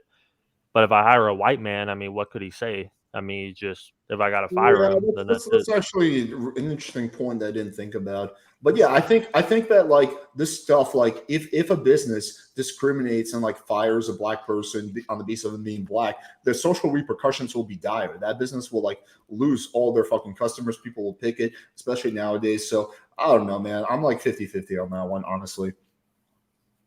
Well, what was the point you were trying to make? I'm curious if Ryan has any special gender identity that he feels like he would like to share with us. Why? Yeah, Why are you asking me that? Because Why are you laughing about it? Because I'm not laughing about it. I feel You're like not it's allowed to just, laugh, Chris. it's like it has to do a lot with your personal experience and maybe I'm a trauma. man, And dude. then I'm more of a and then man you- than I'm more of a man than maybe at least half of you. I never No, denied sure. that. Why are you getting defensive about it? I never denied I'm that. not. I asked you I'm if you fucking feel. dude. See, everyone calls me so fucking sensitive, and you guys. Yeah, all right, fine, it's fine. I'm not. I asked you if you feel like you have any other specific or special gender identities other No, dude. than I identify male. as a male. Okay. All right, Chris, I come identify on. as- You're I'm a warm-blooded dude. You're I hitting fuck below the women. belt a little bit. I fuck women all the time. I love it. I like girls. I'm a man. I'm living my best life, dude. Wait, Right? so going back to the original point, you're saying critical race theory is just teaching children that race is not biological? Critical race theory is not actually taught in schools. It probably should be, but it genuinely does focus on that central tenet that race is not biological. And then the follow-up is, well, okay, what is race then? And you look at the laws that involved race, you look at legislation and court rulings that involved the word race, and you're like, okay, what were they talking about here? And they were looking at people saying, you look a certain way, so you're not allowed to be part of this thing. You're not allowed to go to this school. You're not allowed to use this water fountain. You're not allowed to enter this building Okay. because And you what's the are point? you And what's have the point? because you look this way. And so the end result is that you see people who look this way that are still largely segregated into certain areas of the country with worse healthcare, with more police brutality, with worse education systems. And then you say, well, why are they doing so badly? Well, there must be something wrong with them. And you see people in So your what's chat the point to teach this to children? I mean, children learn about slavery. Children learn about race. People, if history. if black kids can experience racism, why the fuck can't we talk about it? We I mean, talked- I dude, I just was don't taught see I was the taught point. racism in middle school and high school, so we definitely talk What, about it. dude, if you're gonna talk about racism and you want racism to be solved as a problem, you can't talk about racism. You can't talk about racism. And, Wait, what? Wait. Did I even fucking finish my sentence? I'm sorry. you can't talk about racism and make it all about a specific group of people. You can't say it's only about blacks. You have to talk about racism in general terms. You have to talk about racism in terms that apply to everyone. I agree. You understand it? You seem to make it. Yes. Yeah. You seem like you're doing kind of like you go like extremely on the other side, and you're making it like racist, trying to be anti-racist. It's like super fucking weird. Yo, I just want to say like this. Okay, like I personally, I haven't dug too deep into the critical race theory. I've heard the Republican talking points, and the talking point is that like we're telling a bunch of like 10-year-old white kids that they're like secretly inherently racist. I don't actually know if that's true because I haven't really dug into this too much. I don't know if that's just like a talking point. I will say, Alex, to that point, there probably are teachers who might say dumb shit like that to kids. But think about it. I mean, most teachers in the United States are like white women who probably don't know that much about these things and are actually like their intentions are good, but they're talking about them in a poor and ineffective way. And instead of providing the tools to actually engage with these topics at like a more nuanced level, we're trying to ban them across the country. And like 17 states, at least 9 states have active bans currently on quote unquote critical race theory, or at least ideas or their vague representation of what critical race theory is. These are real legislation that's impacting. Isn't that a problem too? So is that there's like so many women that are teachers, they just outnumber. Yeah, we gotta male stop teachers. those damn women, right, Kevin? I feel you, dude. I mean, no, I mean, if you want equality, I mean, That was kind of misogynistic. That was a little bit Thanks, misogynistic. Chris. That's a joke. I mean, yeah, Ryan, why are you being so It's a joke, but it's true. Yo, I mean, like I will say this, like, what was I gonna say? I completely forgot my fucking point. I have a question. Hey guys, I'm gonna go. I'm gonna go to bed. This is a great topic, though, and thanks for letting me on, Alex. Okay. This was awesome. Good talking to all you guys. Good seeing you, man. All right, yeah. Man, it was nice to meet you, man. I You enjoyed too. your company. You too, Chris. I have a Good night, good guys. I have a good See you around. question to ask. Yeah, so Ryan. I'm not gonna comment too much on the critical race stuff because again, I haven't really dug too deep into it, so I don't know if the Republican talking points. Well, are I have a actually good question. I have a good question to ask Ryan. But- I think well, his okay, answer wait, will Brad, tell- let me just finish Alex, the the point, and you can host. ask the question. What? So what I was gonna say is like again, I think like your intentions are really good. I think you're like trying to like I think you really care about this stuff and you're passionate, which is good. Again, you might not want to take this, but I don't think you're doing the cause any favors with some of the stuff you say, especially with like how emotional and triggered you get. Because like what's going to happen is people on the right are going to look at that, and you know what they're gonna think. They're going to be like typical triggered SJW, and They usually start out that way. and they're going to ignore Yeah, but- every but- single but it word is- that comes out of your mouth after that, right? So I think that if you could learn to ground yourself a little bit and just like Mhm. be a little bit more calm, like you would do so much more for like the ideas you're trying to propagate. And two, I think that like I don't know, man, like some of the stuff you say are just like a little bit like just like kind of like really cliche talking points. Like I think we can like when I asked you like, okay, well, if you found out that more people were whatever, like fucking killing themselves, if that was true, you're like, well, it would play a role. It's like, no, like that's the main fucking thing. If that fact is true, then of course gender reassignment surgery is a bad idea. Well, right? can I If it's respond to not that actually helping specifically? people. Because the reason that I said that is because I think there are like other factors that play into that specifically. I mean, that might be a different discussion. I don't even know if that's again like we're that was all hinging on like this one data point that I'm not familiar with that data point. But I know that I'm a little bit extra. I'm over the top sometimes, and I am emotional, and I've been drinking tonight. All right, I've been having a good time, but I want to say I do have these conversations less heated than I am right now. And sometimes I'm even having those conversations more calmly than I am right now when there's more than 5 people who are disagreeing with me and like making like arguments against me. But I'm doing my best. All right, you're right. I should be more level-headed. You're good, man. I know you're a good guy who means well. I would We just all say know like, that. also the what was the point I was going to make? I forgot. So Brad or Chris can go. No, I have Alex. a question. Brad, go Can ahead.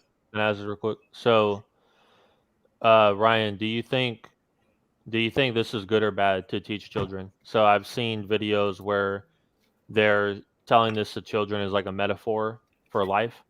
They bring all the children out, all the white children and all the colored children, and they say, okay, we're going to have a race.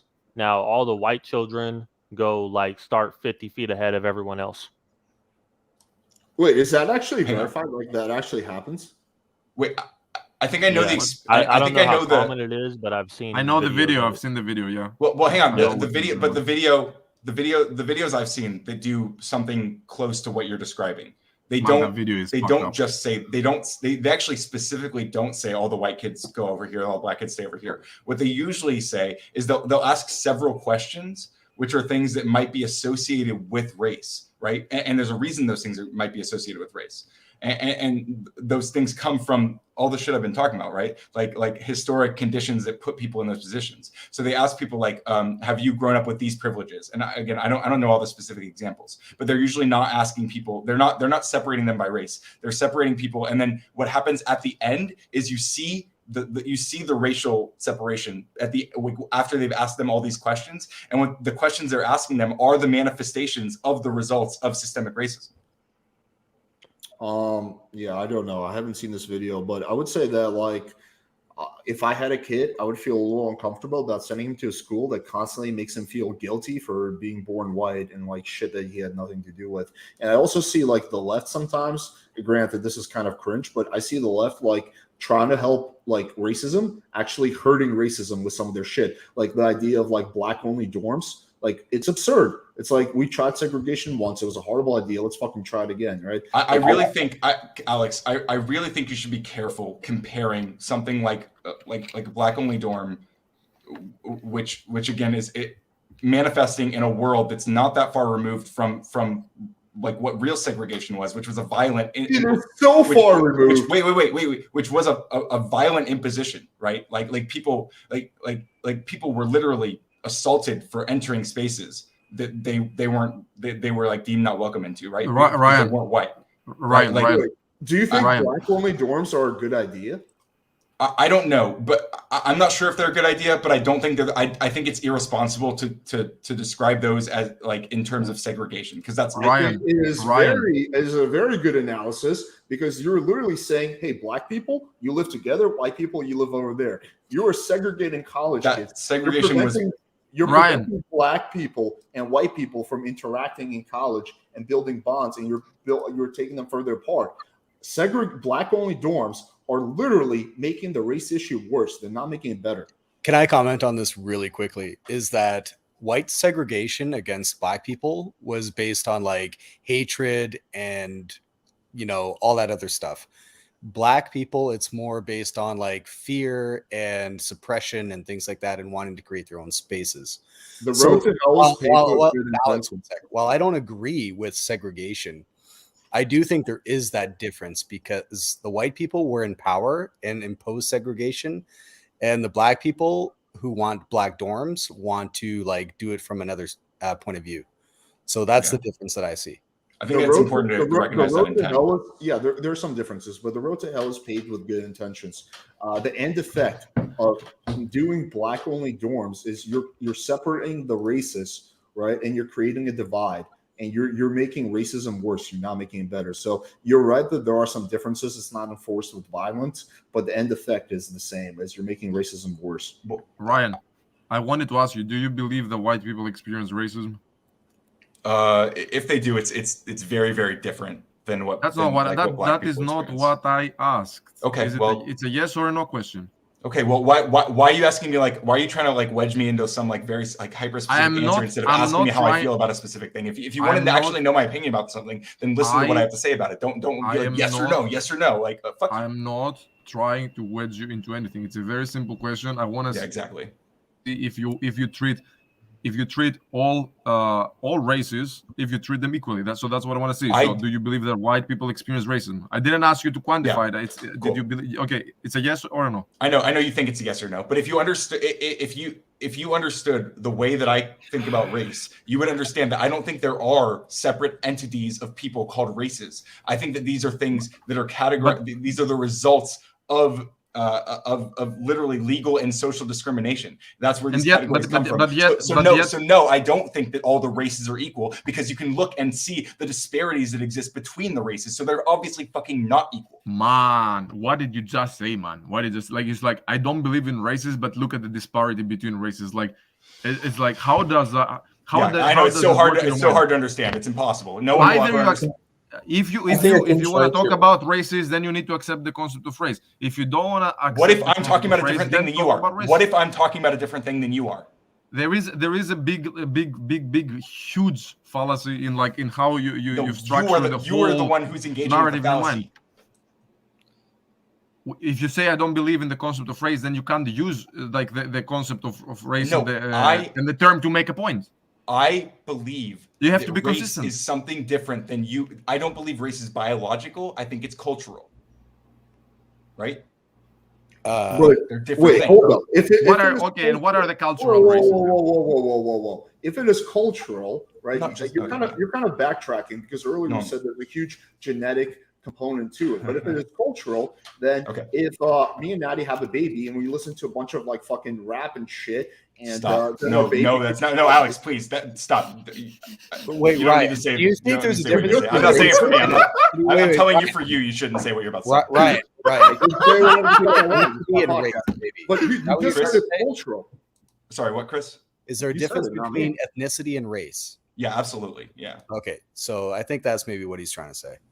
Yeah. Yeah, I think I can try to just rephrase what I Fine. think If Ryan was you're saying. using those two things as separately. Okay, fine.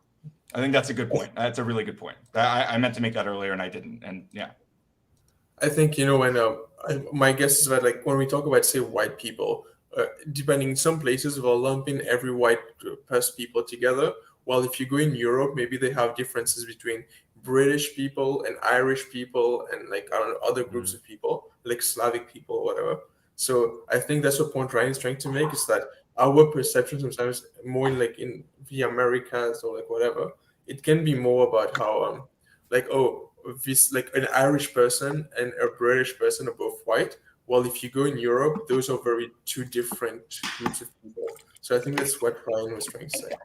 Yeah, I think racism used to be very closely tied to ethnic prejudice because it was so closely tied to the regions that people were from. But yeah, there's people within Africa who hate other Africans because of their ethnicity. There's all sorts of things going on like this. So yeah, I think that the term racism is very broad, where I wouldn't say to somebody if they said racism that shouldn't be said, because we all understand the alias towards ethnicity, right? Yeah, I just didn't understand the semantics. But Ryan, going back to this, I'm flabbergasted that you won't just say black only dorms are a horrible idea. I know you are, but I'm not that comfortable saying that. Yeah, I don't. Wait, I don't, Alex. Yeah, Wait, I why? disagree with Oh, Ryan why? on this. I think it's just a bad idea. I disagree It with Ryan might on be, that. but I think if it's a bad idea, the biggest problem is that it will create outrage, or rather, it provides ammo for people for white supremacy to then push back against these people who are looking for refuge. But Ryan, I gotta Well, ask you a here's my question, thing. though. If Good. let's say Matt, white do you people or see Asian what you're doing? people or any other people are being excluded from spaces, a black only space, right? Should they not be allowed to ask questions of why they're excluded? And I always see on the internet, and this was probably way overblown because people nitpick things that they want to present. But if these people want to have conversations about it, what I've seen is that the people in these black spaces say you can't talk about it because you are not us. Mhm.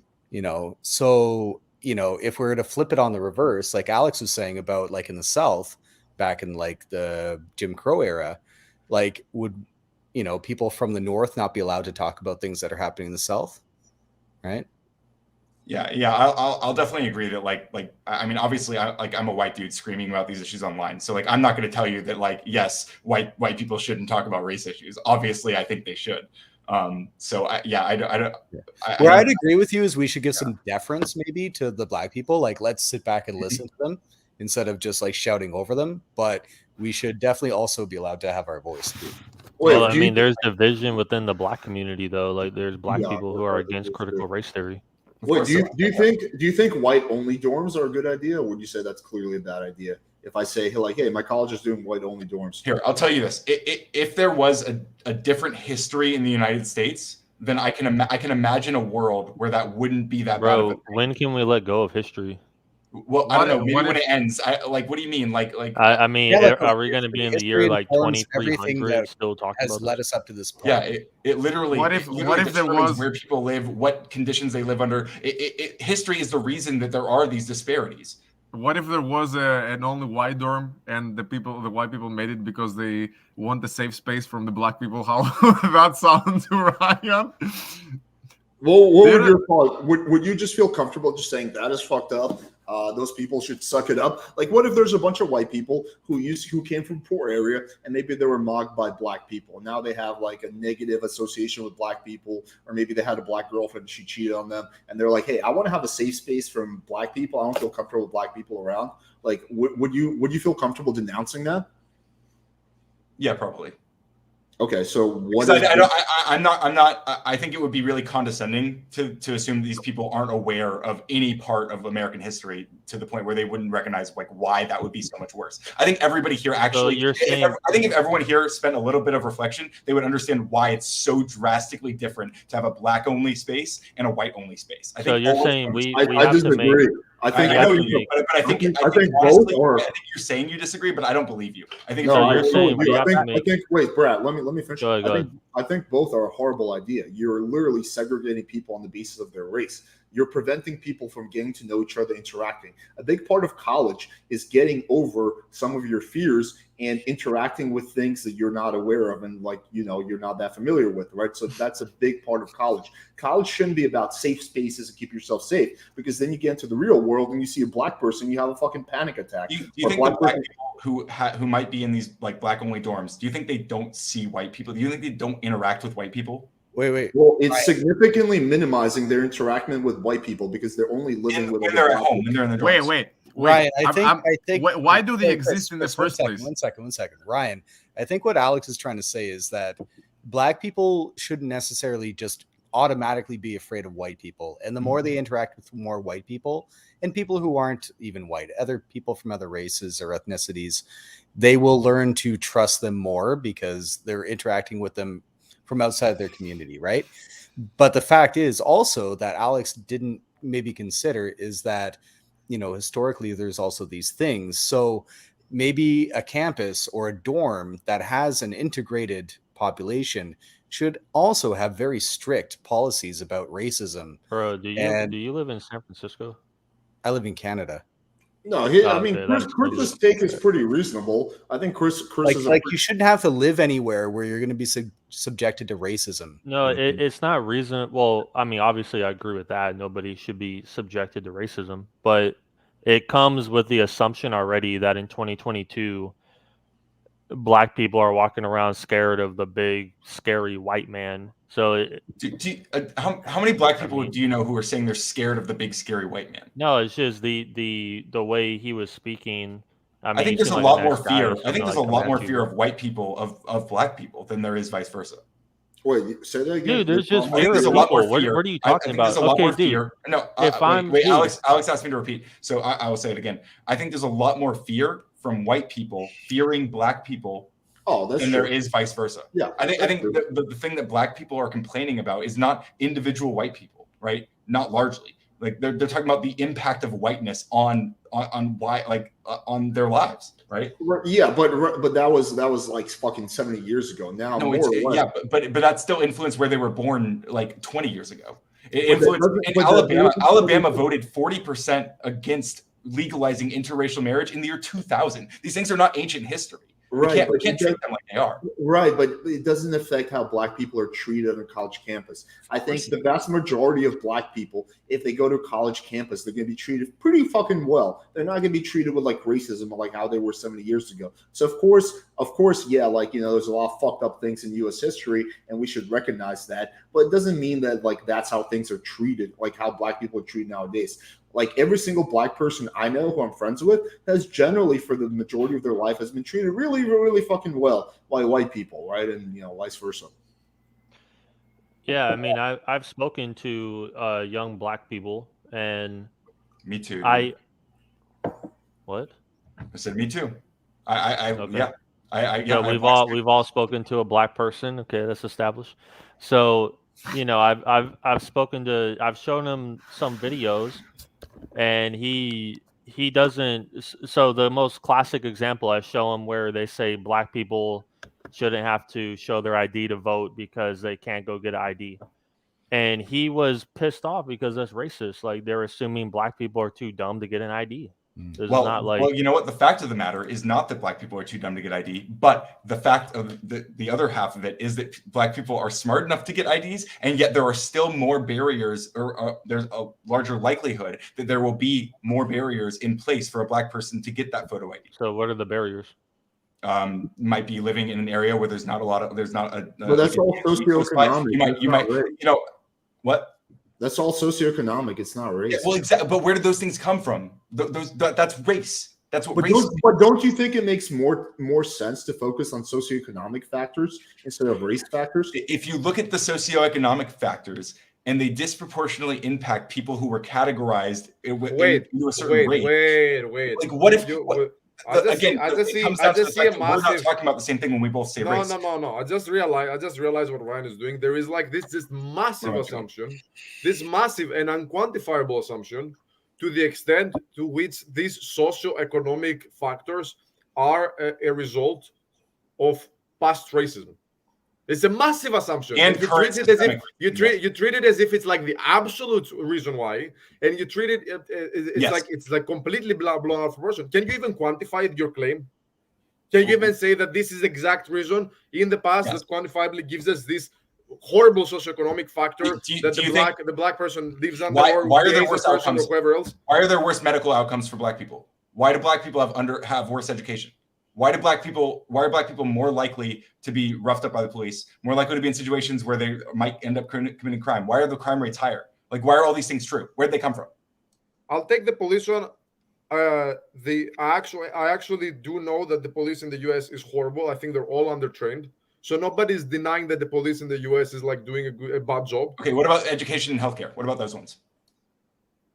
I actually have no idea about healthcare. I know you don't. I have no idea about healthcare. I don't know. I'm not familiar. I'm not familiar with the healthcare. I'm not familiar with the healthcare in the US. But about education, there are a lot of other factors. Why do you think black people have worse healthcare outcomes in the US? Take a guess. I don't know, man. It's nothing I have an idea about. I can't talk about the topic. You want me to like make you want me to make an assumption or a guess?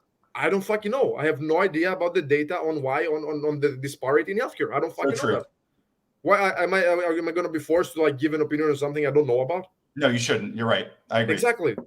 If only. I'm so Canadian. I put my hand up. I'm like, can I speak? Yeah, go ahead, Chris. Yeah, Ryan, actually, one of the things you mentioned about education outcomes in Ontario, where I live in Canada, it was like 20 years ago, the government realized that taking local taxes and putting that into the local boards of education was like creating huge disparities like across the province.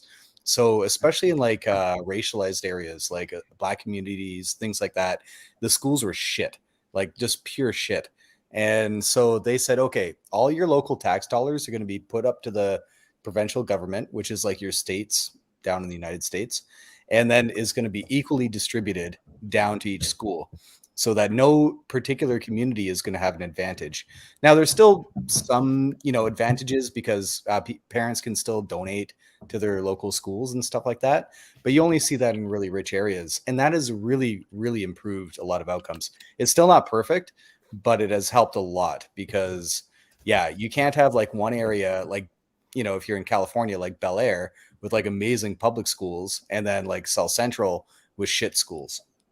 Yeah, I think that's probably a pretty good idea. I mean, I think that, but I think a lot of this shit just has so much more to do with socioeconomic factors, and I think it makes, like, for example, a college a lot of schools, like if you're black, you have an easier chance getting in. If you're Asian, you have a harder chance getting in. But instead of making it about race, I think it should be about your socioeconomic status. I think that makes a lot more sense. Instead of race. Real quick, Alex, I think part of like the biggest miscommunication that we're all having here is that when I'm talking about race, I'm saying race is socioeconomic. It's not biological, so therefore it's socioeconomic. Wait, that's my point. Wait, hold up. I feel like your position keeps flip flopping. If it's, It's really not. If it's socioeconomic, then I could theoretically change my race. No. Okay, you Well, could in that hang on. You could in that you could exist in a society that would have been organized in a different way that produced worse environments for you, right? Based on you being white, but you don't exist in that society. Can you prove that? Can you prove that? I can change my socioeconomic status. Can you prove it and quantify it? Can you say that this? Can I prove that black people are born into on average worse environments than white people? I mean, Chris, that's a pretty well-established fact. It's all about. I don't believe that anybody should be given special privileges. The idea example is actually like very simple.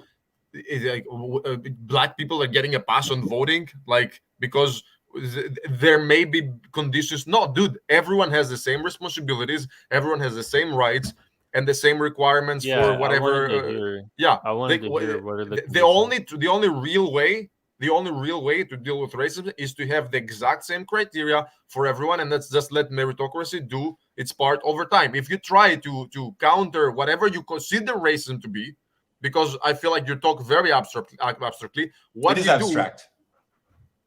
You talk about a lot of abstract shit, man, and you try to and your claims are not based on actual facts or data, and you just still make they claims. actually are. You make claims. You make claims that there should be systemic changes based on this arbitrary whatever the fuck you make up in your head. No, the only real way is to have the only real way to do that is to have the exact same rights and requirements and responsibilities for everyone, and then racism is going to disappear over time. You let time run its course, assuming that you just apply this simple thing, same responsibilities and rights for everyone. Yeah, if everyone just shut the fuck up about racism, it would go away. If only.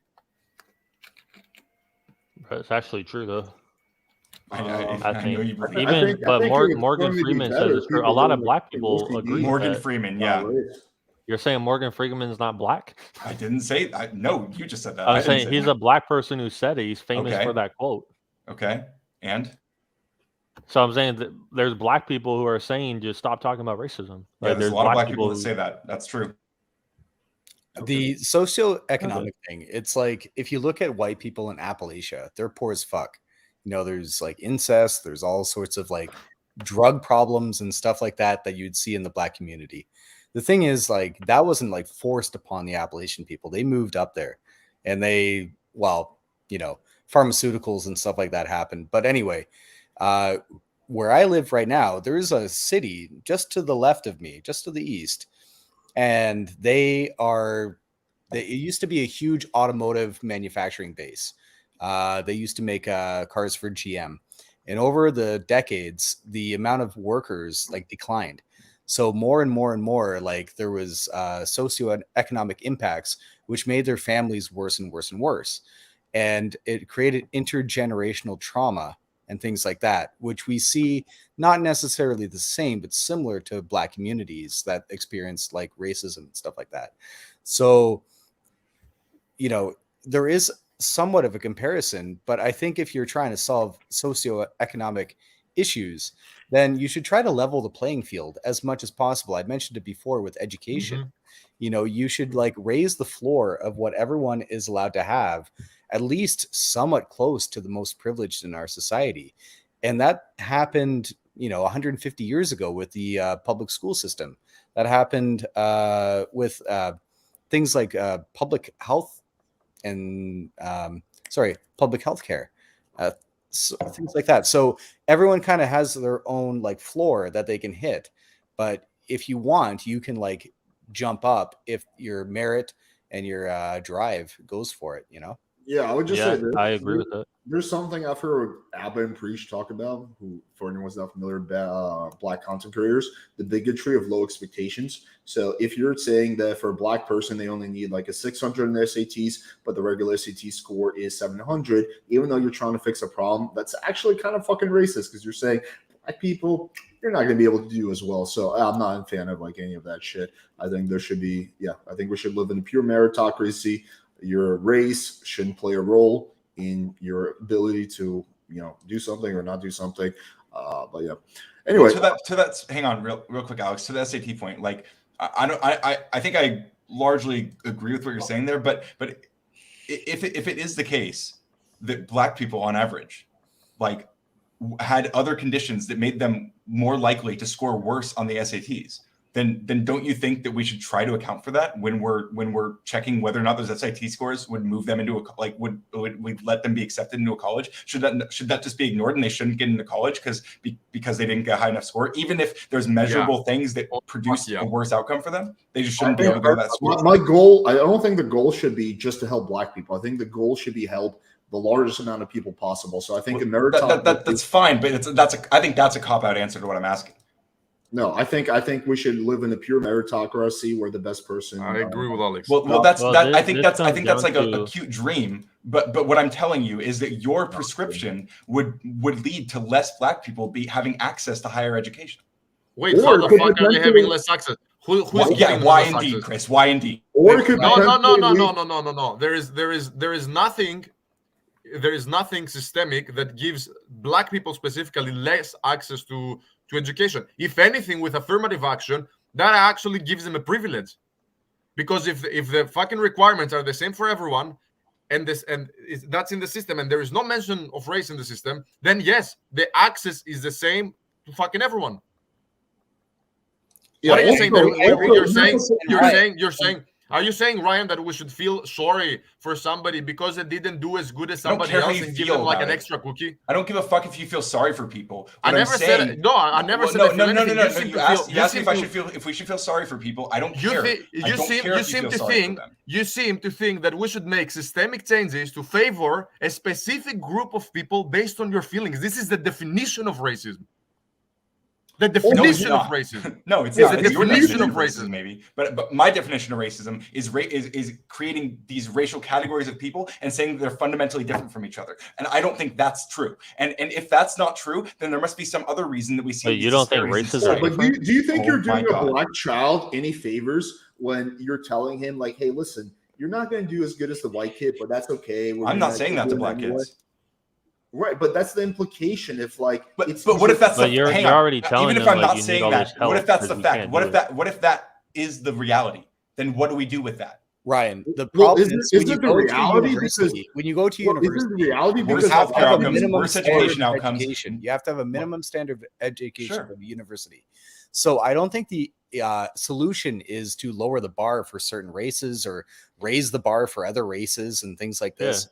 It is honestly reparations. It is like what Canada did to our limited experience in Canada with I would love to have that debate of reparations. Hold on, Brad. Yeah, go. And what we did to the indigenous people in our country, and the same what you guys did in America. We should be funding these communities more with their public education. They should be trying to like raise people up, maybe not with like welfare, things like that, but like definitely education is the easiest thing that most people could agree with, so that you can get to that level where you can achieve success in university. Lowering the bar to entry is just setting people up for failure. Wait, I'm all for more education, but that's not the same thing as reparations. Reparations is terrible. Can come in any form. It could be saying we're going to flood your communities. So they're trying to say in California now. Don't quote me on this. I don't have like the exact details, but they're trying to pass a bill. I don't think it's going to pass because it's like too insane, even for the far left. But they're trying to say that every Black person in California should get like some crazy like $700,000 and like 10 acres of land or something like that. And if that bill passes, you're just not going to have any more white people in California. That's all that's going to happen. That's what reparations that's not is. fair. White people giving shit to Black people. That's reparations. That's not fair, bro. Yeah, if you're a 20, if you're a 21-year-old white person, what do you owe to a 21-year-old Black person? Wait, Chris, I think reparations is more the government giving to the Black people. Are you in favor of like? That's not the guy. That's taxpayer money. Are you in favor of like a bunch of a law that makes white people give something to Black people? We keep saying white. So why is it that white? Yes, my skin is white. Man, I actually agree with Ryan. We should construct. talk about Black people giving money to white people. I like that idea more. Why are you saying you agree with Ryan in saying that? Like I'm not saying either of these things. No, because you're like, okay, yeah, we're talking all the time about white people like being like the bad guys, whatever. Let's I want some money from Black people. Anything like that. Okay, Chris, wait, stop. Chris, do you think that like if you are black, you should get like a check from the government? Is that what you're saying or no? Which Chris? You. He means you. Me? I don't necessarily agree with a direct check. I think that like it's not a personal thing. It's not like I'm going to help this particular black person. It's that we need to look at communities of black people and try to like help these communities raise up. Oh yeah, I'm cool with that, but that's not really Yeah, I'm you not- used I'm the not wrong against term. That's that. not really reparations. That's not I think it could be. It could be. I mean, you like want- you wanna fact redefine it. is, like black people helped build America and Canada, so you know, and they didn't get any benefit from it. In fact, they were put down for. Bro, most of those black people are not alive anymore. What black people are you Nobody talking is about? alive anymore from that Their era. children are. Yeah. Bro, I don't get Brad, credit Brad, for what my grandpa did. Brad, What are you Brad, talking hold on, about? hold on, Brad. Do you believe that people should inherit wealth? Sure. Then why should not those people who built their wealth on the backs of other people, you know, be asked to pay something? So you're saying now, because of what happened in the past, that every white person's tax money should be Not given every to a black white person. person I'm just for being talking black. about the tax coffers of the country. Why do you feel Not- so much ownership over the tax? Like it's like those black people are Americans, right? So they should benefit from taxpayer money as well, right? Yeah, I just- everybody should benefit from Yeah, taxpayer Yeah, money. but I And don't. to be I honest, don't want. if you raise these communities up and they earn more and they're not a burden on the Yeah, tax but system, dude, then welfare, are you basing then they it are on going to contribute more to socioeconomic the status? tax system. Or You are know, you Well, I basing it on think, but again, I socioeconomic think that status we or should race? at a high level. Because we I need think to we lift should- up I poor think we white should people build- too. We need I to think lift we up should poor build everybody. schools in poor areas where people are struggling, but just like we should do it in like poor black areas, we should do it in like Appalachia. It's anywhere where people Yeah, are like precisely. poor and struggling. Again, Alex, I I think agree, but first it should be the areas where the people who are oppressed purposely are raised first. But You know, what's because the there's difference? limited resources, right? What's the difference between a poor Appalachia person whose like parents are a bunch of drug addicts and a poor black person, a black kid? What's the difference between Well, no them? one forced those white people to move to Appalachia. So Right, but it's the kid. The kids have nothing to do with it. The kids are just literally in middle school. I'm not saying they should be left alone and get no Do support. you think I'm saying, responsible I'm for- saying if you're looking at it from a tiered level, first you deal with the people who are forced to come here, and then you deal with the people who chose to go here, and then you choose or None choose of the to- people who were forced Okay, to so come here are alive. question: Let me- should the let me- black people who sold the black people pay reparations? Well, we're not living in Africa, Brad. No, but they sold them. They sold, so aren't they also Do you- responsible? Shouldn't they pay if you reparations? buy a person from someone, then your responsibility is to free that person at that point. Wait, the seller's not responsible? If The you seller's buy not somebody, if responsible as you well? buy somebody from someone, your responsibility is to free that person, right? To not to Wait. continue to own that person and their children. None of those people are alive, bro. None of their parents Wait, are alive. Let's say I'm a white little kid so in America. I'm a white little kid in America, 10 years old. I go to school and I learn about how the system works, this system that you guys propose, and somebody tells me that for what my grandpa did about 200 years ago, part of my tax-paying money is gonna go as reparations to some whatever random black community. I don't know. It doesn't matter. Is that like you? This is insane. Why This is is it insane? insane. Why? This is fucking insane. You say hundreds of years ago, it's not hundreds. Man, You're punishing 200, people 200. I said for the 200. sins Man, of their It's not that. It was the civil rights movement was in the fucking dude, 60s, should the German kids that are born today in Germany pay reparations for They did. generations to They come fucking to did. the rest of They Europe? did pay The far reparations. left think they Germans should. paid reparations to the Jews. Are Yeah, you- dude. Bro, Yes, they did. German Today, kids I'm- have nothing to do with what Hitler did. They literally paid reparations already. They yes, should they not paid have had to reparations. do that. They paid They had nothing to reparations do with over it. They Well, paid yeah, reparations when over. it was going on, the German kids today. no. Wait, you're It was telling me the like a German kids today are paying reparations to Jews? Really? Is that what you're No, saying? because not they did today. it already. Yeah, exactly. Because Why? it's like But, it but already those happened people, decades ago. but hang on. We never Hold did up. that. Your logic has a massive flaw. They paid reparations to the grandparents of the Jewish kids, but they're not paying reparations to the actual Jewish kids. I think a lot of the reparations went to the parents of the current Jewish kids. Okay, Alex, imagine after like Nazi Germany fell, that like Jews were still separated from society. There was apartheid for like 150 years. And then like Jewish people like couldn't marry like non-Jewish people in Germany. And then just like 20 years after that, like what are we supposed to do? There was no reparations paid. to the people who survived the Holocaust? Should there be no reparations paid to the survivors' families of the Holocaust? Like 50, 60 years after it happened? No. Do you think if my granddaddy was a serial killer and he killed 20 people, I should personally pay reparations even though No, I'm not talking about you personally, Alex. I'm not talking about you. I'm not saying if your dad was fucking Himmler that you should have a special burden to pay to the Jewish people. I'm talking about society as a whole making reparations to But a society certain as a group whole that was is victimized. consists of individuals. Yeah, this is not. It's. I don't think. I think you can make a very convincing argument for why right after whatever Hitler's government fell down, that maybe we should do something to give reparations to the Jewish people at the time. I think you can make a very convincing argument for that, but I don't think you can make a good argument for why we should do it 80 years later. Like, once again, my question is, if my grandpa was a serial killer, he killed 20 people, he fucked up people's lives, do you think even though I wasn't born at the time, should pay reparations to those victims? No, because it's not individualized. If your grandpa took over the government of Russia and then victimized, a huge swath of the population, and then the country was freed, and then 80 years later, people were asking society as a whole that benefited from that forced labor or, genocide, should have to pay, then yeah, they should. Okay. But why? All those people. But not you personally, Alex. All right, guys. I wanna see if we agree. It's a shared burden. Let's say society is not about individuals; it's about everybody together. You're saying, let's say that reparations do actually make a sense, but what would that time duration be? Because Germany did pay reparations after the war. I would personally put that time frame to 80 years maximum, because that's like the generation of a person that was born during that period and then died like within that period. But it has not been 80 years. It hasn't been 80 years since Jim Crow ended. But it has been 80 years since slavery ended. It has been more than 80 years. Germany has been paying reparations up until like this year. I read that article. They've been paying reparations for like about 80 years. And I actually think it's like okay within the time frame. Germany like 80 years is okay. Germany is a traumatized society. All they ever talk about is Hitler.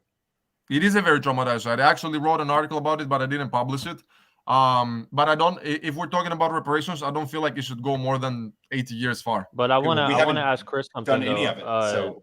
Why should, let's say there's a young 21-year-old black person. He's just a regular person. He's grown up these last 21 years. Why should he get money because his great-grandfather, because of what happened to his great-grandfather? We all have ancestors that have been through something. We could all get money. What if it's not about his great-grandfather? What if his father wasn't allowed to go to school, like at a decent, or any the white schools that had all the funding, right? No, wait. No, white people built be... historically black colleges for black people to go to. Yeah, worse schools. So, wait, why should it be right? Like me? They were, but who built them? Who cares if they were worse? But you said, right? You said that they should be given something to help with their education. Are you familiar with Reconstruction? Are you familiar with how much money is given to black schools? I mean, if you look at the educational disparities, it seems like it's not enough. It's not working. Well, the educational disparities are going to be bad when you're less performing, when you're not performing up to that certain standard. So we should just tell those black kids just do better. What do you mean? No, hold on a second. But the thing is, this idea that white people have not done enough to help black people is absolutely ridiculous, right? Like the whole, you want to talk about slavery? Who ended slavery? I'm not talking about. I mean, black people and white people fighting against it. Hold on a second. You want to talk about Reconstruction was not not as many white people fought to end it at all. Sure, yeah. Yeah, the ideas of the individual rights from man, rights of man, and the idea of the rights of an individual to be free came from white people. It wasn't an African idea for people to be free. No one in the history of the world has won their freedom by appealing to the moral senses of the people who are oppressing them. That's never happened before. They didn't convince them to free black people by appeling to their moral senses, by convincing them, oh, please, just what difference does it make? What difference does it make? We had a civil war to end slavery. Hold on a second, but that's what I'm saying. Is Ryan advocating for civil war? What difference does it make if you get your freedom? What? What difference does it make? Like the whole thing is the whole thing. You were making an argument about, well, nobody ever got their rights by appealing to the majority. I would disagree with that. Moral support to the moral sense. No, I don't think so. Well, who made it a moral thing for slavery to be wrong? I think it was wrong then. It was the people who were being enslaved knew it was wrong. They always knew. Oh, they did? Of course they did. They were literally being enslaved. They knew what was happening to them was fucked up. Yeah. Okay. They were stupid. But the people who enslaved them did not know that it was wrong. Some of them knew. A lot of them probably knew. A lot more than you. Then tell me about the massive amounts of people in Africa, right, who were slave masters or who were a part of the upper class who were against. Yeah, a lot of them did. No, they did not. No, slavery was the status quo at that point in time until white people ended it. White people ended slavery on the continent of Africa and in the United States. I don't know if I agree with that, but I don't know if that's a fact. Truth. But even if that were the case, that doesn't negate anything I'm talking about. It's a half truth. The thing is, Wait. You can't just like keep talking loudly over everybody for like 10 minutes. Well, you weren't talking, but but there's a difference between the slavery that was being practiced in Africa and the one in America. America was chattel slavery. It was extremely brutal. People were properties in Africa. It was like people were captured from other tribes, things like that. There was pathways to earn their freedom that were reasonable, and they weren't brutalized. Okay, I wish that you actually knew about the history of slavery in Africa, because you would know about the Barbary slave trade, where they had basically castrated a lot of their slaves. So for you to say that the slave trade in America was somehow way more brutal than the slave trade in Africa, that's absolutely ridiculous. You're talking about one aspect of it. No, I'm not talking. I'm not talking about. I'm not talking about one aspect of it. You just said that the slave trade in America was chattel slavery, right? And it was more brutal. That is incorrect, right? The slave trade. Excuse me. The slave trade in Northern Africa, the Barbary slave trade, where they weren't even able to reproduce because they castrated those people. Those are both terrifying, right? Those are both hold on. Are white people absolved of starting this whole slave trade because they ended it eventually? Bro, dude, white people did not start the fucking slave trade. Slavery has been a thing for like I'm talking about the intercontinental slave trade. Are they absolved of that because they eventually ended the slave trade? Bro, you already absolved the people who sold them. People who started slavery are not absolved. They're evil. Those people are all dead. I am not guilty of the sins of a great-great-grandfather I've never met. I wasn't even fucking born in America. Why should I be responsible to pay that shit when literally I fucking immigrated here 20 years ago? How's that my responsibility at all? So the people who are responsible are all fucking dead. I want to wrap up, but this is the question. Does LeBron James kids get money too? They're black. What's your answer, Coder? Sure. I don't care. Yeah, fine. That's insanity. Okay. And that's, once again, that's the force of supremacy, right? Bro, the same force that they say is white supremacy, which basically created a slavery, is now the same force that wants to put white people down. You're not absolving yourself of that authority. You're just merely transferring it to somebody else. The impacts of white supremacy are the same as the impacts of giving people money to get them out of poverty. It's so bad. Like I hate my electricity. I hate my automobiles. I hate my airplanes. I hate all that stuff. Yeah, it's so bad. I hate my right to vote. I hate my right to bear arms. So that's what I'm saying. If you want to look at this thing, look at white people as a whole. Don't just take the stuff that you don't like out of that. I'm white. I don't even know what you're talking and you're about. telling and the thing is too, you're telling every black person, like, there's good black people, there's bad black people, like every race. I didn't say that. You're telling you're saying every black person is good? Wait, what? I'm saying there's good. I'm saying there's good and bad black people, right? I mean, maybe. Yeah, bro, sure, this is an easy question. Well, like, I mean, you can say there's good and bad. I don't believe in like there's like, you don't believe in good and bad. But when Alex talks about like the evil people who did slavery, I don't think people did slavery because they were evil. They had the evil in their souls. I think there was financial incentives and structures that allowed them to do these things and profit off it. I think there were good reasons that people did these things, horrible reasons. You can be evil for profit, but it's not because of some magic. Like, Satan didn't fucking possess them, right? No, like, that was pure Satan. What, dude? Yeah, but the problem is I don't That's believe not I don't saying believe in what Satan. is, So what? I'm acknowledging that people do evil things because it's profitable for them, because they're incentivized That doesn't to make do it any less evil evil. things, not because they're possessed by demons. If I lure Chris Wilde into my apartment and fucking steal his organs because of financial incentive, it doesn't make it non-evil. Okay, like that's not a. You're saying like, well, I agree, Alex, but that doesn't have nothing to do with it. That's kind of my point. Can I just try? Hold I on, think I can connect I both ask of them real quick? together.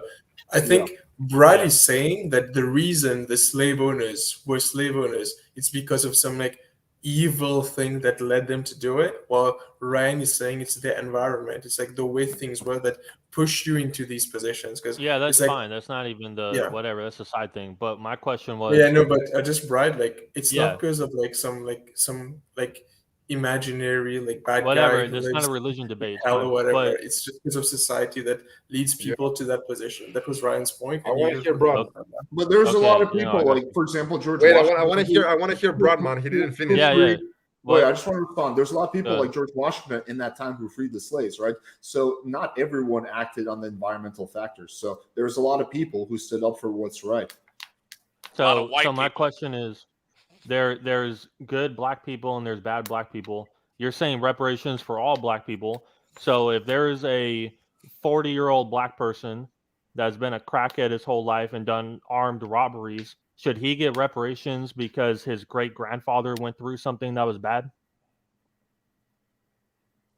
What are you asking me that like should someone not get reparations because they like committed a crime?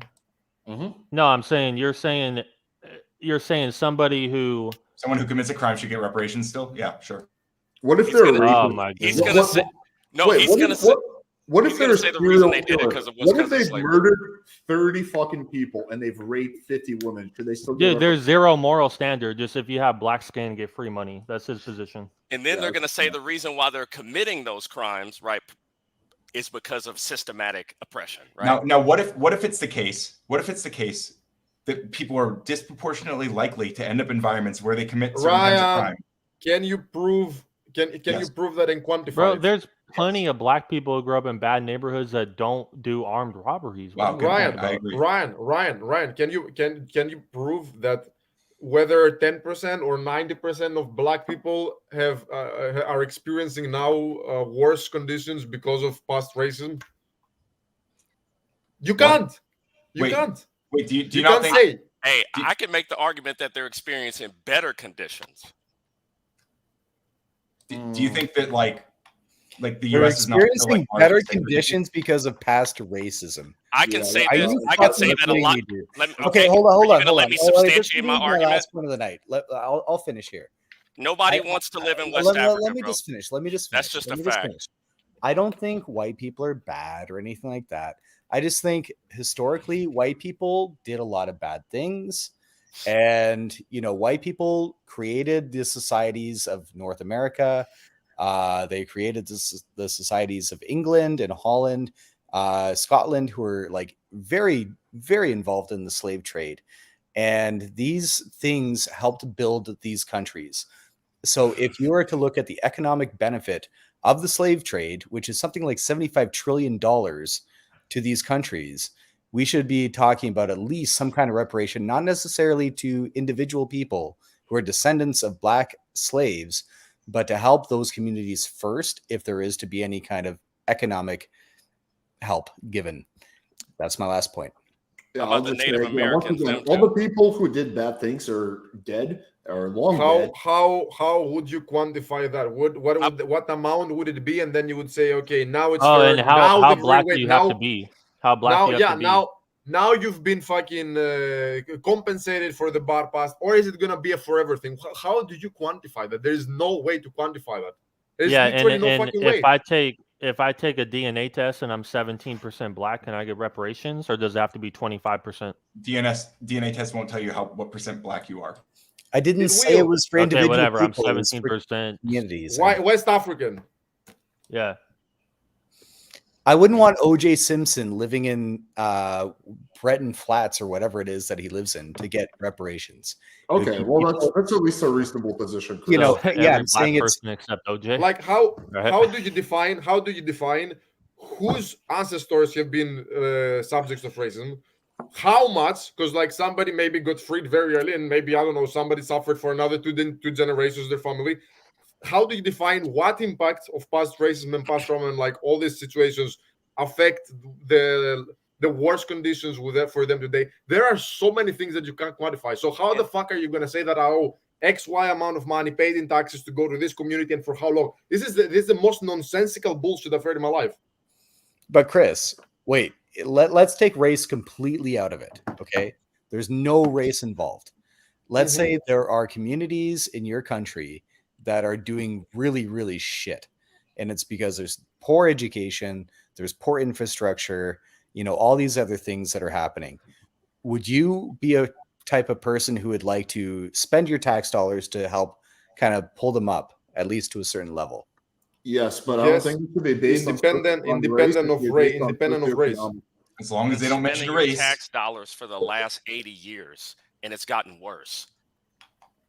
I thought it got better. Wait, what? No, it has not. Okay. No, it has not. It has not gotten better. The massive amount of spending that our government has done for at-risk youth, for Black inner city youth, for certain ghettos in this country, it's not gotten worse. It's gotten terrible. It's not gotten better at all.